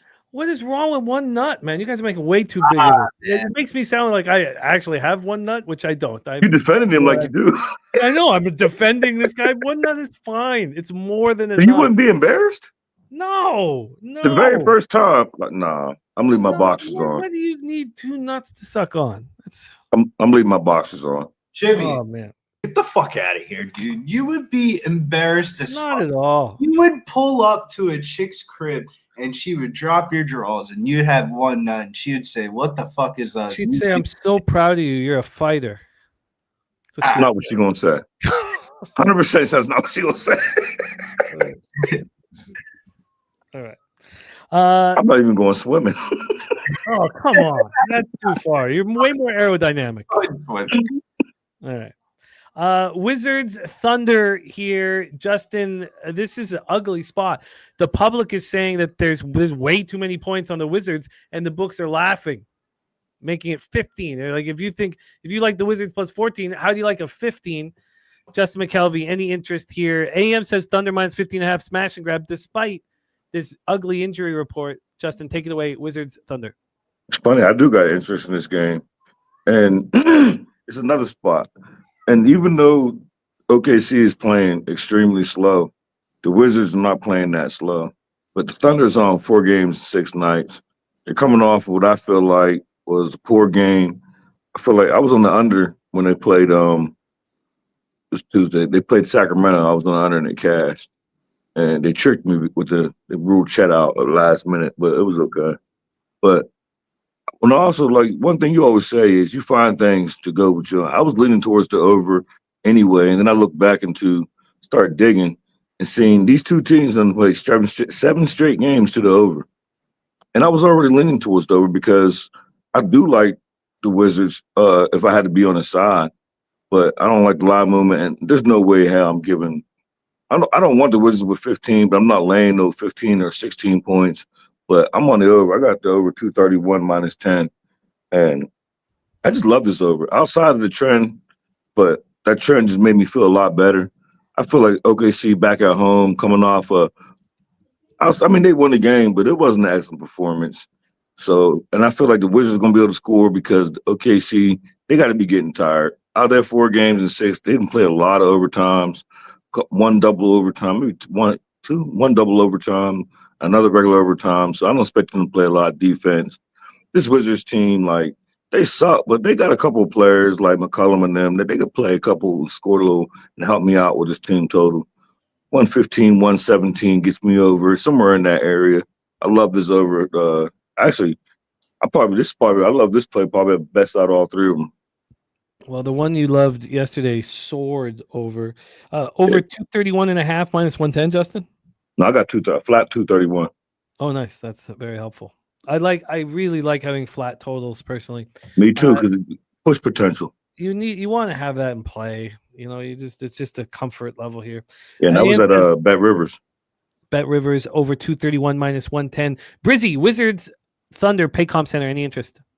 I mean, it's been business as usual. OKC, even without Chet, they continue to keep rolling. Washington, they look good in their last game versus Philly, but some of their ability to close out games down the stretch has still been a problem for them. The additions of McCollum and Trey Johnson from Texas and Cam Whitmore has definitely gave them a scoring boost, but they're still kind of lacking the depth down low. Not my favorite game of the slate, but I could definitely see a backdoor cover here for the Wizards. That's like the politically correct answer, but it's the Thunder's last game before a break until Sunday, so they might just put it all out there on the line. I would say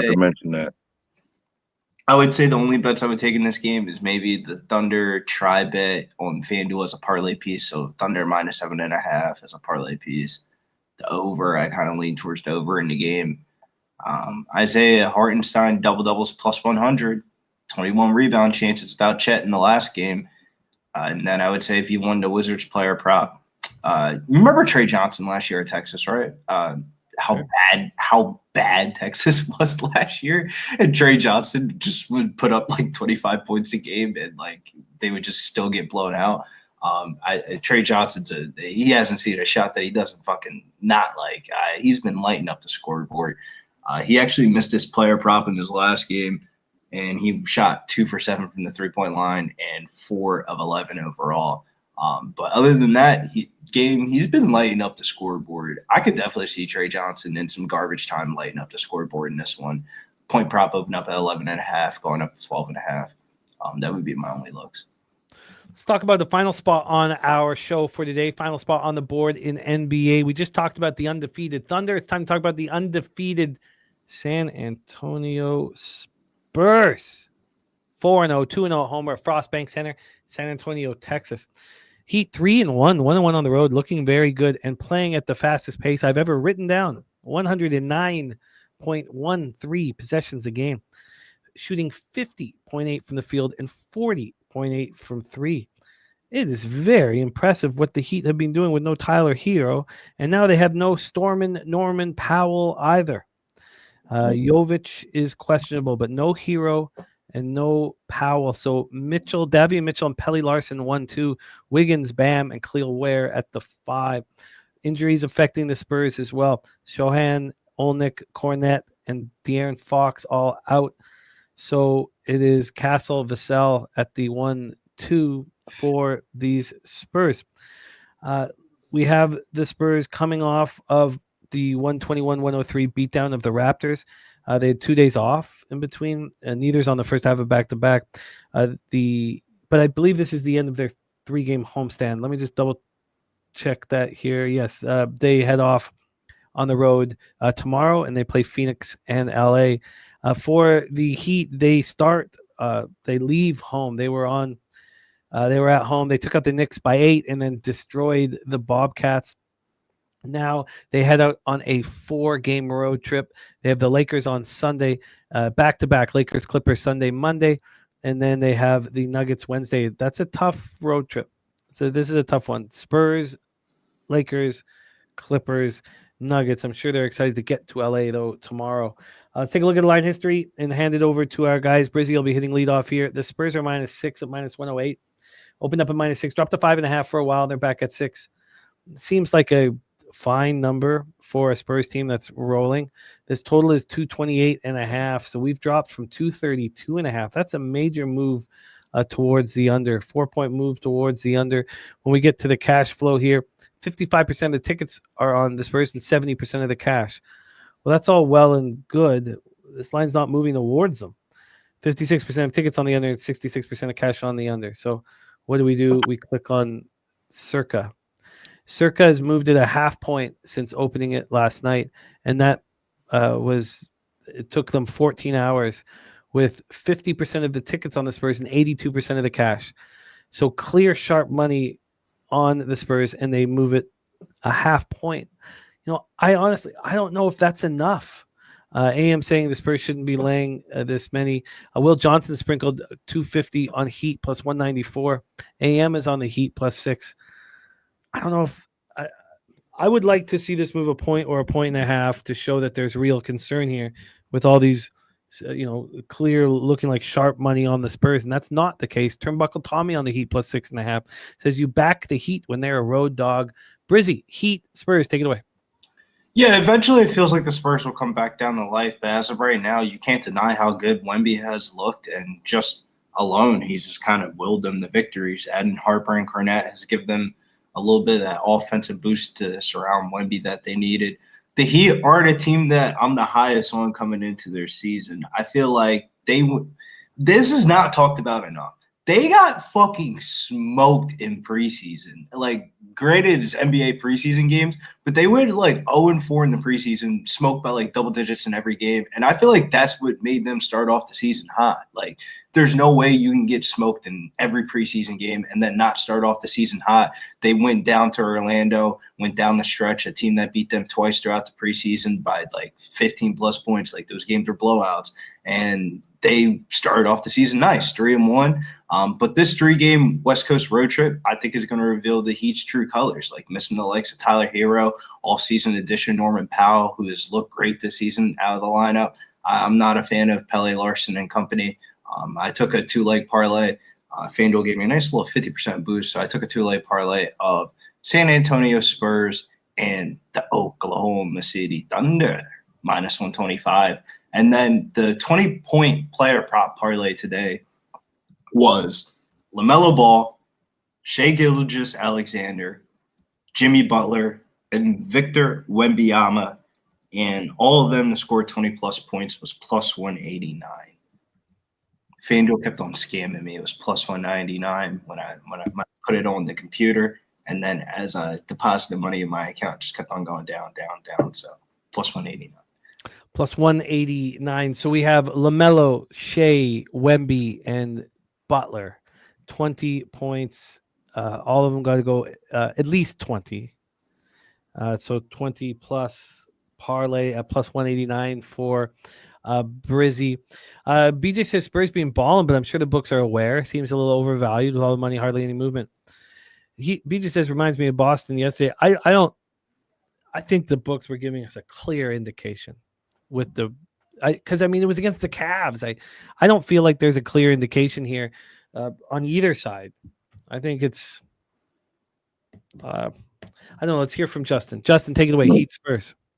Yeah, I'll be quick. I don't have nothing, absolutely nothing in this game, but I kind of disagree, maybe a little bit.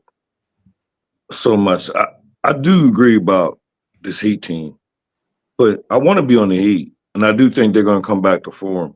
I just don't think it starts today on this road trip. Maybe next game, and like the Spurs, I don't want to get in front of the Spurs, but I also don't want to get in front of this Heat team. I think it's too many points.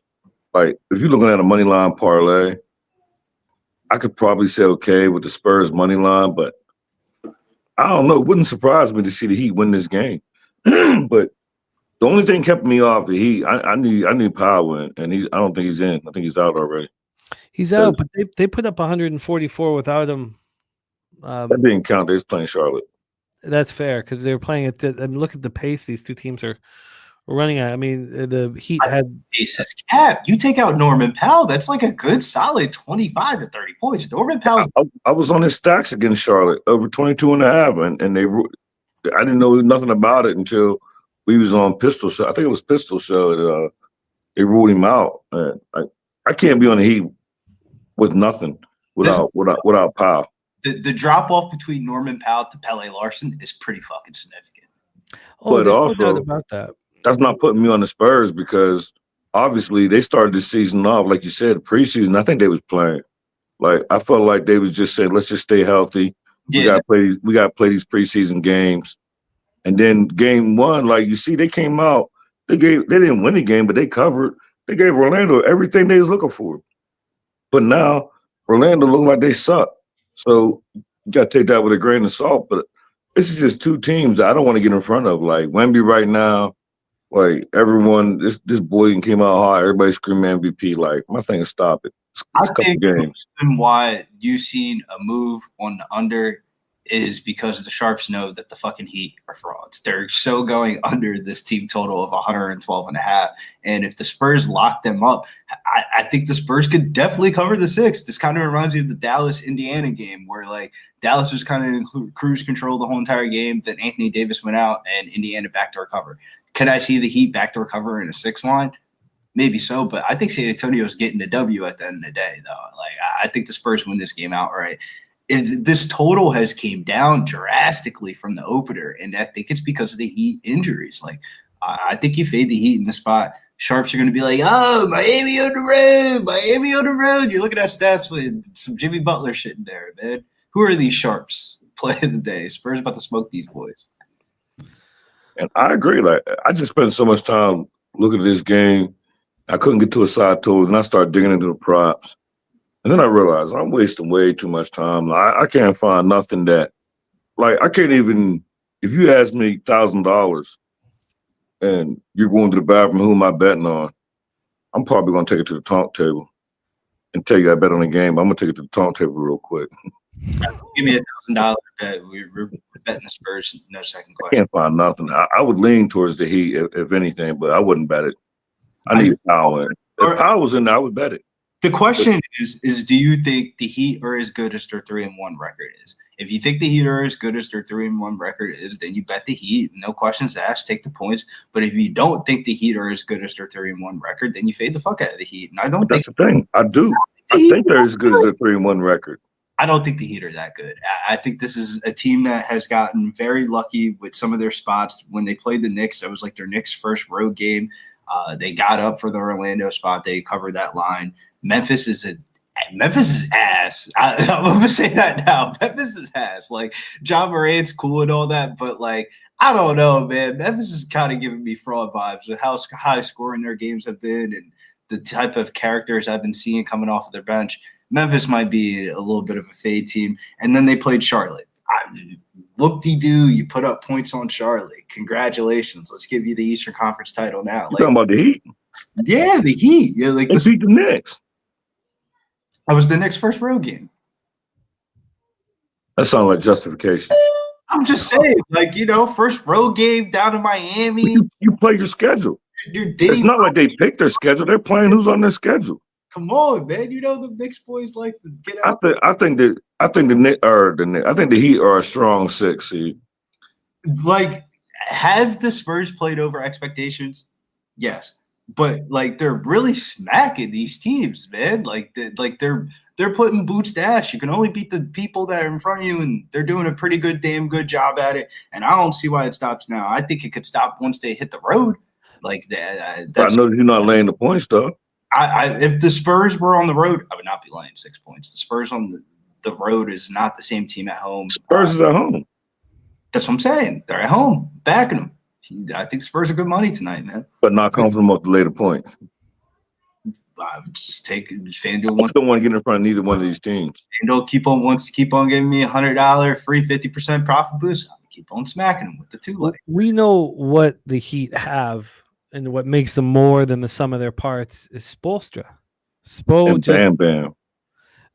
Bam is the real deal. And it looks like Khalil is too. I mean, but yeah. Kent Davies on the under in this one. He crushed the line move. Excellent job. I'm with BJ. I'm finding it. I'm very, very thankful for Brizzy and Justin Mcelvy because they have a bunch of action in this. Because I'm sitting here like, nothing is really jumping off. I really love the 11 or 12 game slates in the NBA. I always find, litany of action, but these smaller slates I find more difficult.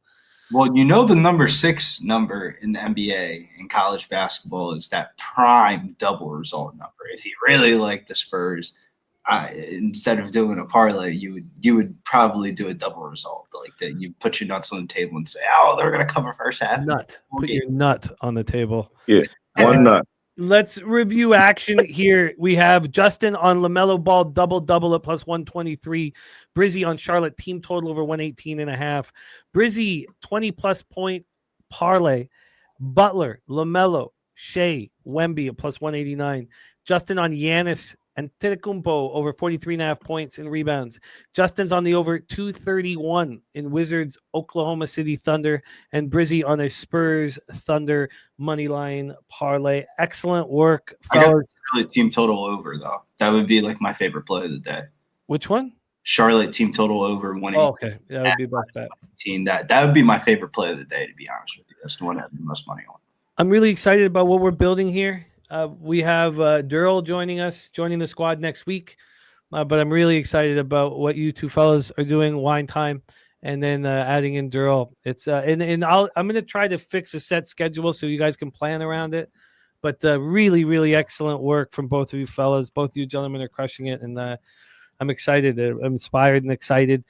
Thank you for rocking with us. Shout out to our guy, Justin Mcelvy. I'll put his X handle here in the chat. Please support our guy, Justin. Justin, we've been camping together for a while now, and I can work with this the sleeping pattern that you have. I think we can all work with it. I think it works. It's money, man. I get a lot of slack from my sleeping pattern. don't think you need it. I think we'll all adapt to it soon. I like. Yeah, like everybody, like especially like Ron Crawford. I know he in the chat. He give me a hard time about my sleeping pattern. Hey, man, He you gives want me to? a hard time. Hey, Peter goes to sleep on Friday night and wakes up on Sunday. Yeah, see, mine's not that bad. No. But I was so mad that I thought I woke up and thought I missed the show. Like I went to sleep, I fell asleep, and it was you and Bobano was talking hockey. And I woke up and Daby and Nick was on. I was like, what the hell? I'm like, did I miss it? Your money, Justin. That's his X handle. Please hit that link. Support our guy, Justin Mcelvy, Star the Stacks Play of the Day. Thank you for your hard work and angles, Justin. Any last words for the Capper supporting the show? Let's go 3-0. Thanks for having me. There he is, Justin McCovey. Yeah, that's the most degenerate shit I've ever seen in my life. He said, bet the Ravens to win the coin toss. Hey, look, man. Some guys have an itch that they need scratched, Brizzy. That's all. They need a little action. If you think they're going to win the coin toss, bet the double result, man. Come down, double result. No, this guy just wants coin toss action, man. This guy wants coin toss. If this guy wants coin toss action, come to Pubapalooza 5, man. We'll go $20 a flip. Oh, man. I mean, you want some coin toss action. Bet the race to tens. That'll give you a rush. No, I want to sit with several drinks and flip coins for $20 a pop, man. You've ever played War? It's not much different. JM, it's not quite 50-50 because they don't give it to you at plus 100. Right? But I hear you. I was down bad. If they give it to you plus 100, then it's 50-50 action, man. Oh, goddamn. No, we're not doing that. I would rather bet flipping a coin than slots, man. I will not put a cent into a slot machine. Brizzy, thank you for your hard work. Tell us a little bit about Saturday's UFC live stream. Yeah, back in Apex this week. Apex cards are my best cards. Make sure you guys tune in. Locker Room Talk podcast over here at Pub Sports Radio, and then the live stream on Saturday. And then we got a live stream tonight, Baltimore Ravens, Miami Dolphins, a little play that will lead into the live stream. Derrick Henry, first half, anytime touchdown. Ooh, I like it. I popped Brizzy's X handle here in the chat. Please support our guy, Billy Brisbane, who'll be rocking with me this evening. Brizzy, thank you for your hard work, my man. Shouts to everybody in the chat. Let's go get some money tonight. Let's get it. Will, you want to talk best bets? Let's review all action here and put a bow on the proceedings. Excellent work by the squad here. We have Kent Davies on the Heat, Spurs under 233.5, Jets, Blackhawks under 6, Devils, Sharks over 6. We also have a Kent leaning Buffalo money line, Lightning -1, Flyers -1, Preds team total under 2.5, and Kings -1. Stacks play the day number 1, Tulane UTSA over 54.5. Stacks play the day number 2, Flowers 70 plus receiving yards -105. Fap win is on Coastal Carolina first quarter, and Minnesota money line for a big score, 2-leg parlay. Gorky on Tulane, Marshall money line plus 100. He's also on the Red Wings plus 115. The Nuke Worker is on the Ravens double result here. And the stand on Biz play of the day, Tua, 2 or more passing touchdowns plus 112. Ron Crawford, NHL play of the day, Chicago plus 1.5. NBA play of the day, Milwaukee plus 3.5. And the play of the day, as we talked about in the Ravens game for Ronnie, is the -7.5 on the Ravens. Toby Lane is on Wild money line, regulation and -1.5, hammering the Wild. He's also on Lightning money line and Blues money line. Bobano's on the Sabres money line, Buffalo team total over 3. I'm on the Senators -1 at plus 100. That might be my favorite bet here. Lightning -1, and the only addition it looks like that I'll be adding is the under 6. I really like the Flyers -1, but I think I might like the Senators best. We'll see if that changes as we roll through here. We also have Bobano on the Predators team total under 2.5 at plus 100. Bobano's on the first period over 1.5 in New York Islanders, Carolina. He's on the over 6 at -120. Oh, the Blues is the best bet on the board. What am I talking about? Of course it's the Blues. It's the Blues. Yeah, but you have to take him on the -1 line. You can take him on the puck line if you'd like. It's always been the Blues.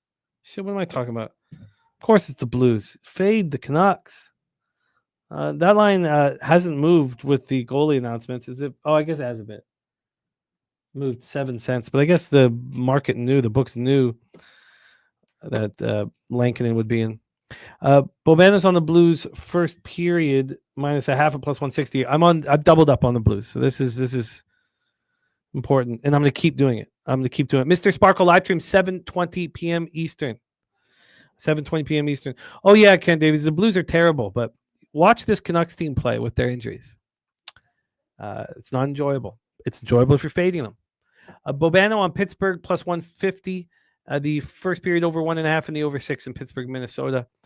We have Bobano on the Blackhawks plus 1.5 minus 125, and we already heard from our guy Ron Crawford. He's play of the day is Blackhawks plus 1.5. Bobano's also on the draw at plus 370. I'm on the Oilers minus 1. Bobano on the Oilers in regulation. I like both. And then Bobano on the over 6.5. I don't have anything on that game. Unfortunately, I love San Jose first period plus a half, but I'm not going to bet it against the Devils team that just allowed 8 goals. If they're angry, they have some quality players. Now, my 2 favorite players on the ice. Well, I mean, I love Luke Hughes, but my 2 favorite players on the ice are Macklin, Celebrini, and Will Smith. These guys are absolute monsters, and but nothing for me. Bobano on the over 6.5. We also have Kent Davies on the over as well, and then Bobano on the Red Wings plus 132. So is Gorky. He's also on the Red Wings. In Canadian football, Bobano on the Owls, team total over 27.5 plus 102, and the over 53 in Calgary, BC. You guys know me. Oh, and Ron on CFL, Bombers plus 6. I looked a long time at that Bombers plus 6, but you guys know me. I want to fade this move to the over in Stampeders Lions. There's so much on the line in a playoff game. And this hasn't burned me. It burnt me, excuse me. This hasn't burnt me. It hasn't. Now, I've lost some of these spots in BC where I've taken the unders and the market's been screaming over, but I've also cashed them. Now, not against the Stamps, but I did cash the first half under last time these teams played and lost the full game. But I've had, it's not been debilitating. I've held my own, saying that this is too much and I'm going to take the under. I don't know if I will here. I have not used it, Stimmy. I don't even know what it is. I imagine if you're telling me about it, it has something to do with gambling, because that's the only thing that I will talk about. Gambling, sports, hip-hop, that's it. That's why, as some of you guys know, when I went down to Costa Rica, I had, Maddie Ice, Maddie DeCero was my friend, and Natalie was my friend. Because look, if you don't want to talk about those things, I'm old. I don't need friendship. We're not looking for friendship. We don't need to have a conversation. We don't need to talk to each other. And let's not. Because I've got action and a bottle of booze and warm weather and a swimming pool. I'm fine. In NFL, razor sharp picks, gamblers first glance, Ravens, Dolphins under 51.5. Bobano on the Ravens double result with Troy and I. He's also on the Baltimore team total over 30.5 here. Hey, look, Nate, you get carte blanche. It's what we call it, Nate. You get carte blanche. You get anything you want.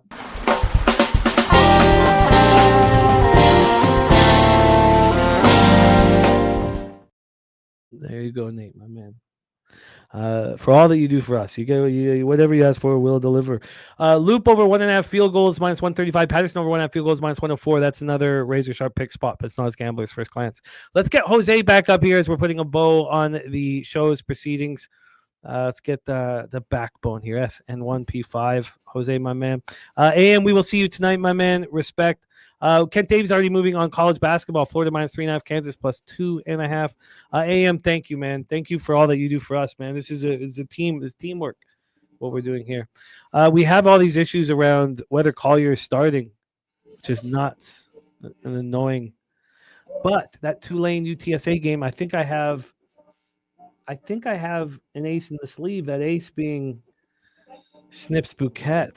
I think this is because I've heard people talking about the game, and they have 2 starting points: UTSA at home and the over. That's what those are the key points. And if we can say, look, it's going to be empty, and I just think we can take advantage of the market, and it looks like that's happening. We have the 5.5. Let's see if that totals has kept moving down here. More under money has come, but still overwhelmingly under or over 64 and 66 now on the over. Did this very sharp book just move it back up? No, they're still moving it down. Yeah, no, I'm gonna trust you, Jose, and deal with those consequences. That is a sentence that a lot of people have said in my life. I'm gonna do it. I'm gonna trust your take because I like the take. I think that I really like the take too. Like I think the take makes sense here. So I'm gonna figure out what to do with that. Jose on the under 54.5. I will be joining him. Cab on Retzlaff over 51.5 rush yards, and I expect to be on both Tulane and the under. Then in the SEC action, Nick Frazier was great. He's on Vanderbilt plus 3.5 minus 120. So is Daby Cab. They were both great. Nick on Florida first half plus 4. Nick on Mississippi State plus 4.5 and the over 67.5. Green over 61.5 rushing yards for Cadabra. Nick on South Carolina plus 12.5. Daby Cab on Tennessee minus 3 at minus 108. Nick on the over 55 in Oklahoma, Tennessee. Nick on Kentucky minus 11 and the under 45. I feel, Jose, that under needs to be bet in Auburn. I really believe it needs to be bet as soon as possible. I mean, it's just such a powerful move from the market going from 47 to 45. So I'm going to stick with that a little bit longer here. And then in NBA, thank God for Brizzy and Justin McKelvey because it's a pretty ugly card, man. But they found action. They dug deep. LaMelo Ball double-double for Justin. Charlotte team total over 118.5 for Brizzy. Brizzy on the 4-player 20-plus point prop. Butler, LaMelo, Shea, and Wemby at plus 189. Justin on Giannis over 43.5 points and rebounds. Justin on the over 231 Washington, Oklahoma City. And Brizzy on Spurs, Thunder, Moneyline, Parlay. You guys respect. Thank you for rocking with us here. It does? Okay. But I think it's like, well, you obviously have legal books up there, but I don't think you'll be able to track your local stuff. Wow, Ron, would be my assumption. Oh yeah, no, of course I wouldn't be able to track that. I handle that on my own, but I'll take a look. Thank you, Stimmy. Shout out to all you guys. Thank you for all that you do for us. I think it's over, man. But look, that's fine because we'll be down San Antonio in no time. AOD. Yeah, by the way, yesterday was the first cold day in San Antonio. Today is also cold. So nice. And you love it, right? That's great. Well, it's 67 degrees. So some people would say that's not cold, but to my Venezuelan ass, it would say it's a little cold. Yeah. Don't worry. The heat will come when we're down there. Justin McKelvey, just my 2 cents. 2 SGPs cooked up for the game tonight. AOD, Ronnie Crawford, Stimmy. Thank you guys for all you do for us. Jerry Davis, Kong's Clip says Giannis triple doubles tonight. Will Johnson, Kent Davies, AM. Thank you guys. Based Aussie, Mr. Sparkle, Jeffrey Blue, Action Jackson, JM, BJ, Spencer Hicks. Thank you guys all. Top Set, Crip Key, Drew Ski. Thank you guys for all that you do for us. And thank you, Jose, for all that you do for us, my friend, backstage, making all these videos look good and all the hard work cutting up NFL videos and the college football videos. We got some good ones, I think, for college football this week. I'm looking forward to see them. But thank you for all that you do for us, Jose, my man. Can you please bless our action? And old E, my man, bless our action. Okay, dope, BJ, I got you. Bless our action and lead us into the future. Yep, shout out to you guys. Thursday night stream will be fun tonight. We'll be there. By the way, Jimmy, as a reminder, I'm not going to be there next week with you. Yeah. Yeah, so I wish... I know the weeks that I'm gone are tough, but I know next week is going to be exciting. So you're gone the whole week? From the 5th to the 10th. What's the 5th? The 5th is a Wednesday. I will be there Wednesday because I leave. Okay. I leave that night. Okay. But, yeah. At least you get me rolling. But we're gonna have. But we can get. Well, we'll talk about. Yeah. We'll talk about it. So I wish everyone the best of luck here, and God, a bachelor party in Miami. It's going to be fucking... I'm already dreading all the money I'm spending on not gambling, but whatever. It's going to be fun. Nonetheless, Jerry, Justin, Just by 2 cents, Kongs, Ron, AM, Will Johnson, Nasty, Nate, BJ, all you guys, Thank you guys. Old D, shout out to you, my man. Let's go make some money tonight. And let's go leche. Hey, Los bookmakers.